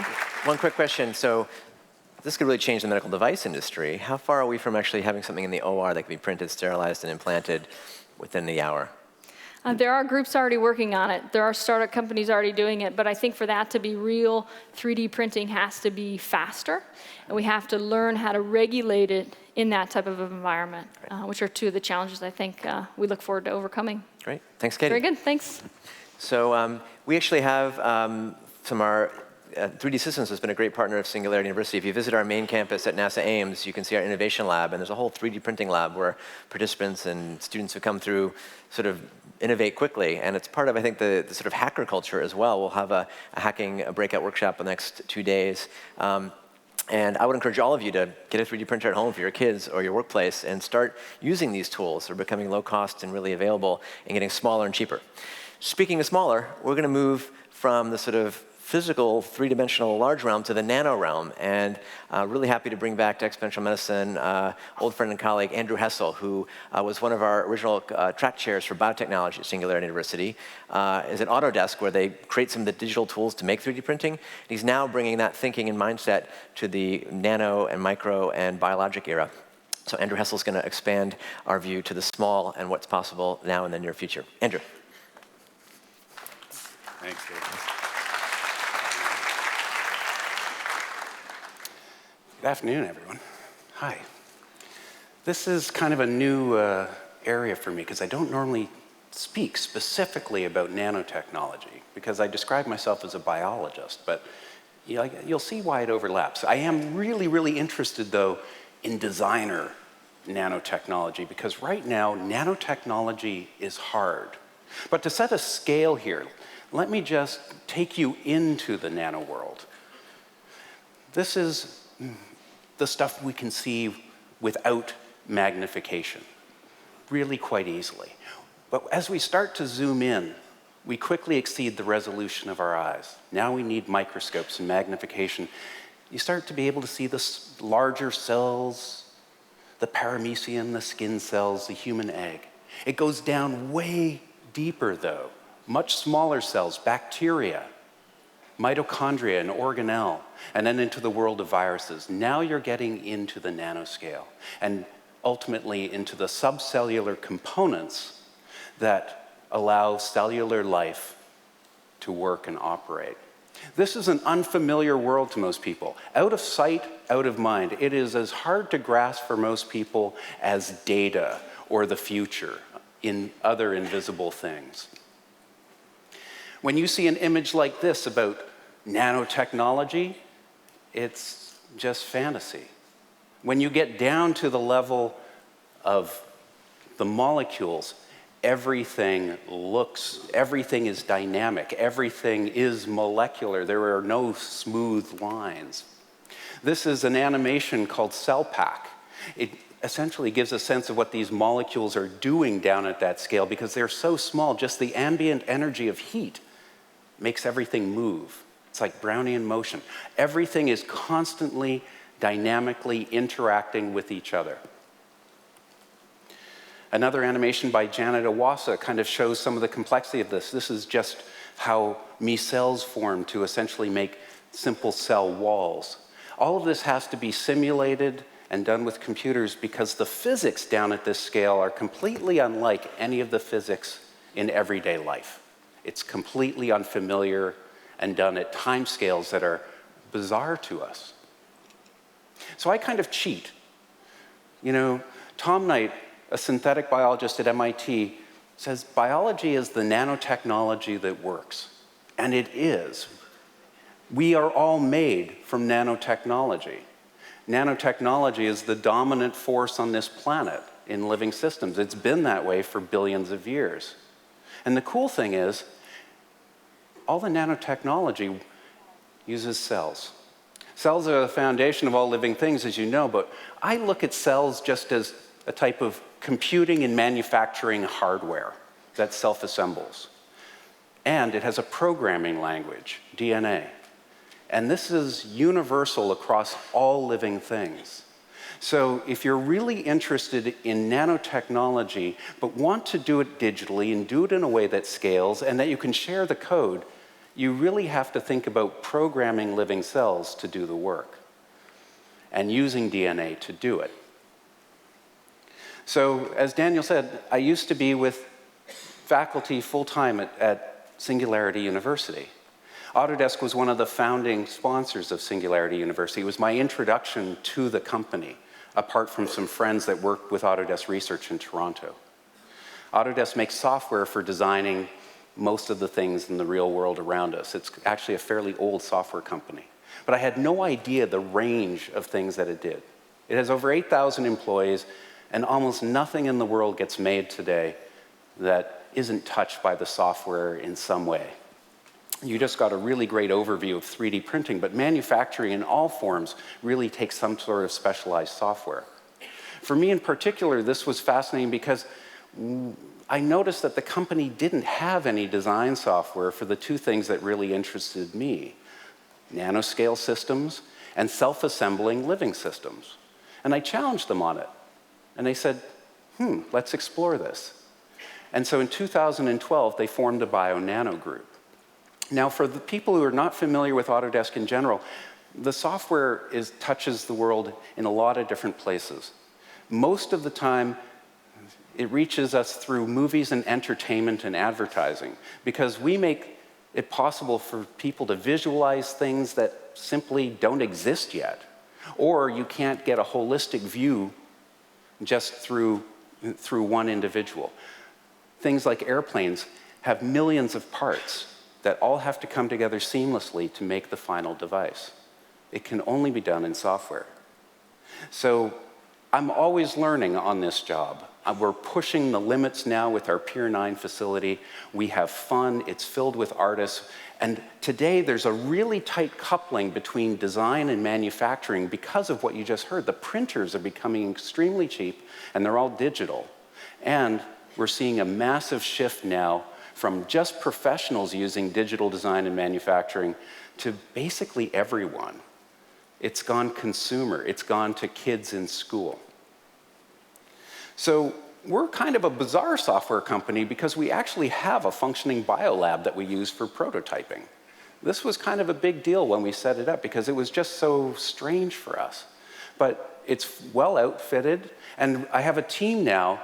They're pretty incredible. It's about 20 people. Half of them are scientists with domain specialties, and half of them are computer programmers that don't necessarily write all the code, but they take the code that we've been developing for other areas of design, and we port it and use it for bio-nano applications. The job of the group really is to take computer-aided design and computer-aided manufacturing and our experience in that area and move it into the bio-nano domain, which for the most part has been done by individuals or small groups or proprietary companies in a very artisanal way. So I look at it as really as just software and printers. And if you look at it as, these are some of the printers that are available to us today. The 2D printer Okay, you write papers, but actually you can lay down a lot of stuff in 2D printers. You can now 2D print electronic circuits just with conductive ink. So we're finding all new ways to use that. We have a lot of areas in 3D printing, some of which was discussed in the last talk, so I won't go into the overlaps. And bioprinters for sure are really cool because cells are actually fairly large devices. You can just print them and position them in space very easily now. But the real nanoprinter that I use every day is the DNA synthesizer. It is a printer that prints the DNA molecule, chemical bit by chemical bit by chemical bit, and strings it together to write code. It's really the only printer that I'm interested in for the most part because it's really the only chemical printer you can have sitting on a desk that can do so many different things because it can reprogram the cell, which is essentially a 3D printer for millions of chemicals, all in one go. Anyone that's ever worked in a chemistry lab before knows it can be exciting sometimes because things tend to explode or catch on fire or anyway.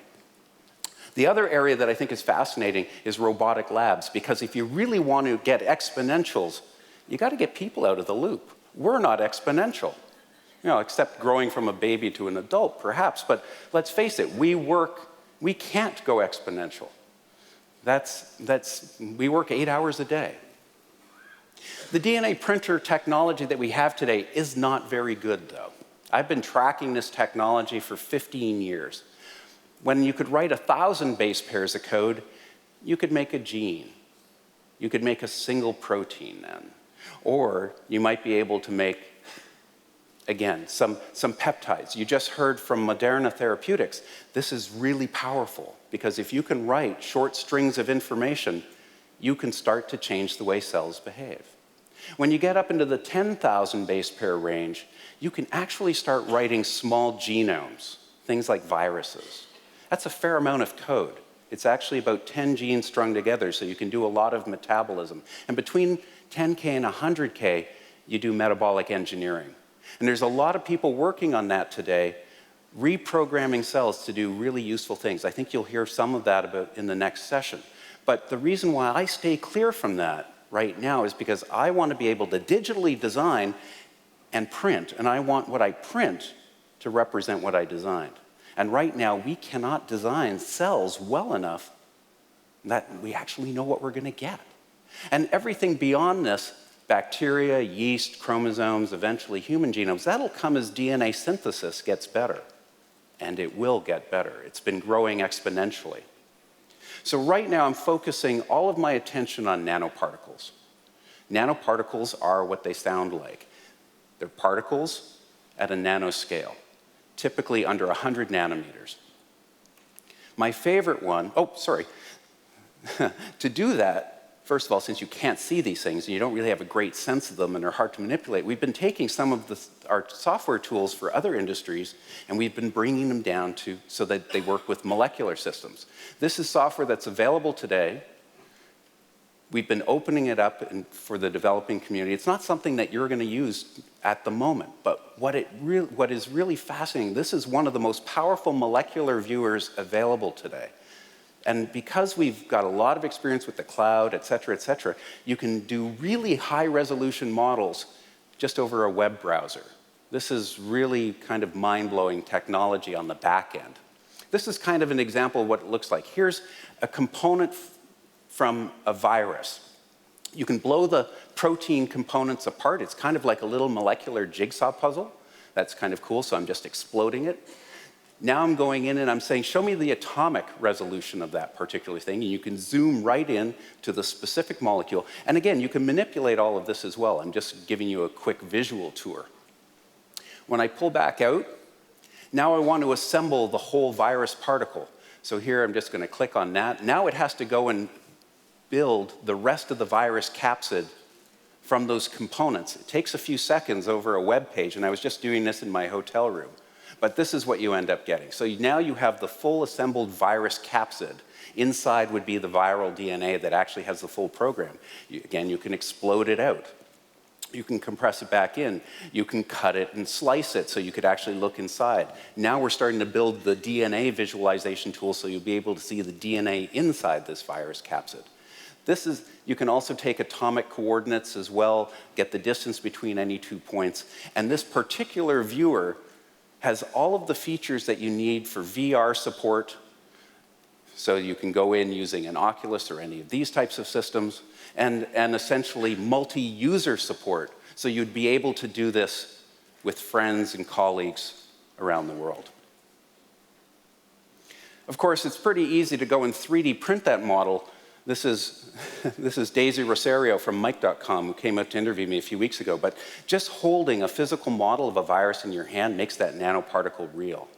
Because now you get a sense of how this thing, what it looks like. It's never unfamiliar again. Once you see a flu virus, or in this case, it's a bacteriophage, it's just a virus that infects bacteria, you never forget it. You're friends for life. And of course, you can have it sitting on your desk, too. But we can make the real virus. Using the same tools and technologies, we send the digital DNA design file, again, it's just code on a computer, to a company like Gen9. This is a 3D print shop for DNA. Not the only one in the Bay Area. There's another company called Twist. There's DNA 2.0. These are just printers. They're like Kinkos for DNA. They're really good. And in a few weeks, they'll print your DNA. Actually, it's getting faster. In about a week to 2 weeks, they'll turn around and they'll print your DNA, and then you can actually turn it into the real particle. And last year, I made Autodesk's first synthetic organism. This is just a growth plate, a bacterial growth plate, E. coli background. But wherever you see a spot, that's where a synthetically constructed genome for this phage infected an E. coli cell and started the chain reaction of making more phage and killing more E. coli cells. It only cost $1,000 to make this synthetic virus, and it took about 2 weeks. So nanoparticle engineering is already pretty cheap and powerful, and it's only getting cheaper. For the last year, my team and I have been prototyping doing virus production, end-to-end, all digitally, using work cells like this. This is a company called Transcriptic in Menlo Park. It's created by a young CEO that just said, I never want to work at a lab bench because it's too slow, you get bad data, you forget things, there's really bad reproducibility. So they made a robotic lab. It's all the same equipment you'd have in a lab, but now there's a robot that does all of the routines. And it works really well. Now, it's the size of a shipping container, but it's completely accessible online. This is a cloud laboratory, and if there's one thing you'll learn about exponentials, is things get smaller, faster, better, cheaper. So once you've got a robotic lab, you know it's going to get smaller. Eventually, this will be a box on your desk. Eventually, it'll be a brick. Eventually, it'll be a chip. We were really pleased with our work on this, in the fact that we were able to completely make these particles without a human hand touching it.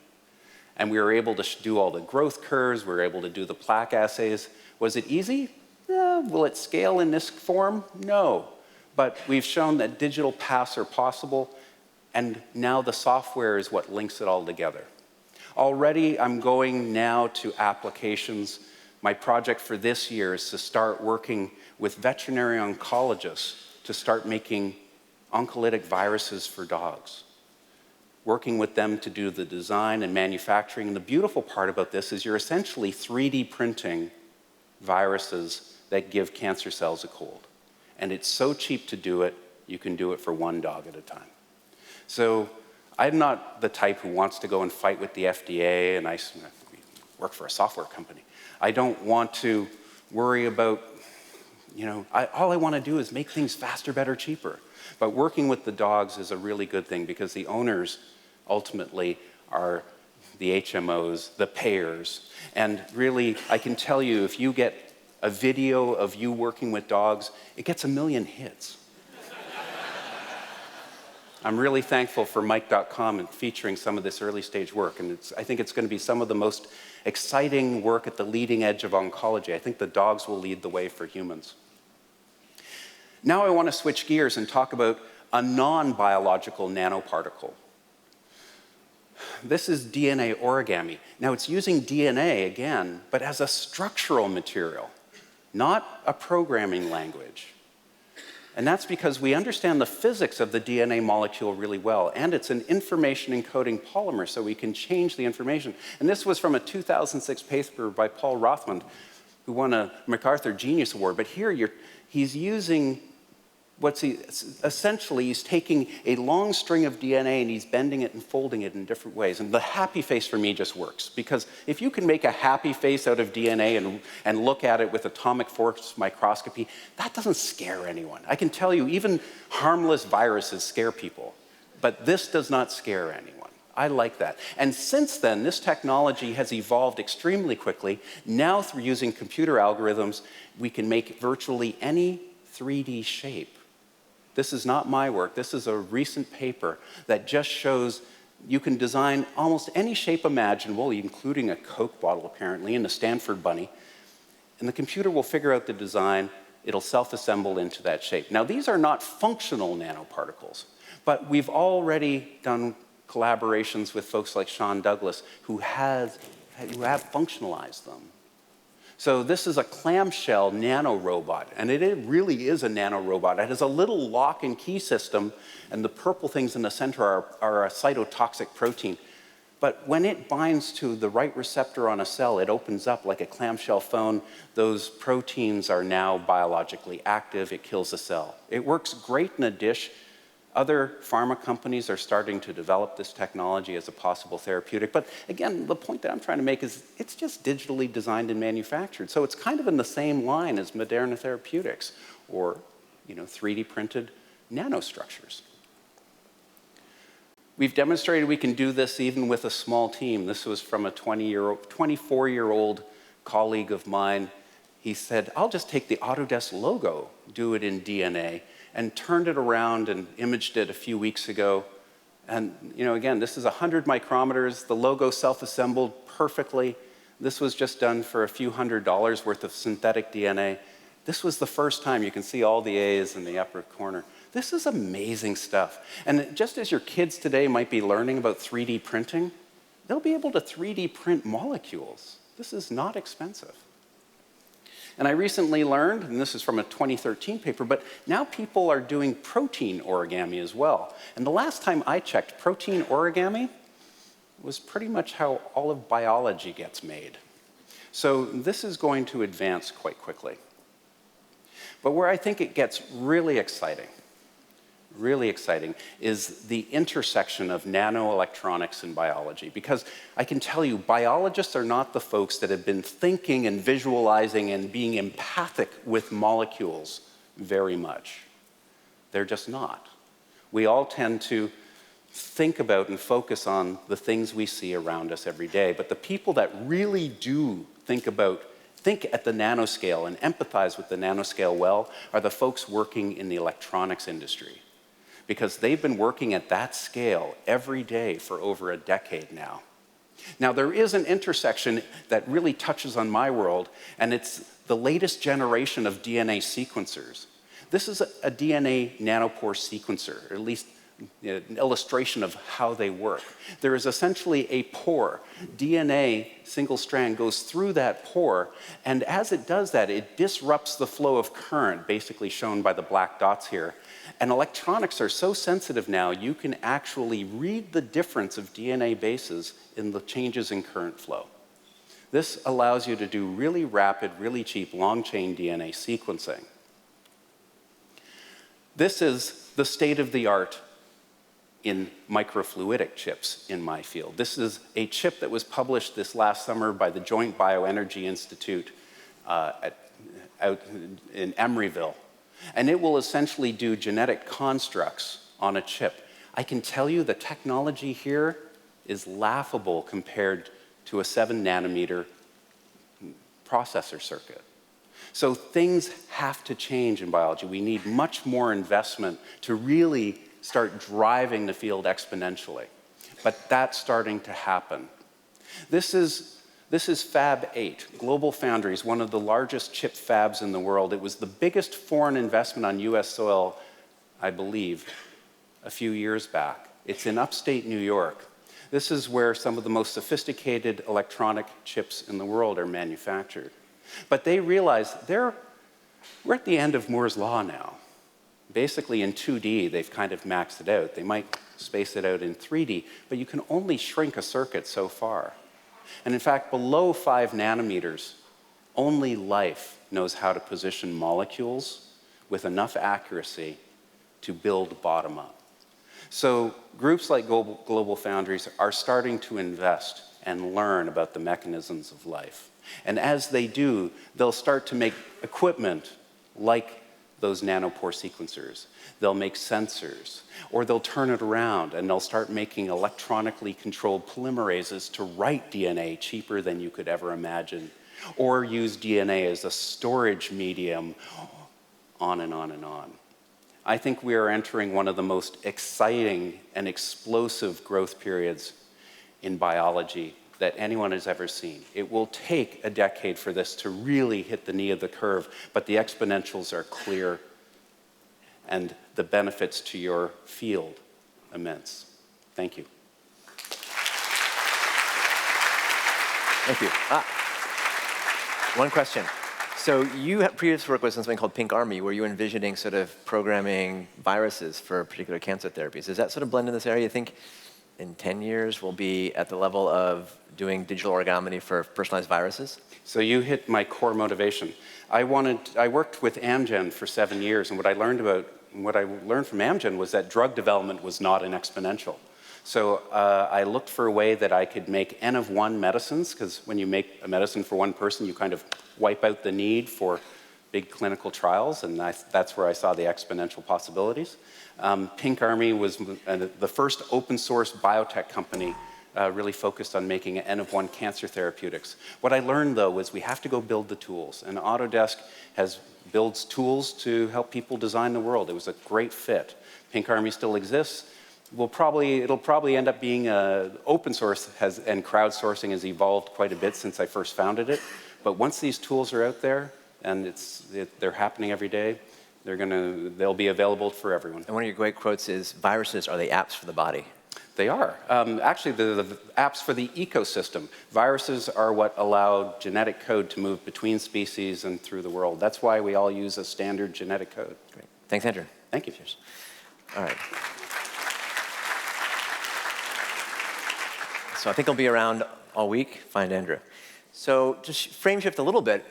In this sort of exponential age and more data, there's often this convergence of a grand challenge of privacy issues. How do we manage this information? How do we keep it private? How do we leverage it in the clinic in empowering and exponential ways as opposed to being blocked by old policies and ways of thinking? And one of the really interesting technologies in general that's emerging in the world is that of blockchain and digital currency. And we're lucky to have from MIT Media Lab, Chelsea Barnabas, who helps lead their efforts on thinking about, Chelsea Barnabas, who leads their efforts on thinking about digital currency in healthcare and beyond. And as you know, MIT Media Lab is an amazing convergence of different sorts of labs and thinking, and we're bringing that now to the healthcare world. So, Chelsea. Thanks. How's everybody doing? It's getting late in the day.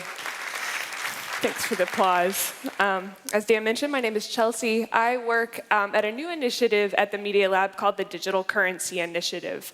And I'm here today basically to start to tell you about some of the work we're just now starting to undertake to really explore some of the exciting new and potential applications that digital currencies like Bitcoin, and more specifically the blockchain, could have in the types of work that you guys do.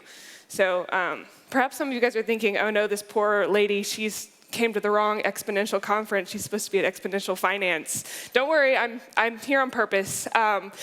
Really, the purpose and the goal of what I'm going to be talking about today is really to kind of open up our thinking about what we mean when we talk about digital currencies and the potential that it could have for a broad range of use cases that extend far beyond finance. So, first 30 seconds of my talk, I've already thrown around quite a few terms: digital currency, Bitcoin, blockchain.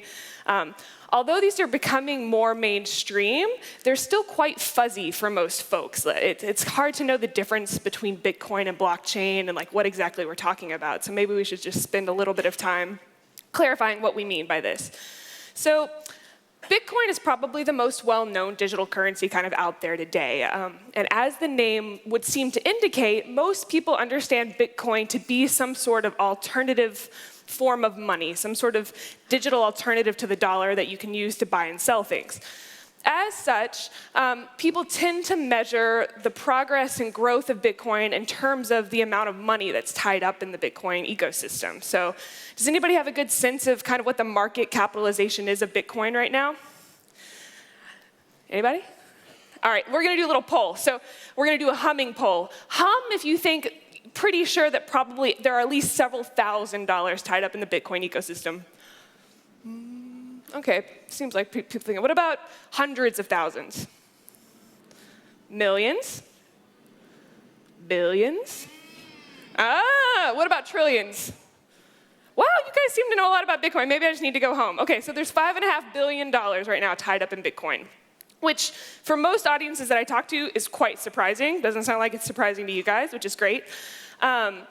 But I would argue that talking about Bitcoin in terms of its market capitalization really starts to limit our thinking about what this technology can do. And rather than focusing on the coin aspect of Bitcoin, I would encourage us to think more broadly about the blockchain, which is the underlying technology that makes Bitcoin work. So what is the blockchain? The blockchain is basically a linked data structure that enables us to be able to establish a time-stamped chronological historical record of events. So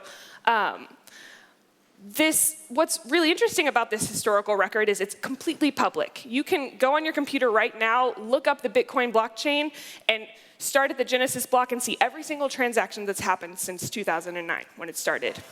But what's interesting is that there's no single person or government or corporation or entity that can go in and actually modify, change, tweak, or delete any of those records. The reason for that is that the blockchain, this historical record, is maintained by a distributed network of computers that exists all around the world. So there's thousands of computers around the world that basically contribute computational power to basically ensure the security and authoritativeness of the blockchain record. So let's make this a little bit more specific and concrete. Ma'am, right there, about to doze off. What's your name? Amy, sorry, maybe you're texting. I don't know what you're doing. Maybe you're just focusing. Okay, so let's imagine I want to send Amy $10. What I would do in Bitcoin, what I'd do is I'd broadcast to the network of computers that I, Chelsea Barabas, want to send Amy $10. All of the computers in the network, let's act like all of you guys are those computers, what you're going to do is basically try to figure out if that transaction is valid. So you're going to be like, okay, does Chelsea actually have $10? Is the $10 that she's trying to spend her money?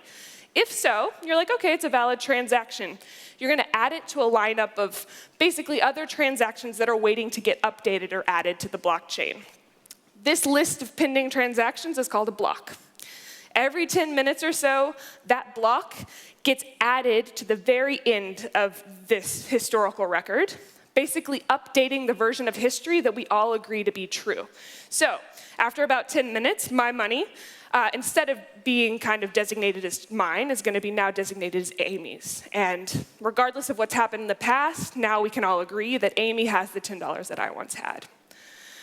So what's interesting about this is that, it seems, when I break it down like that, that there are, thinking about, transacting money, especially for the libertarian-leaning type of people in the audience, this kind of system would be really useful for trying to, avoid having to go through some sort of third-party infrastructure like a bank or a credit card system that, have these immense infrastructures in place to basically carry out this very simple task of making sure that that transaction goes through and that Amy has a high level of confidence in the fact that once I've sent her that money, I can't take it back. But on the blockchain, we can actually think about storing and exchanging a wide range of files and data that extend far beyond magic internet money like Bitcoin. So for example, these are some of the media files that are currently stored on the Bitcoin blockchain. There's a nice tribute to Nelson Mandela. This bald guy here seems to be really a fan of storing stuff on the blockchain, some stuff of him getting his hair done, some nice artwork, a tribute to cryptographer Lynn Sassman. There are prayers on the blockchain, both in Latin and in English. So whatever kind of media file you can think of, whether it be an MP3, a video, a legal document, you can put it on the blockchain. All right, still not really connecting this to healthcare, I understand. So let's think, how could this be useful within the context of medicine? This is a question that I posed just 2 weeks ago to a group of MIT researchers and health professionals back at MIT. And together we collaboratively came up with a list of what we call the blockchain superpowers, basically features of the blockchain that we think are particularly exciting to explore moving forward. So in the rest of the presentation, I want to outline these with you guys by going through some specific use cases related to each one. So the first one is this idea of interoperability, being able to access data across jurisdictional lines, across different systems. The use case that we developed was around organ donorship. So right now, if I want to declare my intent to donate my organs if I meet an untimely death, what I would probably do is I'd go to my DMV, fill out a couple forms, and then, on my next driver's license, my next state-issued ID, they're going to put a nice little heart on it. I've got mine right here. I am an organ donor. That way, no matter where I go, as long as I have my driver's license with me, it's going to be pretty easy, pretty fast for whatever, healthcare provider I'm interfacing with to be able to verify very quickly whether or not I'm an organ donor. That is as long as I have my driver's license with me, or as long as I'm within the state where I've declared this intent. Now, I'm from Texas originally. I live in Boston now. Let's say something happens to me while I'm here in California. Don't have my driver's license on me at the moment. There's a very small window of time in which the doctors who are taking care of me have to determine whether or not I'm an organ donor. In order to do that, they're going to have to comb through, often manually, several different, disparate data sources trying to figure out if I'm in fact an organ donor. And if they can't figure it out within the small window of time that's available to me, or to them, I'm no longer here in this situation, then it's going to be a missed opportunity even if I had wished to become an organ donor in this situation.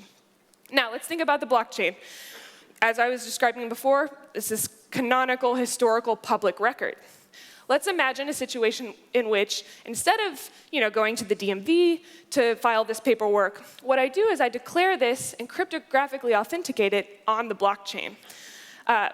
This way, if I do this on this public kind of record, there's potential there for now our medical systems, healthcare providers to be able to link up, access this in a much more timely fashion without having to jump through a lot of the bureaucratic hoops or sifting through a lot of different data silos trying to find the same information where it currently lives. Another really interesting feature that we discussed a couple weeks ago was this idea of integrity. Specifically had a really lively discussion around counterfeit drugs, which apparently, isn't a huge problem here so much in the US, but especially in the developing world, can cause really serious problems for everyday people. It's estimated that I think around 1 million deaths per year have at least some sort of relationship to this idea that people are consuming counterfeit fake drugs. A big reason why this is so difficult to squash is that it's actually very difficult to track the flow of pharmaceuticals throughout the entire supply chain.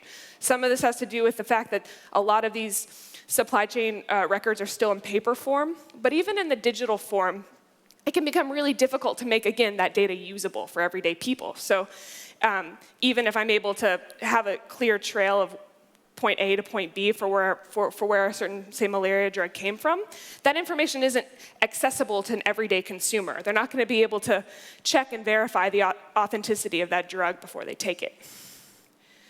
Over the last year or so, there have been a couple of companies who are exploring the potential to use the blockchain basically as an audit tool to be able to track with a high degree of specificity the distribution of drugs from the point of manufacture to the point of sale. What they're basically doing is collaborating with pharmaceutical companies to develop a process whereby every batch of drugs gets assigned a unique identification number that gets registered in the blockchain. So now it's an asset that can be exchanged or transferred ownership at each point, each handoff point in the supply chain.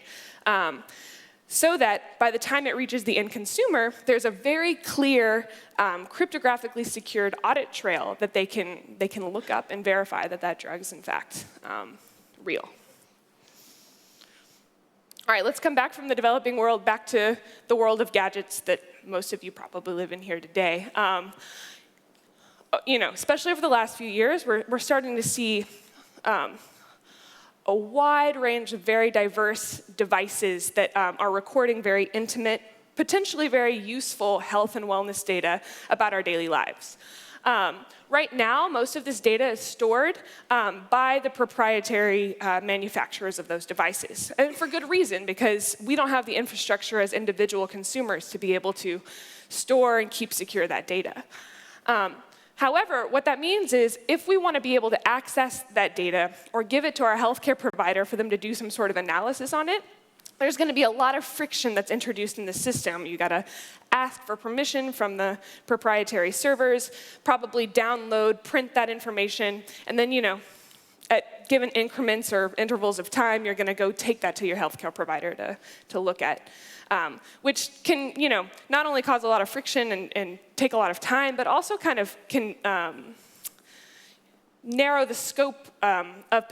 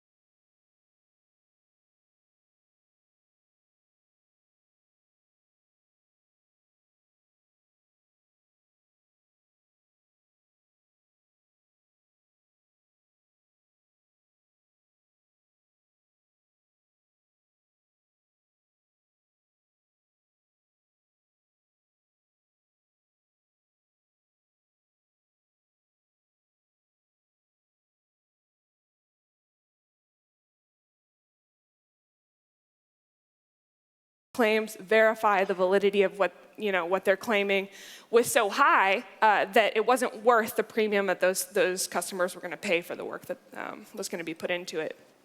That's changing now as people are starting to think about ways that you could use smart contracts to really cut through a lot of those bureaucratic inefficiencies and try to streamline payments for certain services and products. It'd be really interesting to think about how this could apply to the monolithic payment structures that we're having to deal with in the health system here. So, in this whirlwind 17 minutes, I've gone through 4 or 5 different really interesting use cases that we're talking about at the Digital Currency Initiative around patient-centered data management, interoperable EMRs, auditable records, this idea of secure multi-party computation. I want to emphasize that these are just the beginnings of these conversations. Particularly for academia, it's only in the last 18 months or so that we're really starting to see traction around research related to digital currencies. But I think it's a really exciting area for us to pursue, particularly as you think about the age of data that we live in. We're living in a time where we have more data kind of floating around in the ether than we've ever had before. But at the same time, we still really struggle to extract the most benefit from that data, to extract really meaningful insights from it, without having to think about scary compromises to our privacy and our personal data security. I think the blockchain has a lot of promise for helping us reimagine what our data management and security practices could look like in the future. At the Digital Currency Initiative, we're working on this. We're really interested in kind of really pushing the frontier of this research. We've got about 80 students, faculty, and researchers working on this. And we're really into this idea of doing research that matters. We want to think about the social implications of this technology, and we want to partner with people like you guys to really think about how it could solve real, grounded problems. So I hope we can talk more. Thanks a lot. You don't want this way? Thanks, Chelsea. And she's going to be leading, together with Frog Design, workshops both on Tuesday and Wednesday after lunch for an hour. They just did one at MIT. And I think this really is an opportunity for new thinking and to instigate how to use this going forward. So we're ending into a bit of the home stretch here. I know it's a long first day. We're going to go back a bit to biotechnology and biohacking, and that will lead into our keynote speaker later, Atul Butte from UCSF. And I've been really lucky to work with Raymond McCauley, who is the chair for biotechnology at Singularity University, brings a really rich background from engineering and beyond in the world of biotech, now expanding that into biohacking and beyond, and it's going to give us a dive into how exponentials are impacting biotechnology going forward. Raymond McCauley. Thank you, sir. Thank you guys so much for having me. I'm so thrilled to be here. Daniel, thanks for putting this on. There's all kinds of things that I want to tell you guys about, but we're going to go ahead and just start at the beginning. There's something I try to do something a little bit different every year at Exponential Medicine, and this year what I wanted to do was give you guys, instead of a very quick tutorial in the field or an overview of what happened last year, just sort of a state of the art, where are we at and what is going on right now, trying to pick the most current topics that we've got. So I already got a really great introduction. I just like to let people know this is sort of my version of the race car with all the stickers on it, so you know where I've been, right? And this is where I say, thank you, Mom, for making me do my homework. No, really, I mean, she'll get mad at me if I don't. But what we see happening right now is we're going through a renaissance in biotechnology. And it's not just one or two things. It's not just a particular happenstance where people have discovered something with research. What's really happening is we're seeing 5 or 6 fields converging. We're seeing really cheap DNA sequencing, new tools for genetic engineering. We're seeing systems biology, and I won't even talk too much about that because Atul is going to come on right after me and give you guys a wonderful overview. Industrial biology, where we're harnessing the power of life to actually make all the stuff around us. And lab automation, both with robots and just applying computers. If you melt computers with research tools, what do you get? But the biggest thing, and we'll end up on this, is the access to tools. All the tools that we use to do research in biotechnology are getting cheaper and cheaper, partly because of this digital piece, but partly because we're accessing a whole new range of researchers. It's getting out of the ivory tower. So let's just jump right in and talk about it. Here are my 3 pieces, and I want to talk about medicine first. And if you've been paying attention at all, if you have been here in the past to Future Med, to exponential medicine, if you are watching this field at all, you know that there are incredible things going on with genetic engineering. How many people have heard of CRISPR before? And I would expect no less from this crowd. If you haven't heard of it, go look it up. This is the big tool for genetic engineering, and it's being used all over the place, not just in medicine, but especially in medicine. And to give you an idea of how fast this is going, how this technique is being used and applied, and different variants of it, I want to point out, we just had an announcement. The first therapeutic genetic engineering company to use CRISPR has announced that they're going to go into clinical trials for a rare form of blindness. They will actually be apparently injecting the CRISPR system into eyeballs to work on retinas. And this is going to happen as early as 2017. And this was just announced last week. To give you another idea, we've had sort of a patent fight going on about the CRISPR-Cas9 system. Cas9 is a particular protein that's used to drive this genetic engineering tool. Well, researchers at the Broad Institute have discovered another protein that may even be better, faster, cheaper. And this may be a way for the different companies, the therapeutics companies that are involved in this, to get out of this patent fight. And this is happening so quickly. We're seeing improvements on the very techniques that are the basis of this tool. And this is just one of the examples, the CPH1 protein.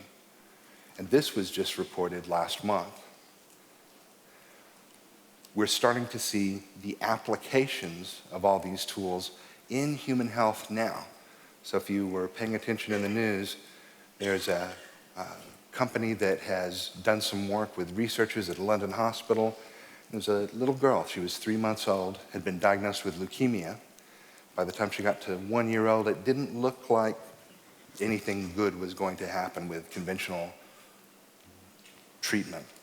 They were able to use a TALEN-based system to basically engineer T cells that would be immune compatible with her and also be able to resist cancer treatment.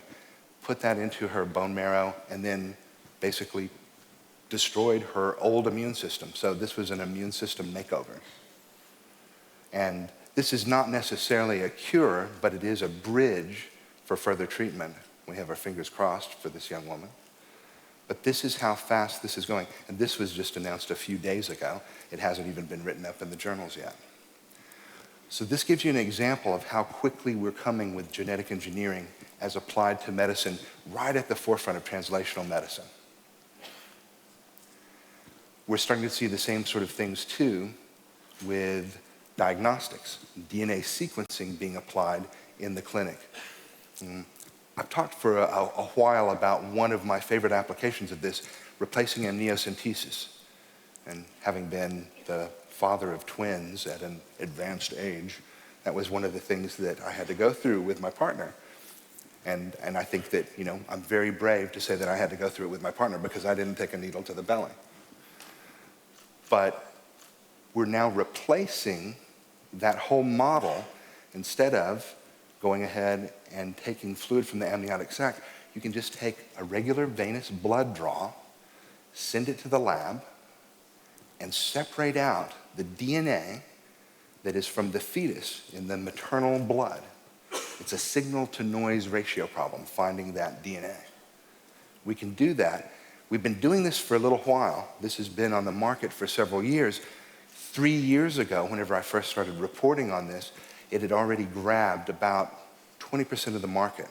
I've been working for this company in particular, working for a few other people. We are now seeing, as of this year, it's now got 80% of the market. We've flipped that around. I'll talk to a resident at Stanford Medicine. They're like, I don't get to do an amnio anymore. I'm like, that's good, right? And once you can do that, this is almost sort of the trial problem. What other kind of DNA can you find in the blood? It turns out lots of companies are looking at finding cell-free DNA in blood samples and other samples, and being able to both look at cancer, cancer staging, tissue of origin, prognostics, being able to actually do screening for cancer. We have some hope that by the end of this decade, things like a mammogram, any sort of I'm stumbling on the word because I don't want to say it wrong, but being able to do the regular cancer exams that we do now will be a thing of the past. We'll be able to do this screening with a simple blood draw. And it'll be less invasive, easier, cheaper, faster, better. We'll even be able to see maybe cancer at a pre-stage 1, when it's just thousands of cells, and we can really do something about it. In consumer genetics, 23andMe has announced that they've finally gotten through their deadlock with the FDA. So for about 2 years, we've been following the saga of 23andMe coming out saying we're doing recreational genomics, the FDA saying we don't think that telling people their cancer risk is very recreational, 23andMe coming back and trying to work with, and it's been just a real push-pull. They've now announced that they have got the first approval from the FDA to give direct-to-consumer genetic tests.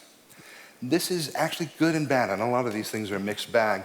If you look, this is one of the original 23andMe test results, and it's got lots of different information in it. And what we were hoping was full approval so that 23andMe would be able to report on things like disease risk, et cetera.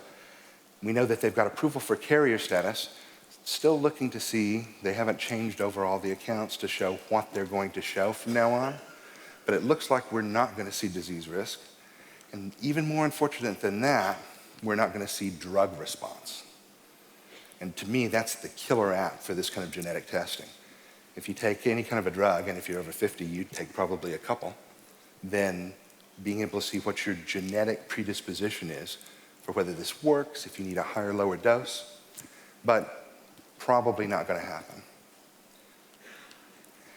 However, we are seeing other companies working in this space, having, I think, learned from the lessons of watching 23andMe and the other direct-to-consumer genetic testers, and just announced this year a company that has spun out of the Institute for Systems Biology, Araval. They're doing a 4-way testing where they're looking at your genomics, your gut microbiome, blood and saliva testing, and also your activity in your sleep. So putting on some sort of a quantified self-monitor. And you'll note, and all through their literature, they don't talk about clinical tests, they don't talk about health, they talk about scientific wellness. This is based in a study that has been going on for a while at the Institute for Systems Biology.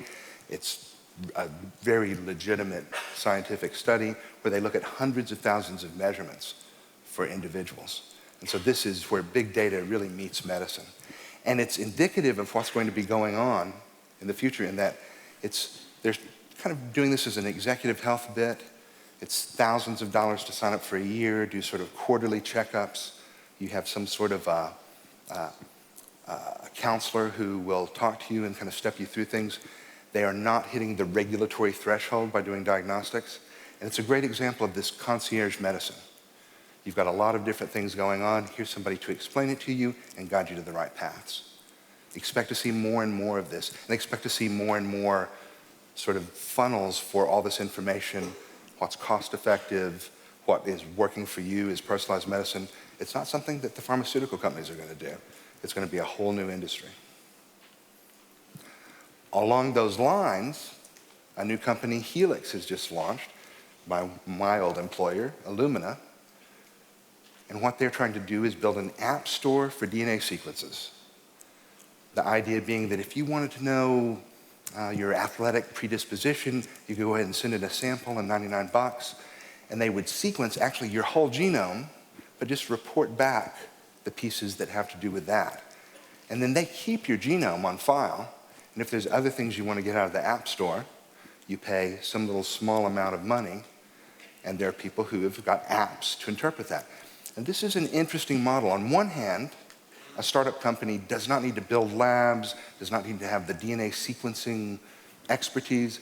They just need to know how to interpret things. They need to be able to write the program and be able to talk to people about what's going on.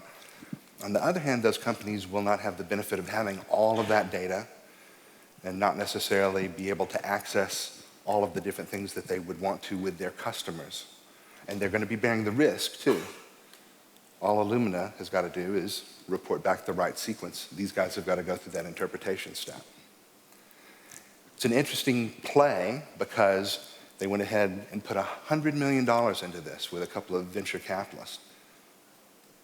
And also, it looks like their very first partner is LabCorp. So what does that look like for the landscape of consumer genetic testing?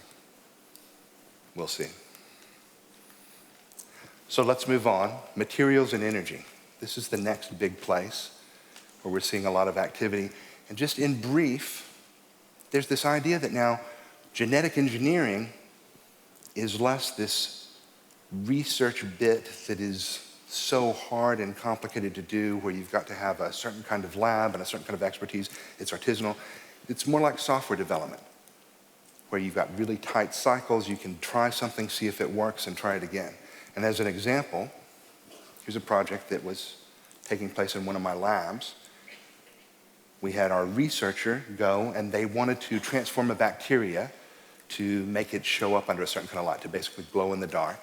So they found a gene that they liked from a jellyfish and went ahead and went through this nice little piece where they could do computer-aided design to splice that gene in, to see what would happen if that gene were inserted in the location that they want to do it.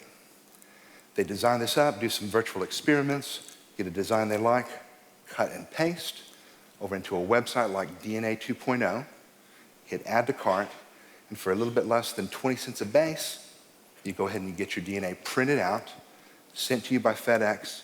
2-3 days later, you transform the bacteria with it, and lo and behold, on their second try, they got it right. This is interesting because it's so quick, and it's maybe even more interesting because this is a project where the researcher was a third grader working on their science project. This is how far, this is how fast we've come. To give you an idea of what this is looking like in industry, we just heard about this deal last week. Ginkgo Bioworks is a company that designs organisms. They go ahead and engineer new traits into old life. Twist makes DNA. The two of them together said, hey, let's raise $100 million in a deal where we can go ahead and print out 100 million unique bases of DNA. And this is the driver for this economy. This is the driver for being able to try new things and see what works. And it's interesting because that's going to represent 1/10 of the world's DNA production last year.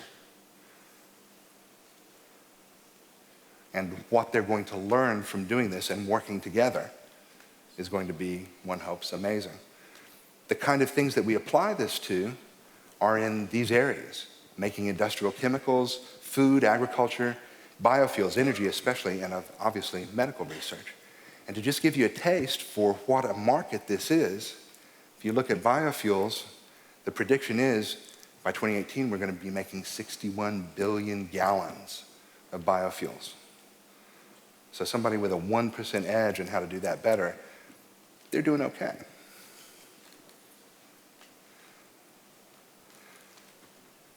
And to go ahead and mention, because I've been surprised at how fast things have been transformative in the agriculture and food industry, what's going on.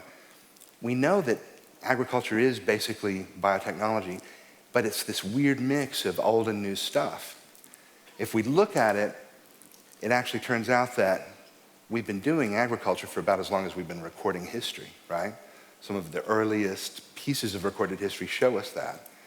And for about as long as we've been doing that, we've been making tools because it's so hard. It's backbreaking labor. You depend on crops. Whenever we look at a picture like this looks pretty old-fashioned now, But really, you know, that's a gasoline engine. That's something that a lot of the world doesn't have access to. Anytime we make new tools, we're applying it in this area, and it's no different now. This just kind of stuns me because I think this looks more like a little Mars rover than something that I would have seen on the farm that I grew up on. But this is where we're going, applying all of our tools to make agriculture better, cheaper, faster, more intensive. And that includes genetic engineering. So for a while, we've been talking about the new GMOs, GMO 3.0. It's not so much about trying to sell people a whole lot of fertilizer or pesticides. It's more about making crops that ride more gently on the land, on the environment, work in more places. If we've got 2 billion new mouths to feed coming up here in the next couple of decades, how are we going to make that work? We've got to engineer in new traits to the crops that we have. And we've been talking about this for a while, but it's been slow going, not so much because of the technology, although that's hard, but because of the regulatory bits. So it's nice to be able to talk about a recent win. Here's a company, Bioceres, or if I'm, not having on my gringo hat, it's Bioceres. It's based in Argentina, which is kind of amazing. Argentina is a hard place to do biotechnology. It's hard to get capital. You got 30% inflation year after year. But they've developed a drought-resistant soy. They've just gotten it approved. And they know that they're going to be able to use this in Argentina. They're pretty sure in Brazil and the US. If you look at the soy crop and you look at how much soy doesn't get grown because of too little water, the difference between what happens now and what will happen with this is potentially $3 billion more a year. So they see this as a pretty good market. They're about to do an initial public offering. In fact, I expect them to be in their roadshow period halfway through this month.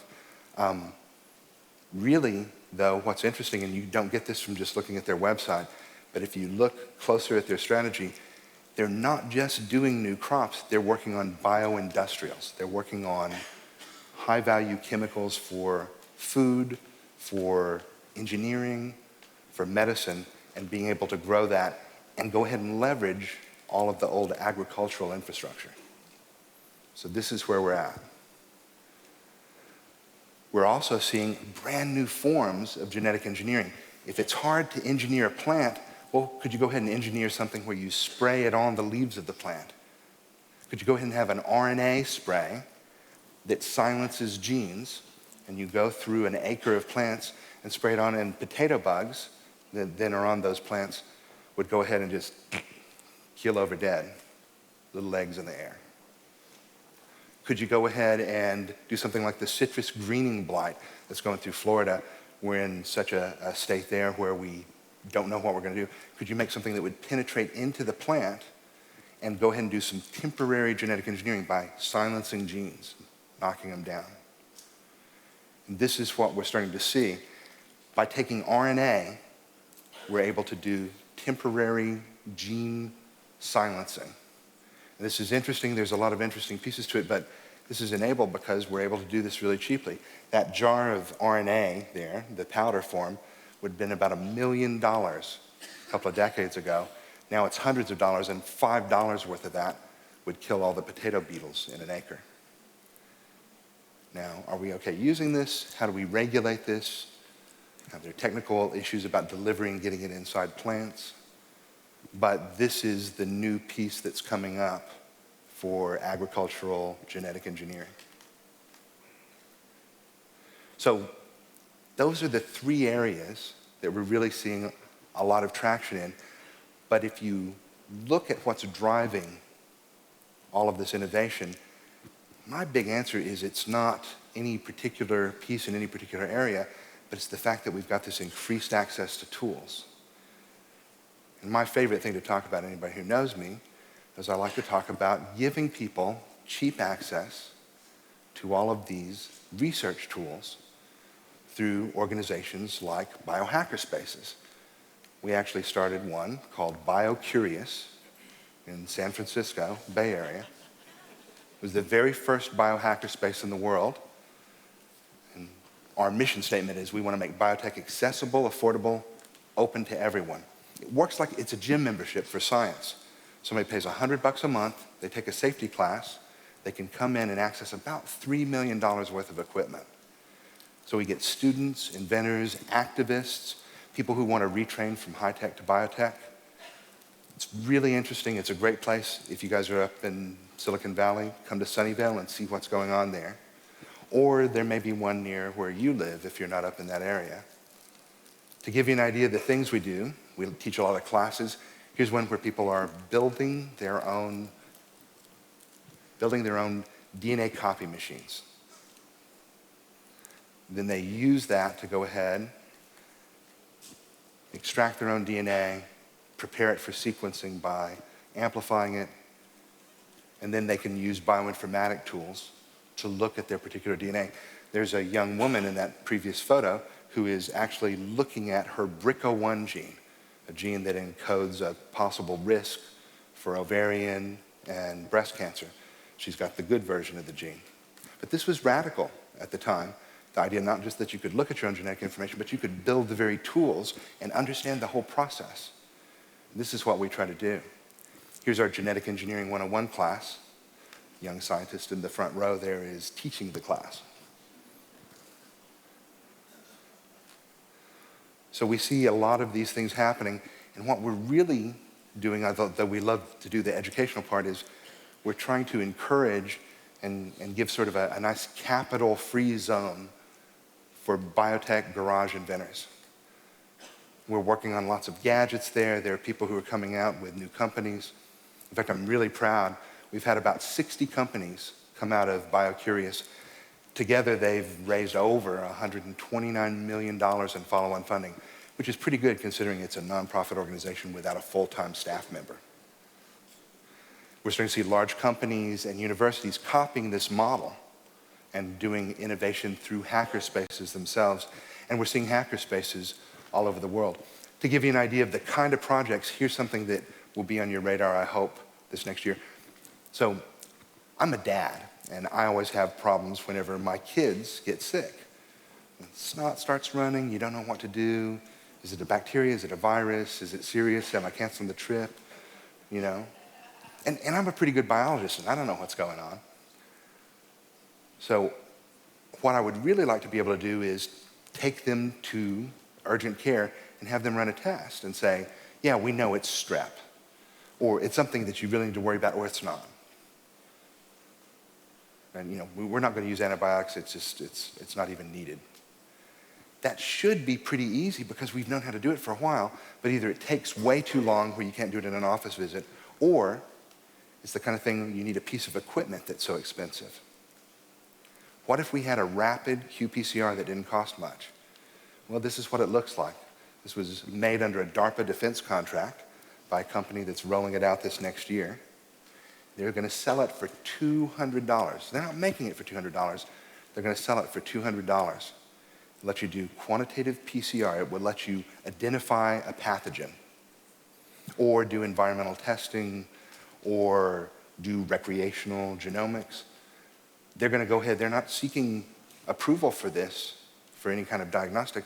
They're going to sell it to hobbyists and see if it finds a place. I said, man, I'm using that to test my kids. And they're like, well, we know you are. And we'll see what the FDA says.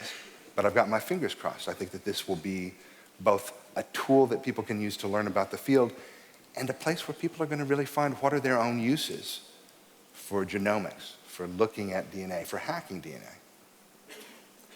If you look, this is my version of having a suitcase with stickers on it. These are all the biohacker spaces that I've gotten to visit around the world. Almost all of these sent somebody to BioCurious who spent hours, days, weeks learning how we did things, learning all the mistakes we made. And then they went back to their home and said, let's build our own biohacker space. And some of these are educational institutions, some of them are for art, some of them are for all sorts of different things, government-sponsored, not. But we're seeing a rise of this all over the world. And I love this. I like to think that we're going to bring about a scientific revolution.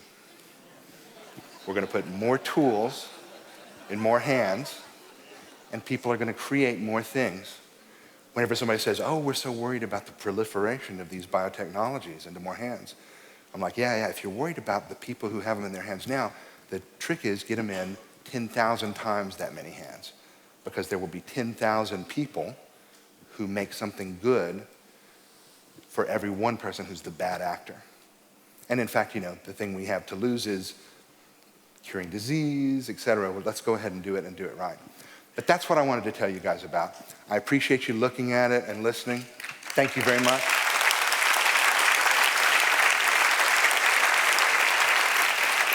Before you guys run me off stage, could I get you to put my slides up for just one more second?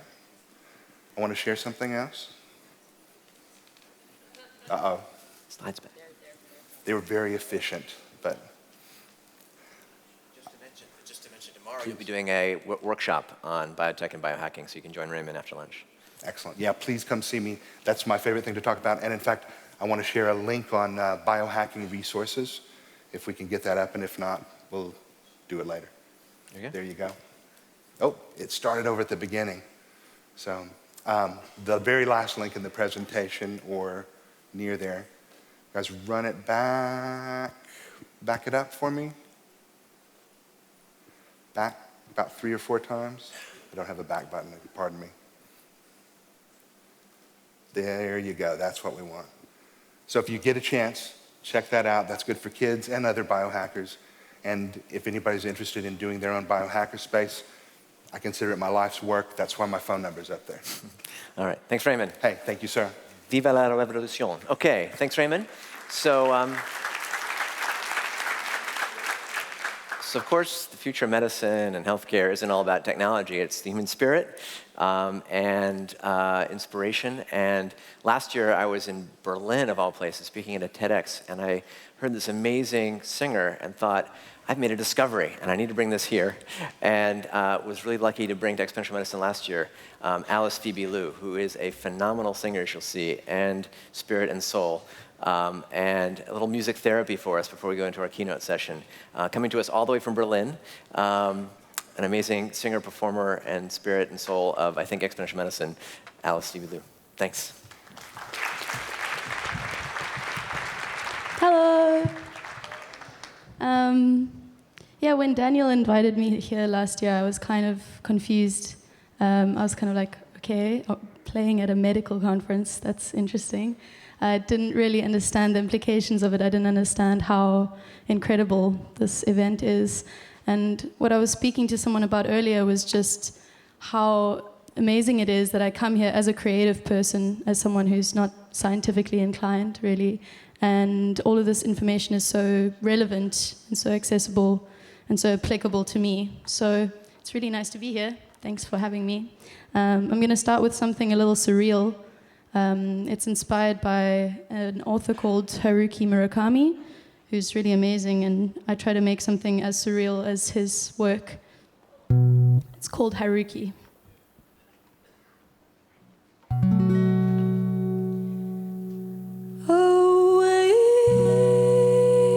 Awake from your slumber, you've been sleeping far too long. Your eyes have been shut tight. I'd like to pry them wide for just one day. I found your naked body out in a field, an empty shell down in a well. I'm sure it felt like hell. You had blood on your hands and mud on your feet, and I said, hey, I knew I'd meet you one day. And like the wind from the east, I swept you away. I swept you away.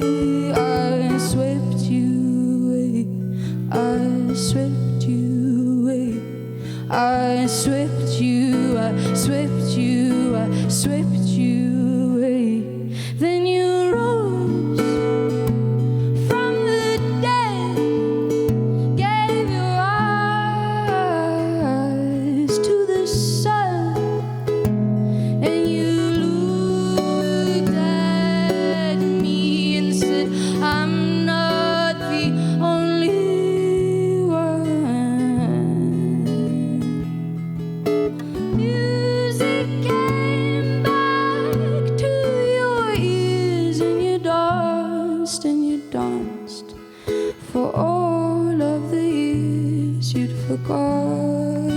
forgotten how to live for the now.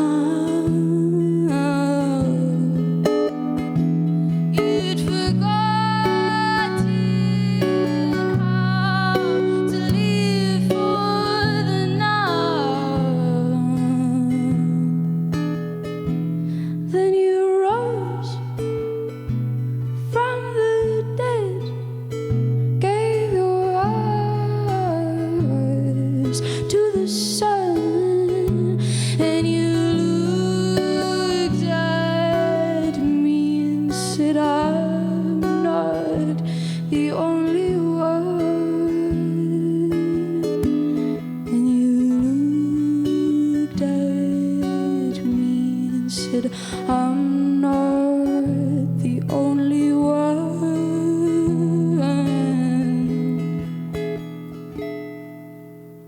Thank you.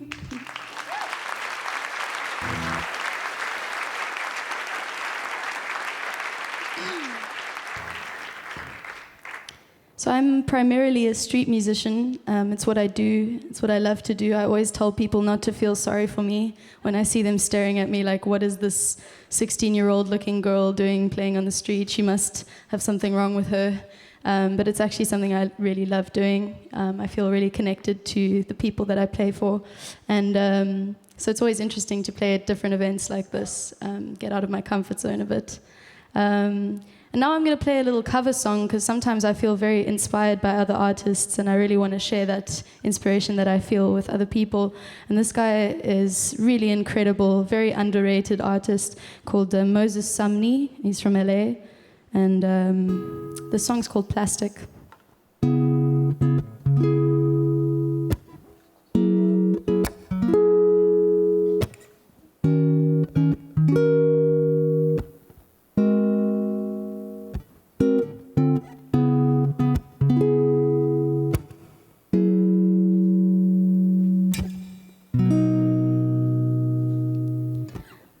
I know what it's like to be broken and be bold. I tell you that my silver is gold, though I'm much too old for make-believe. And I know what it's like to be whole but not to be held. Funny how a stomach unfed seems satisfied 'cause it's swell and swollen. And you got me shooting across the sky like a star. But nobody told me to never let it get too far. See my silhouette, so you standing scared of me.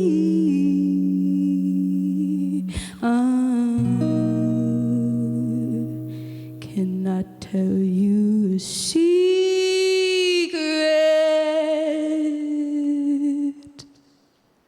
My wings are made of plastic.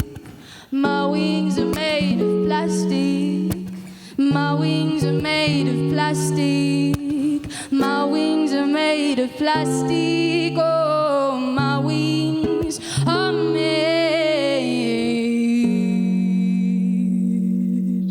and so am I. Thank you.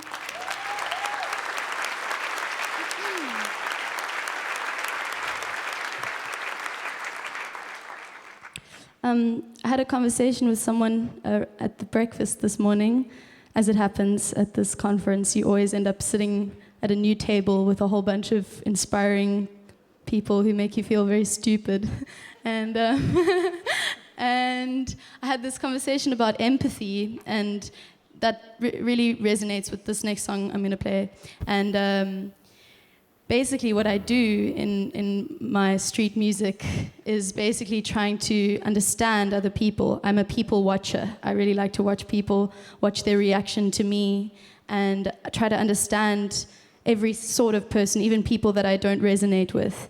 And I think the hardest thing that anyone can do is have empathy for people that you don't like, that you don't like the morals of or don't have a common ground with. And I think that's something just to keep in mind, something that we should always try to achieve, and understand that this person being a bit of an asshole is probably because of a lot of reasons that are maybe inexplainable to you and I, or something that we can't relate to, but we must always understand that it's something from childhood, something from whatever it is, So just always keep that in mind when you're interacting with someone and you're not getting along with them. Just have empathy. This song is called Society, and it's my last song for today, but I'll be entertaining you quite a lot, apparently. So I'm just going to be here just hanging around with all these clever people, feeling stupid and stuff.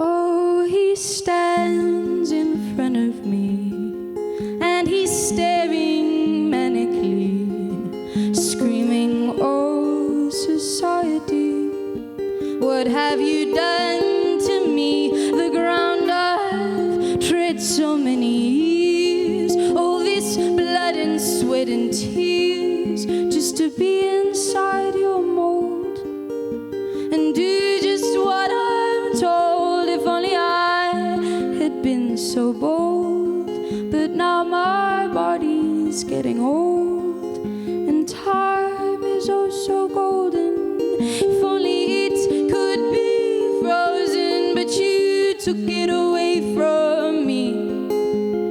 Oh, society took it away from me. Oh, my liberty, oh, you took it away from me. Oh, society took it away from me. When you brainwashed me with formulas of how I should be, shaped me and raped me of my individuality, schooled me and fooled me, told me what I could and could not see, took me and shook me of my urges to be free.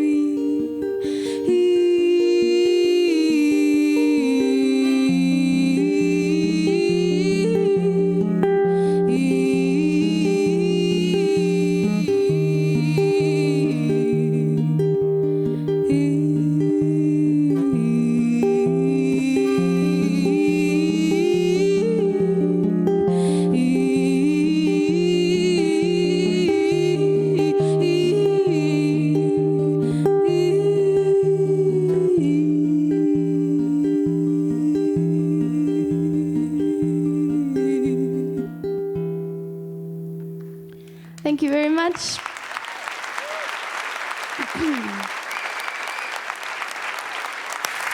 It's been very nice to perform for you. I'll see you again, and have a lovely time. This is a very, very special thing. Bye. Thank you, Alice. So Alice actually has a new album out, which you'll be able to purchase, I think, at our sort of registration area. And we'll be doing some other musical things the next few days. We'll be crowdsourcing the Exponential Medicine song, which you all can contribute to. So stay in the space. So before we go to the keynote for the evening, just want a couple of housekeeping items. If you can pull up that slide. One, make sure you download the app, update your information. It's a great way to connect with folks.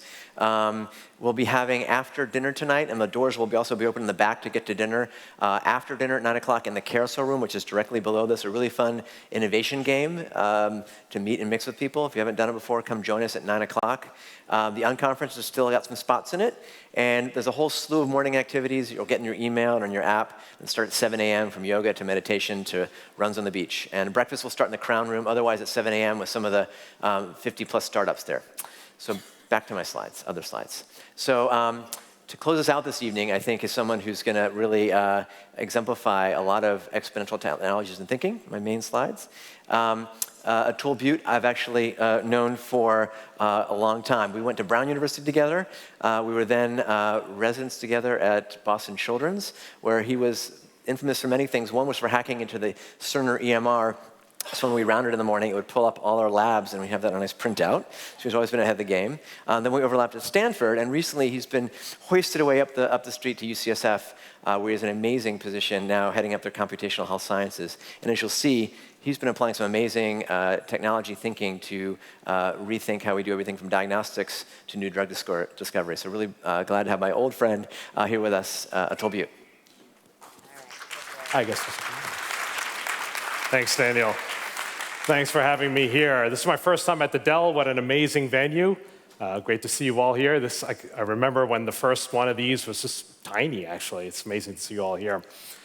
So welcome. I know I'm the last speaker between you and cocktails and dinner, so hopefully, and it's tough to follow that last performance, but we'll try our best here. So welcome to Exponential Medicine. First, I'm a medical doctor. I'm talking to a lot of medical people here, so I always have to start with a few of my conflicts of interest. Just a few. Suffice it to say, at the top left, I've started a bunch of companies. I consult for a bunch of companies. You probably don't want to believe another word I say over the next 40 minutes. Wouldn't blame you. But I'm most proud of the bottom right of this slide. Those are all the companies started by my students. More than half my graduate students now start companies. And they do this even if they go into academia. And they do this with the most amazing platform there is. It's data. It's often big data. It's often big open data. I'm going to show you how they do it. I'm going to show you how I do it. Maybe I'll convince you to do it. And maybe I'll convince you this is the most amazing time to be in biomedical research. A lot of people use a slide like this as a slide of shame. For me, this is a slide of significance. I think in academia, we're starting to finally learn that if you want to change the world, you just can't keep writing papers about it. You got to take it outside of the university and take it further. So with that, why don't we begin? If you haven't heard, we're in the middle of this data deluge. My favorite example of this is this guy collecting ones and zeros. The Economist magazine 3 years ago pronounced that the human species now generates 2 zettabytes of data every year. If you forget your metric prefixes, it goes kilo, mega, giga, terabyte, petabyte, exabyte, zettabyte. And of course, the following year, it's 4 zettabytes of data because this is doubling every year or two. And I'll be the first to admit most of these zettabytes of data are these YouTube videos of kittens playing with pianos, right? Entertainment value, perhaps, no scientific value, but there's scientific data in the zettabytes as well. So the Large Hadron Collider generated petabytes of data to help those scientists find new subatomic particles. But my favorite example is NASA. So NASA announced about a year ago that by the end of this decade, they will have so many telescopes pointing to the sky that they will be generating an exabyte of data every day, okay, every day. Now, something interesting about NASA's exabytes, though. They already admit that they generate so many pictures of the sky, there are not enough astronomers on this planet to look at them all, okay? So what do? You get your friends on the internet to help. Even NASA crowdsources to citizen scientists. You can sign up at Galaxy Zoo. You can take a test. Is this a star? Is this a galaxy? You can kind of assign what these things are. And it's a telling example that when you run out of scientists, you need to recruit more into the field. And you know I'm going to say we're already there in life science as well. In fact, this is one of my favorite articles. This came out in Wired magazine. Chris Anderson, who was the editor-in-chief of Wired, announced back in 2007, let's get the slide back. He announced in 2007 that we have so much scientific data now that science itself is getting obsolete, okay? Now, how do you say science is getting obsolete, right? Oh, actually, it's a scientific method. Remember in 4th grade, 5th grade, you learned a scientific method. You have a question, or we scientists call it a hypothesis, and then you go make measurements to address that question, right? You go gather data. We're already in the world that we already have the data. The new magic, 99% of the work for me and the people who think like me now is figuring out what's the question you want to ask. What's that killer question that everyone's wanted to know the answer to, and no one realizes we already have the data to ask and answer that question, right? That's the hard part. It's not writing the code, it's not cloud computing. What's the question that everyone needs to know the answer to? That's the hard part. And of course, we're there in life science research. We're there because of these high throughput measurements in molecular biology and biochemistry. You've already heard a couple of these technologies being discussed today. My favorite is the one on the left called an Affymetrix gene chip. I got my start with the first 60 of these chips. And they the Affymetrix is in Santa Clara, California, kind of near Intel, so they make them look like computer chips. You know, in fact, they're so cheap now that I can carry one in every one of my suits now, and I'm holding one up here in my hand, okay? This is what these chips really look like. Big data comes from small packages, just like this, right? And it's amazing. These chips, you put a sample of tissue, cancer, normal tissue, healthy samples, and you get a readout of the entire genome. Here you're looking at the recipes, the genes, how much is being cooked up from one or the other. You get a readout of the entire genome, a couple $100. And then when you get tired of measuring them one by one, you measure them in the 96-well plate.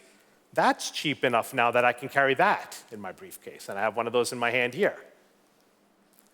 And then when you get tired of measuring them 96 at a time, you use the 384-well plate, and I have that in my pocket as well, right? I cannot more clearly illustrate exponential growth in biomedicine except to show you these plates. This is what we do. Why even bother doing one by one anymore? You're measuring them 100, now you're measuring them almost 400. This is exponential growth in biomedical data. And it's not just these chips, it's RNA sequencing, it's DNA sequencing, it's mass spectrometry, it's proteomics, it doesn't matter which one it is. There's so much of this data being measured today. Now, something magical happened with these chips. Everyone started using these chips. I got my start with the first 60, and everyone started using them. The price plummeted. Every major academic medical center has these. And what happened in the early 2000, 2001 is everyone started to write papers with these kinds of chips. Here's a list of genes that changed in that cancer. Here's a list of genes that changed in this disease. And you know what happened? The top-tier journals, the medical journals, they said, hold on a second. We're getting too many of these papers with these chips.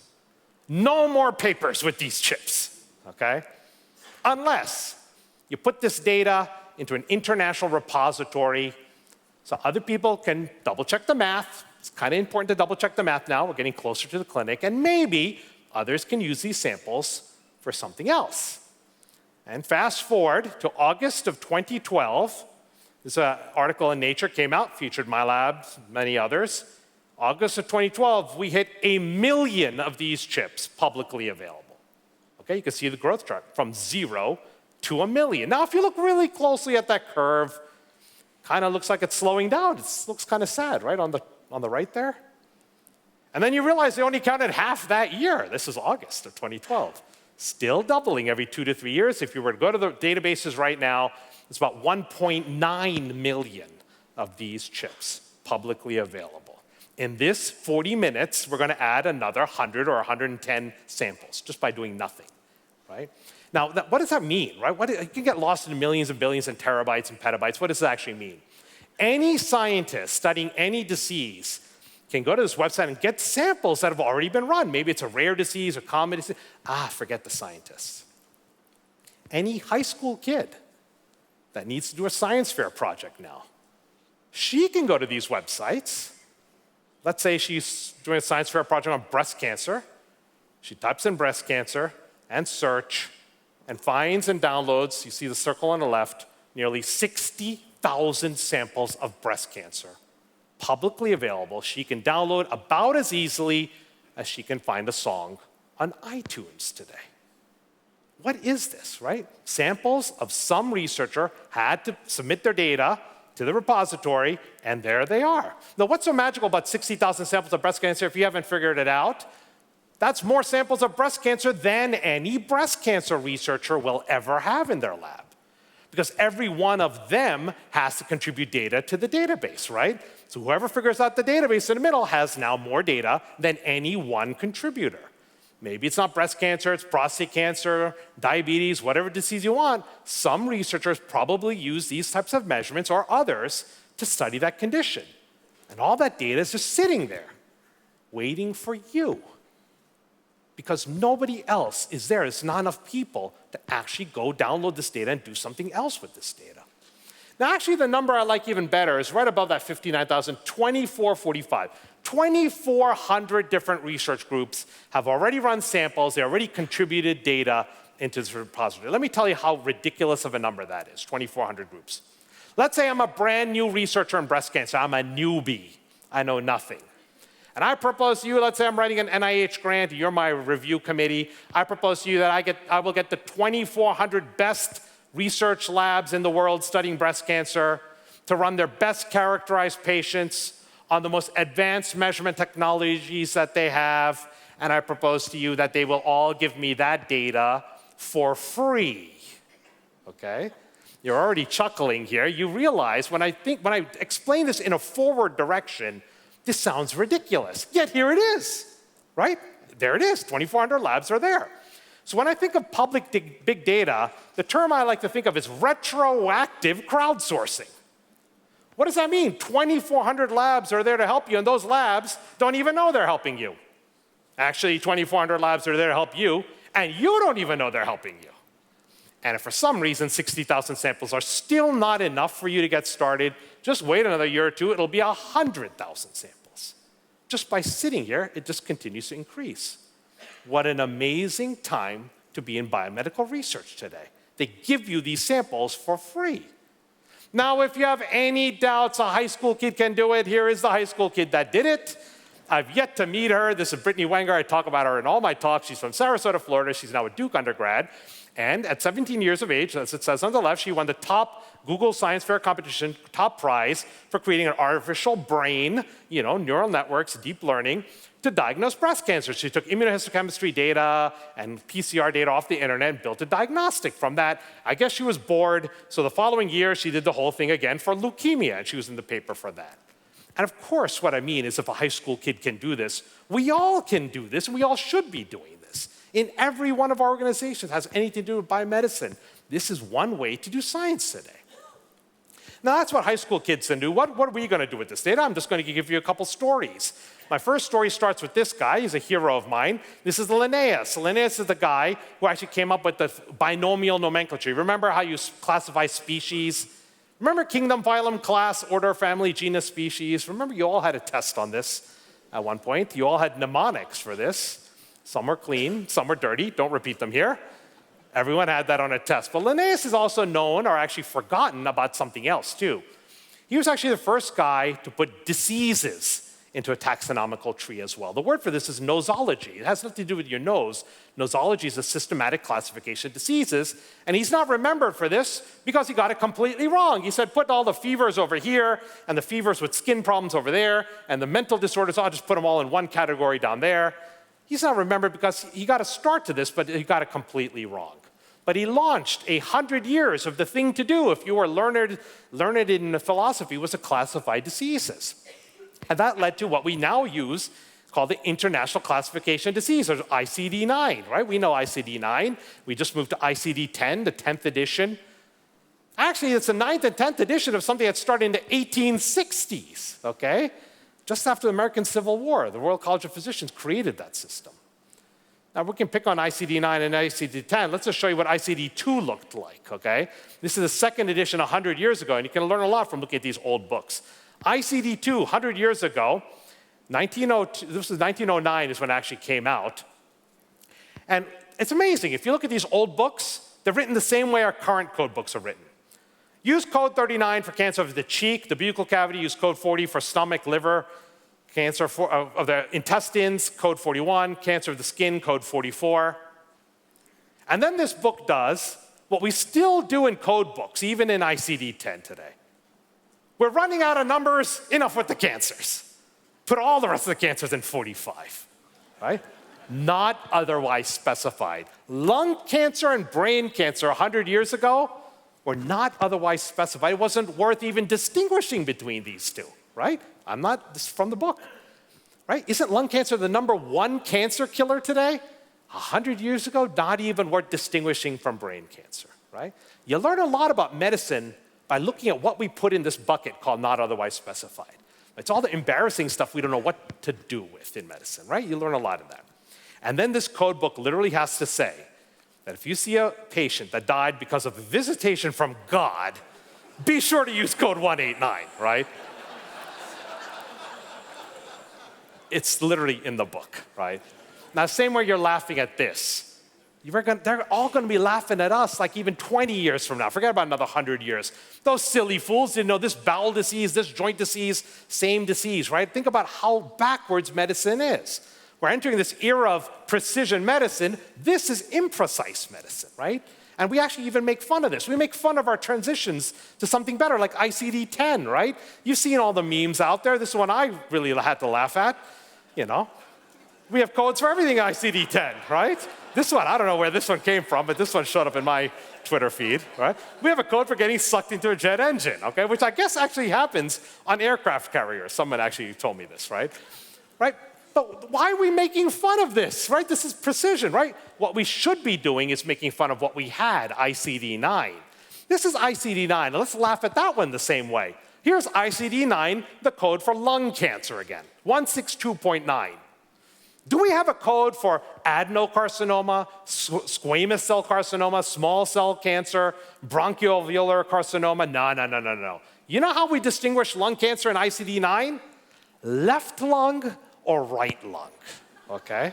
You gotta get that right, but that's imprecise medicine. It's not even like ICD-10 fixes all of this yet, right? Let's not make fun of moving to ICD-10. Let's go beyond ICD-10. Right? That's what we got to do to communicate to people what we think this patient actually has. We shouldn't be picking on this. We got to go beyond this. So how do we go beyond this? And one way to go beyond this is to think about diseases not based on what kind of doctor sees those patients, but based on the molecular profile. So why do we want to do that? Because of this problem with the drug companies. And what do I mean by the drug companies? If I ask most of you, let's say I can actually ask most lay Americans, how much does it cost to develop a new drug? Everyone knows that number, right? It's $1 billion. It takes 10 years is what they say. And actually, $1 billion is an underestimate, right? If you actually want to know how much it costs to develop a drug today, it's kind of simple. This article in Forbes comes out every year. It's simple math. Pharma R&D divide by the number of drugs, right? Simple math. How much did you spend? Divide by the number of drugs. And then you realize it's between $4 billion and $12 billion per drug. Kind of not sustainable, right? Now, you may love the pharma industry, you may hate the pharma industry. I'm not here to pass judgment on them, but I'm kind of worried. Where are the new drugs that we need going to come from if it's going in this wrong direction? And then you realize it's going to have to come down to all of us to develop these drugs. We cannot count on the big companies figuring this out. And it's going to be a revolution in the smaller guy and the smaller gal figuring out how to get to these kinds of drugs. And how do we do that? We're going to use public big data to do it.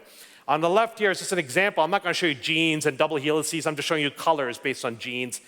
And just think about it. My first big grant from NIH is go get every human disease studied by these chips. We get disease samples and healthy, disease and healthy on the left.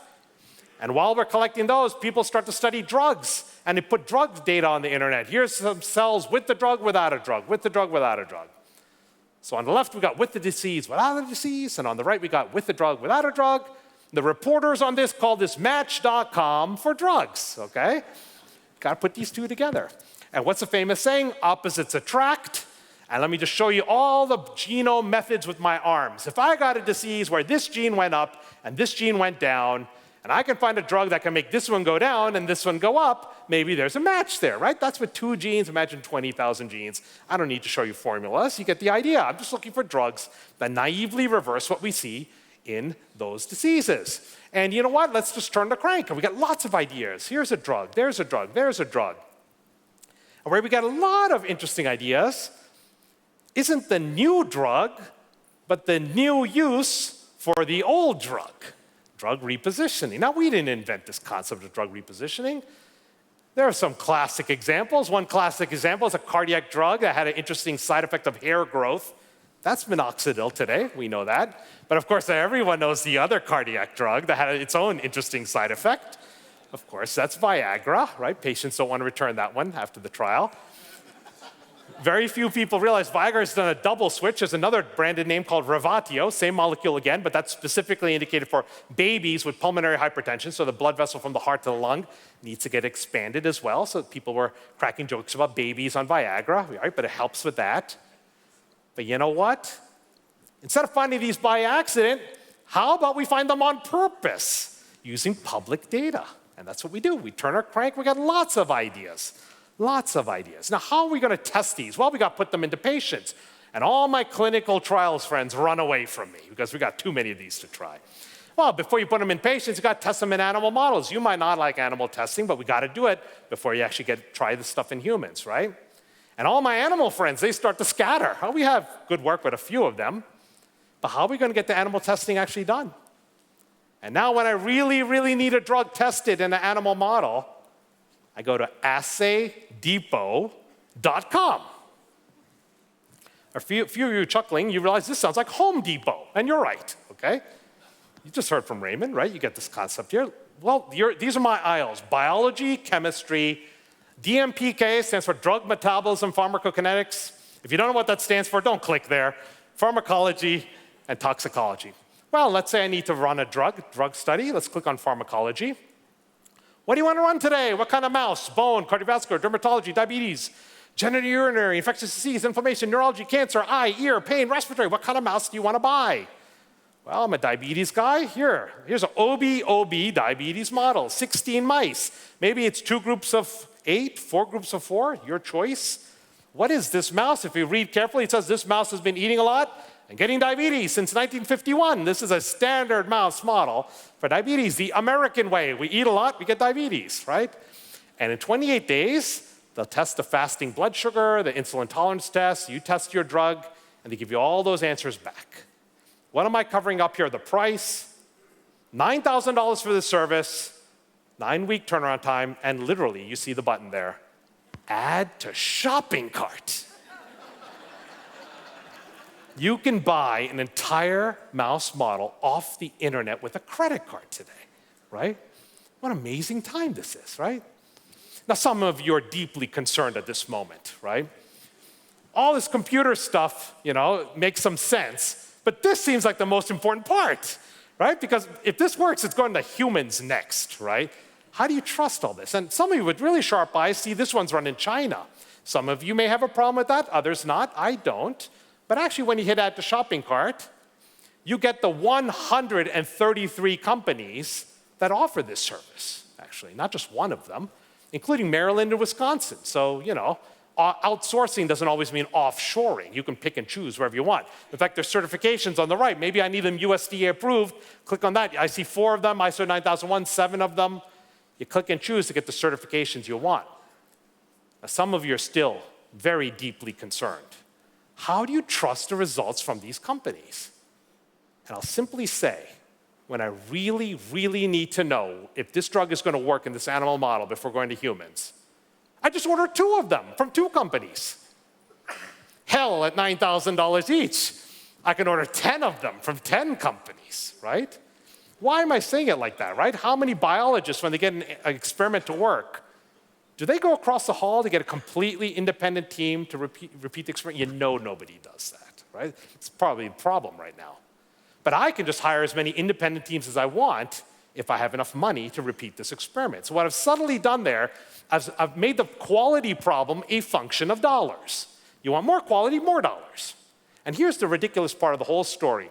I don't trust any one of these experiments, but I trust what they show me in common, right? Wisdom of the crowd. I see what's in common. I don't trust any one of these companies, but I trust what they get in common, right?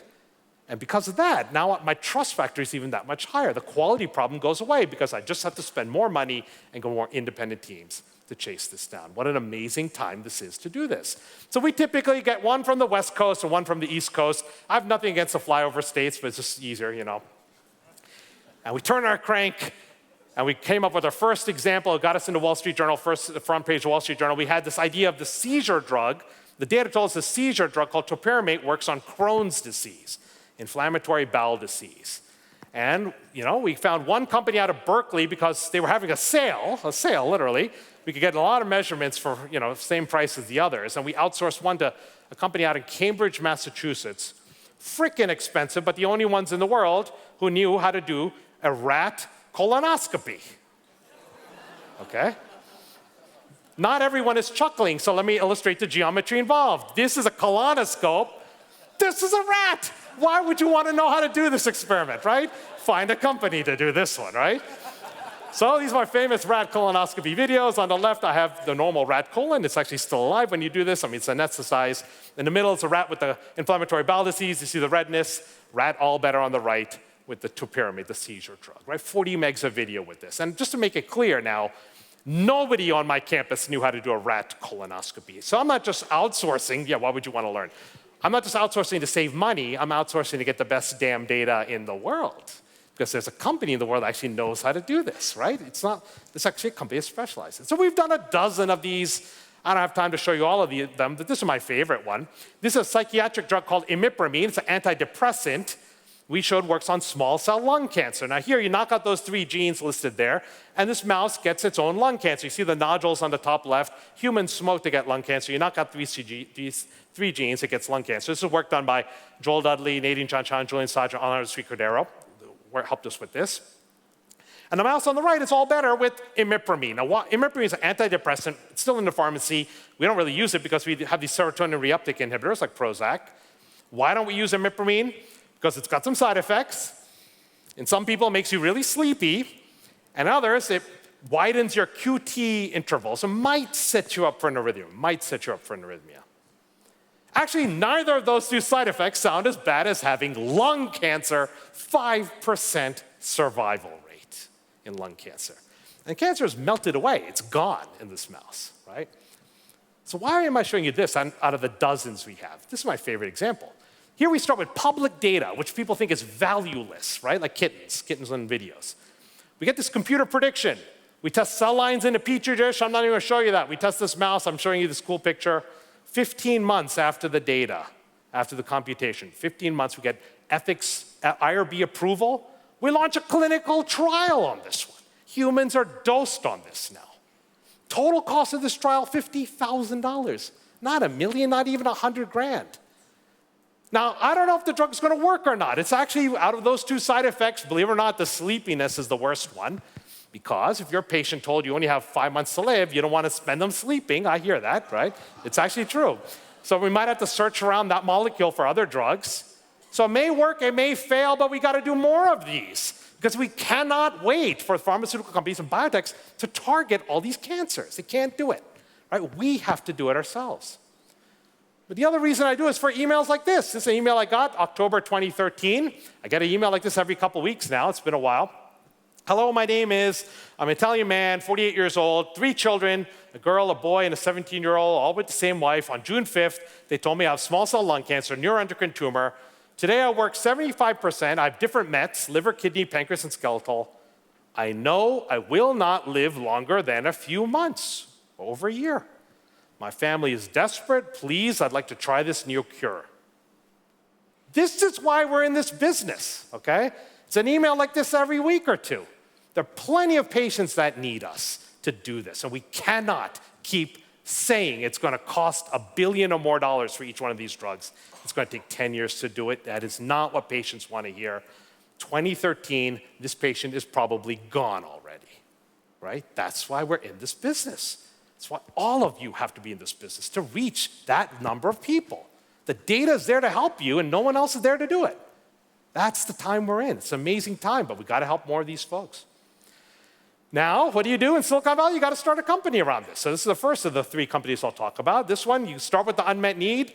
You got the public data. We got NIH funding. We spun out a company in one of the incubators outside of Stanford called StartX, and $3.5 million. Now, let me be really clear. $3.5 million Series A, I'm not mentioning $3.5 million to brag about it. $3.5 million to me is the new way science is going to be done outside of academia. You get the experiment to work, you got your papers published, get it out of the university and get it to patients somehow. The science continues in these companies. I don't know if this approach is going to work for real, but now it's funded on private dollars because there's a private interest here, right? I do not believe it's taboo to talk about companies in academia anymore. It better not be, because this is how we have to get these discoveries to patients. So we have no other choice. So you got to start a company. There's nothing wrong with that in academia. Now, the next story is really about diagnostics. If we talk about drugs, let's talk about diagnostics. You've heard about diagnostics, blood tests, right? How do we come up with better blood tests? We start to realize that, you know what, we have all those samples of healthy and control, healthy and control. Can we use those RNA, those gene measurements to help us tell which protein to go chase after? And we turn our crank, we got lots of ideas. This would be a drug for that, and a diagnostic, and this would be a blood test for this cancer. And then we got the idea of this marker might make a great blood test for leukemia, acute myeloid leukemia, not a good leukemia to have. So we go to our cancer center, and we say, do we have a biorepository? Yeah, we got those samples in the freezer. Do we have any serum or plasma on these patients we can test our computer prediction? And so actually we saved all the cancer cells. We didn't save any of the liquid around the cells. That's called the serum or the plasma. It takes more freezers to do that, I understand. They said, well, we're an academic medical center. Go get the ethics approval, go put up the posters, and in about a year, you'll have enough samples to test your computer prediction. Now, what does the computer guy do? We just Google for it. I find a store like this, Conversant Bio. I see pictures of blood tubes. I'm in the right store. Browse by disease. What do you want to buy today? Bladder cancer, brain cancer, breast cancer. Oh, there's leukemia. Click on that. What exactly do you want to buy? Viable plated cells, peripheral blood? No. Special processing leukemia blood? No. Oh, there's plasma. Let's click on that. $55 each. How many samples do you want per patient? Add to shopping cart. What is this? These are major hospitals in the United States and all around the world. When that sample gets done and the doctors aren't ordering anything more, it gets on its way to the trash. And it's completely legal to take the stickers off. We got to all agree not to identify these patients, but you can use that for research use. And companies come in and organize all this, like Conversant Bio and others. And the idea here is, we have to play fair. I'm not going to try to figure out who these people are, but this shows up in 48 hours on dry ice in your lab. This is not the hard part either anymore. The samples are just sitting there waiting for you.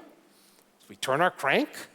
We got lots of ideas. And the one I really chased down is this disease called preeclampsia. Show of hands, how many of you heard of preeclampsia? Okay, it's about half the audience. This is half the audience usually that watches Downton Abbey because one of the characters dies of this disease. Spoiler alert if you haven't seen it. Sorry about that. That's the only reason Americans even know about eclampsia. Maybe you know people who've had it. I'm just kidding. But preeclampsia is high blood pressure during pregnancy. A lot of people don't know about it. It's still how husbands lose wives around the world. And this was a very annoying disease to me. It falls between the cracks. The obstetricians, I love them, but they say the delivery is secure. Just take the baby out. The mother gets better within 48 hours. But then we pediatricians got to keep this baby alive for months, right? And it falls right between the cracks, so you can see the cost, $20 billion. So we said, let's come up with a diagnostic for this. Linda Liu, Matt Cooper, and Bruce Ling. So we turn our crank, and we have lots of experiments to start with, 266 data sets sitting there waiting for reuse. Whether it's preterm, preeclampsia, hundreds of samples waiting there. And what's the method involved? Just think of a big Venn diagram, right? I don't trust any one of these experiments, but I want to see what's in common across all of them. That's the whole point here. Including, we end up with a marker like this, hemopexin. You can see the pink are the preeclampsia, the green are the healthy pregnant women, and you can see this is one of 15 markers we found that's up in preeclampsia. And you can see that we published a paper, you can find it there, funded by the March of Dimes. And what do? Well, you start a company on this, right? Spin it out. $2 million seed financing. You start with the unmet need, public data available. March of Dimes funded this to get started. We got one of these translational science grants, Spark grant for $50,000. Spin it out, $2 million. Again, I'm not showing you $2 million to brag about it. The $2 million keeps the science going in the company stage. Now, this one is even more amazing to me because we already sold this company 3 months ago. We've already exited, right? Progenity bought this company. We went from public data to acquisition in 24 months, right? Can we do more of these? You bet we can. Inventor happy, investor happy, right? And I'm giving you my secrets because there's so much unmet need out there, right? We cannot do them all myself, right? We cannot. The data's sitting there just waiting for you to just take it apart and come up with diagnostics. We can do more of these, but we need more help to do all of them. And the final big data, you're going to hear a lot about this during this whole week, so I'm not going to spend a lot of time on DNA sequencing. Suffice it to say, we know the Genome Project took $3 billion, took 13 years in factories like that on the left, the Whitehead Institute, and we're heading to USB stick sequencers. We're heading there, okay?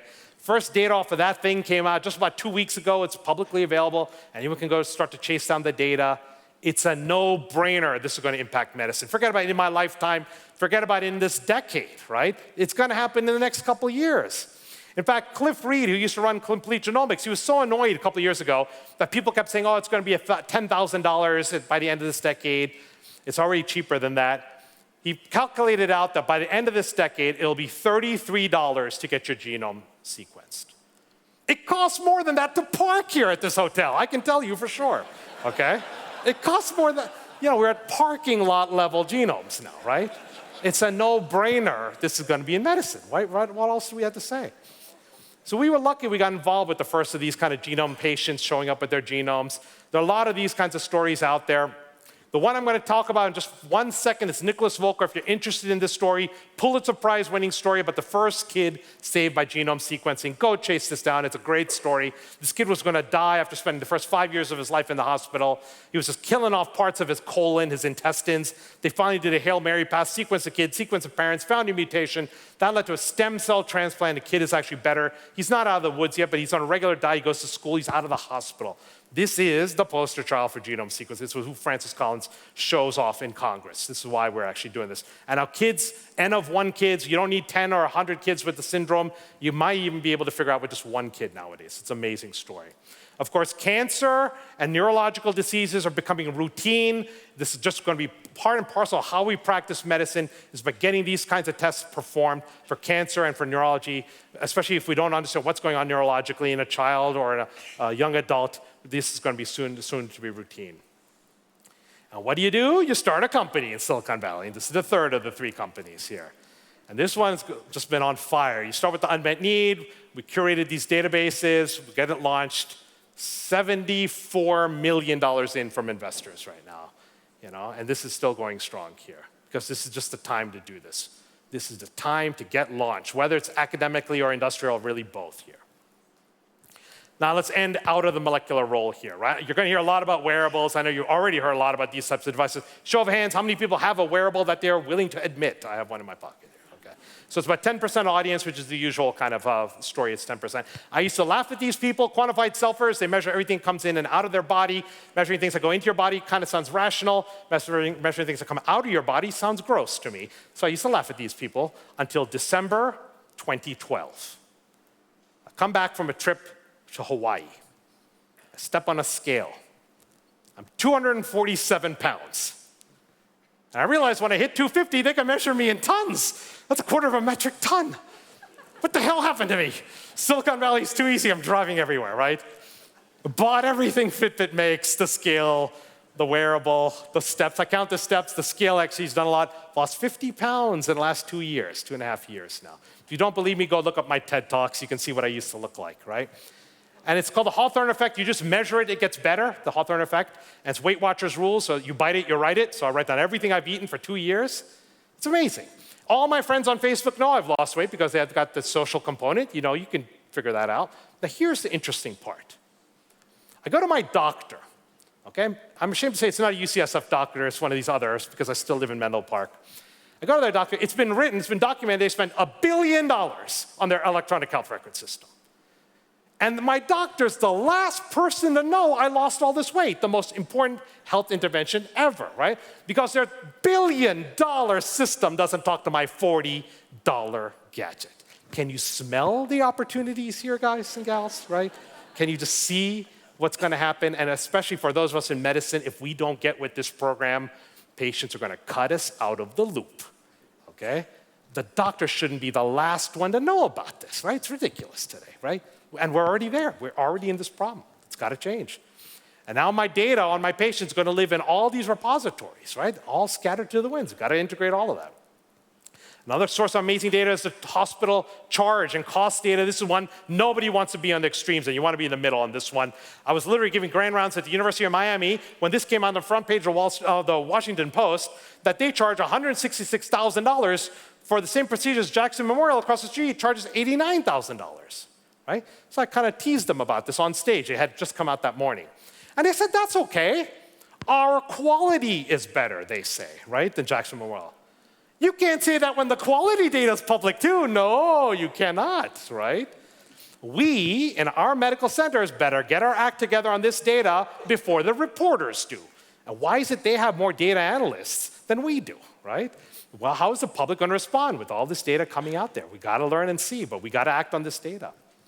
And what's the next big open data? What half of my research group is invested in? Clinical trials data. What's a clinical trial? The most expensive experiment in the world.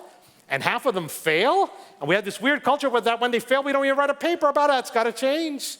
The EMEA, the European FDA, is making them share their data. We're going to probably get to our FDA. And we're going to do meta-analyses and patient subsetting and precision medicine. We've got a lot to do with clinical trials data. So I'm skating to where the hockey puck is going. I see this one happening. We give out more than 100 trials at this website. Just go sign up for an account and play with raw clinical trials data. It's all open for you. And so much more data just sitting out there. Just so much. Find a logo that you like or actually hate, because some of those are there too. And all this data is just sitting there. Now, in California, we're already ahead of the curve, as usual. I take some pride in being a Californian here. Governor Brown announced a year before Obama, talked about precision medicine. Governor Brown helped us launch this initiative for precision medicine. We're putting state money into science. We're launching 2 precision medicine pilots. I'm lucky enough to run this for the state of California, so I'm really proud of the first 2 that we funded. And we're going to do amazing things. And why did I actually move to UCSF? To launch this Institute for Computational Health Sciences. Yeah, we got to slum it out in that brand new building until they build us our brand new building right next to Illumina and the hospital. You couldn't even buy better locationing than that. But really why I'm there is because we're going to put all 5 University of California hospital record systems together. 14 million patients get their care at the University of California, UCSF, Los Angeles, San Diego, Irvine, and Davis.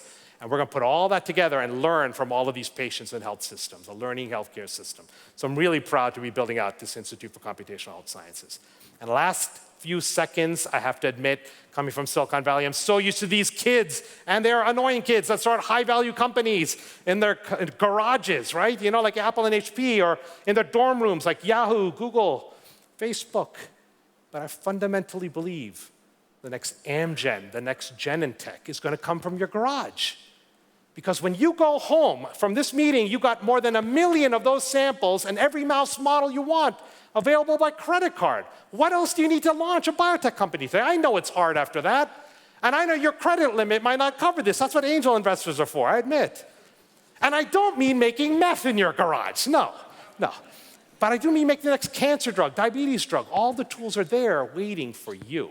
So what do I mean by big data and biomedicine? Do I mean it's about algorithms, programmers, cloud computing, databases, high-performance computing, mobile? No, it's about those things, but it's really predicting diseases before they strike, explaining rare diseases that defy experts, finding drugs for diseases that lack attention, making sure we do the right, safe, cost-effective thing for patients, and it's an amazing platform for biomedical innovation and entrepreneurship. I sum all that up with one word: hope. I think patients are depending on this, the doctors are depending on this, and all this data is sitting there waiting for you. If you just want to learn how to do this, it's all just sitting there, waiting for you to just take advantage of this.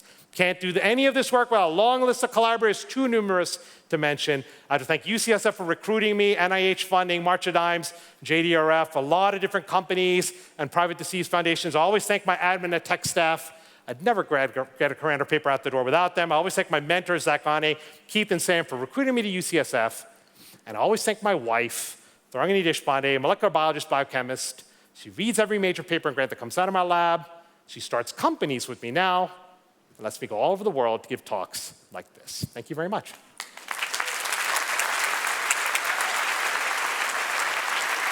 Thanks. Sure. So this is the future of medicine, right? Or the current future of medicine. Any quick questions from the audience, and we're going to switch to dinner? I'm around for dinner, too. He's around for dinner. I'll just ask you one sort of summary point. What do you think the physicians of today who are training can best integrate this new thinking from quantified self to big data? Yeah, so the physicians of today are actually learning. A lot of the medical students today do have wearables. You know, we try to put it in their hands, right? Medical students getting genome sequences, getting 23andMe, they're learning sometimes with their own measurements, but the future physician has to know about this. But they're trained in this kind of generation. The real hard part is, what about all the other doctors that are out there? Are they going to learn from CME classes or things, or are they just going to give up? I don't know. I don't have a good answer to that. But they can't just give up, though. We got to do our best, right? That's why you come to these meetings, because when you go back to your own doctors, you got to make sure that they want to learn about this, too. It's important for them to learn. Right? Education's everything here. That's it. Thanks, Atul. We'll see you at dinner. Thank you. Cheers. All right. that, thanks for being with us for an amazing first day. We're going to be at dinner. Bring some warm stuff. It's a little chilly out. Remember, 9 o'clock in the carousel room for a fun innovation session. We start here right on time at 8:30 for our first session, but breakfast is at 7. You'll get information about where the workouts and other things are. So go have a great night. Mix it up. Meet people you don't know. And we'll see you later. Thanks, everyone.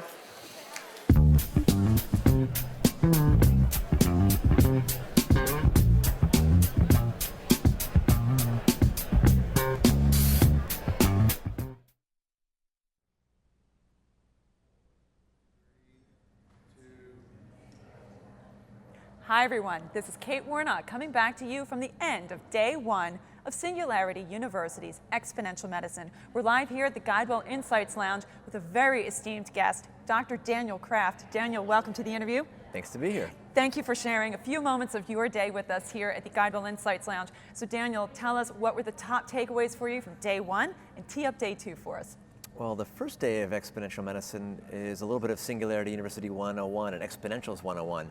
We're kind of getting folks up to speed with sort of exponential thinking, because the future of health and medicine isn't about any one field. It's the convergence and overlap and appreciating how fast they're moving, faster, cheaper, better, smaller, and how we can leverage those to address big challenges in healthcare. Right. So our sort of first sessions were sort of what's the future of robotics, artificial intelligence, big data, digital manufacturing or 3D printing, how that's being applied to nanotechnology. We have talks now on biotechnology and the future.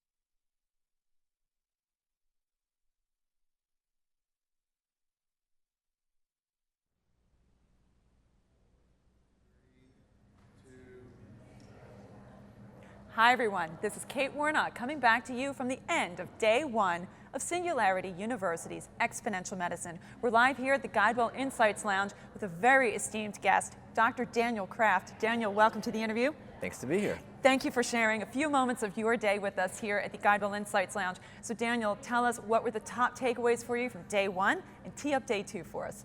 Well, the first day of Exponential Medicine is a little bit of Singularity University 101 and Exponentials 101. We're kind of getting folks up to speed with sort of exponential thinking, because the future of health and medicine isn't about any one field. It's the convergence and overlap and appreciating how fast they're moving, faster, cheaper, better, smaller, and how we can leverage those to address big challenges in healthcare. Right.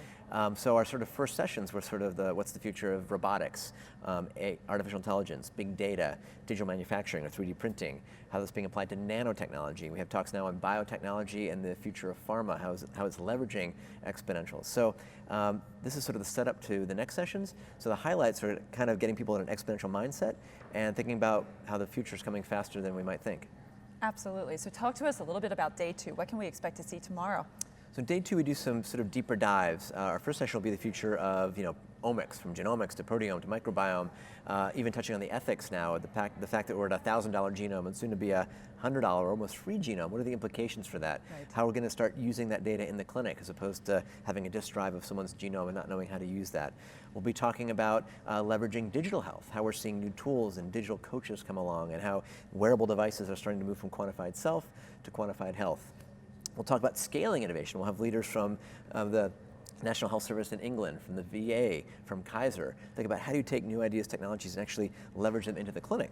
Because it's not just the technology, it's how you bring it together and incentivize patients, doctors, nurses to use it. And we'll have sessions as well tomorrow with breakouts. So we have our participants mixing it up, doing interactive workshops on how we might use Bitcoin, digital currencies in clinical trials. Lots going on here at Exponential Medicine. Absolutely. Well, I think that the energy that you bring to the main stage can be felt by everybody here at Exponential Medicine, and I really appreciate you as the founder and chairman of founder of Exponential Medicine and the chair of medicine for Singularity University. Thank you so much for taking a few moments of your time to meet with us here today. We look forward to seeing you again tomorrow. Thanks for being here. I encourage everybody out there to follow us on the live stream, exponentialmedicine.com/live. Excellent. Thanks so much.